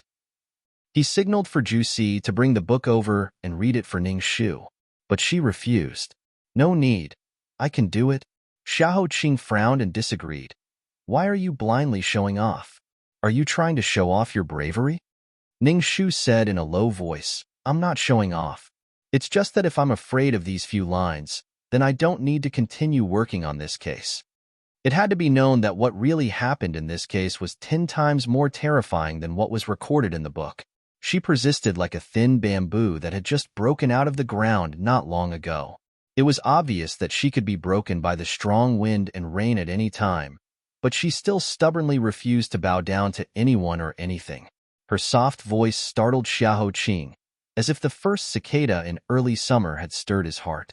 He turned his face away and sneered. Do as you wish. He pursed his lips and listened to her shallow breathing. Then he awkwardly added, if you can't read it, then slow down first. In any case, I won't die for a while, so there's no rush. His words were stiff, but there was a different kind of gentleness in his tone. It was like a warm sun in winter, making Ning Shu feel flattered for a moment. Was this the Crown Prince's way of expressing his concern? It was really special. Ning Shu couldn't help but smile. A small piece of the ice in her heart unknowingly melted, making her feel less cold. She took a deep breath and read the book in her hand word by word. This thing called a human bear turns a living person into a bear. First, he prepared a fresh bearskin that had just been peeled off. Then, he tied the selected person to a bamboo pole and flipped them over. Starting from the back of the neck, he scalded the skin with hot water and peeled it off bit by bit. Then, he pasted the fresh bearskin on it and wrapped it securely with a cloth. When the skin was done, the man-bear would be almost done. That drunken busker had told Lousy, "You must choose a child under the age of 10, the younger the better. That way, after being skinned, the flesh and blood will quickly grow together with the animal skin, and you won't be able to peel it off. About 1 out of 10 would survive. When they were alive, their tongues would be cut off so that they could no longer speak human language. Then they would be locked in cages for a long period of time, whipped and domesticated. They would be constantly told that they were beasts, born to be trampled upon by others. They would kowtow to others so that they would not have the slightest intention of rebellion. Once all these things were done, they could pretend to be demons caught in the mountains and drag them out to perform. Other than human bears, there were also human dogs, human wolves, and human sheep. Almost all of them were created in the same way. Those idiots on the streets definitely haven't seen this kind of new toy. Lousy has thought it through. I will first make a human wolf. 10 copper coins for a kowtow, 1 tael of silver for an auspicious message. There are so many rich young masters and young ladies in the capital. I can easily earn a lot of money. Little bastards, just wait obediently for Lousy. You have to live a little longer, ha ha ha. 16 years of natural selection, 7th of the 5th month, success. Success. 12 little bastards died, but one of them was finally revived for Lousy. However, Lousy has been kidnapping a little too many people recently, and the errand boys have been wandering around the area. This little wolf demon is a little troublesome. That's right. I will sell it to old son from the vaudeville class. When the time comes, we will split the money equally. 16 years of natural selection, 7th of the 6th month. Lousy has earned 80 taels in 1 month. Lousy is rich, haha. Don't worry. Wait for Lousy to create a human sheep, then I will earn double the money. 16 years of natural selection, 15th of the 7th month. Unlucky. The wolf demon that Lousy painstakingly created was actually killed by a little girl. Lousy really wants to strangle her to death, but she is the young miss of the Marquis estate, so I can only suffer in silence. Fortunately, that little girl paid a few taels of silver, so it's not a loss. Humph. What's there to be afraid of with one dead? Lousy can still create another one. 19 years of natural selection, 4th of the 4th month. Old son from the vaudeville class died. Recently, I have been feeling that something is watching Lousy. I have earned quite a lot of money these 2 years. Should I stop? Skipping a lot of useless nonsense in the middle. Ning Shu quickly flipped to the page with this year's latest records. 25 years of natural selection, 3rd of the 3rd month. Living hell. Recently, there have been people who have been stuffing notes into Lousy's room with the words, "Waiting for your death date." There is even a wolf claw printed on it. Fuck? What is this thing? Could it be the one from 9 years ago? 25 years of natural selection, 4th of the 4th month. It's over. That thing has finally found me.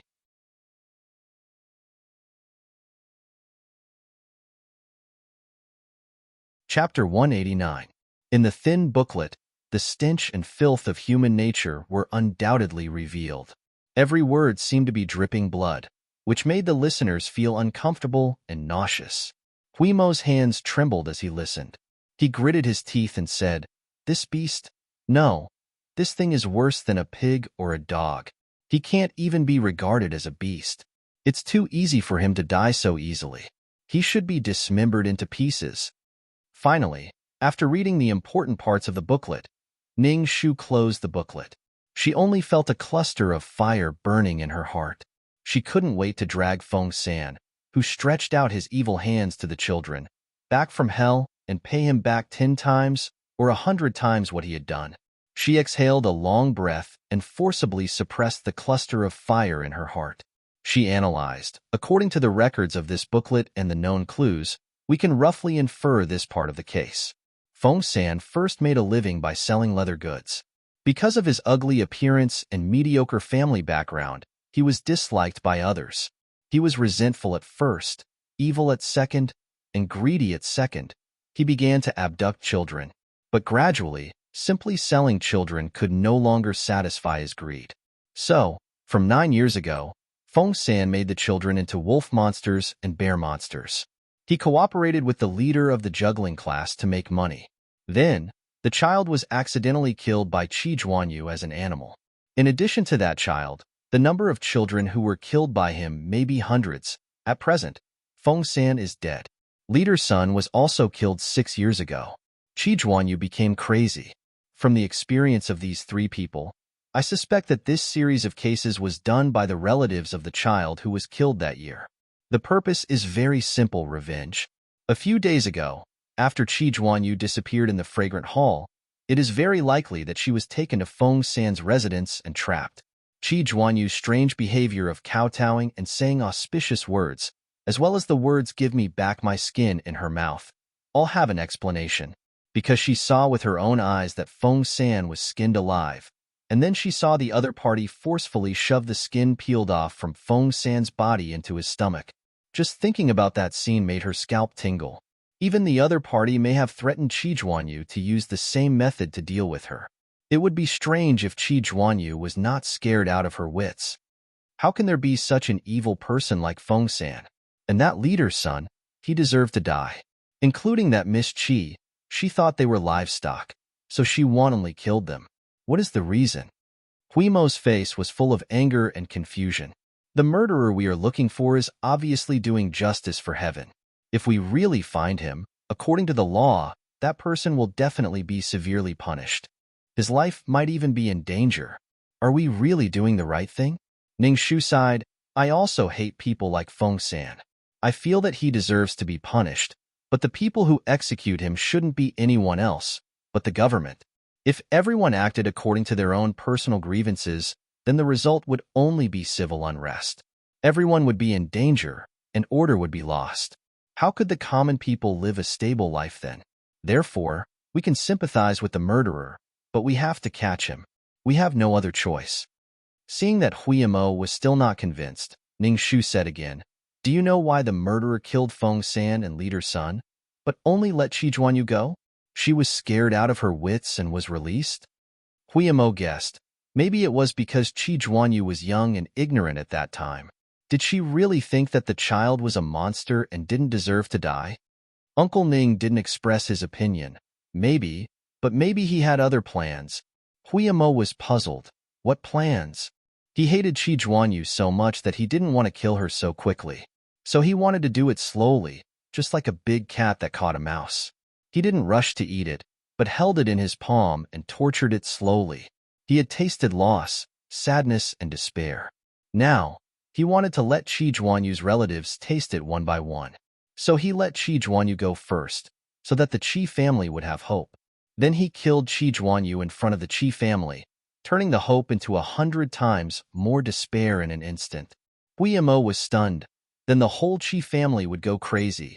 The sunlight in the middle of April was beginning to burn her eyes, so Ning Shu raised her hand to cover them and said softly, Yes, this is the most terrifying and perfect revenge.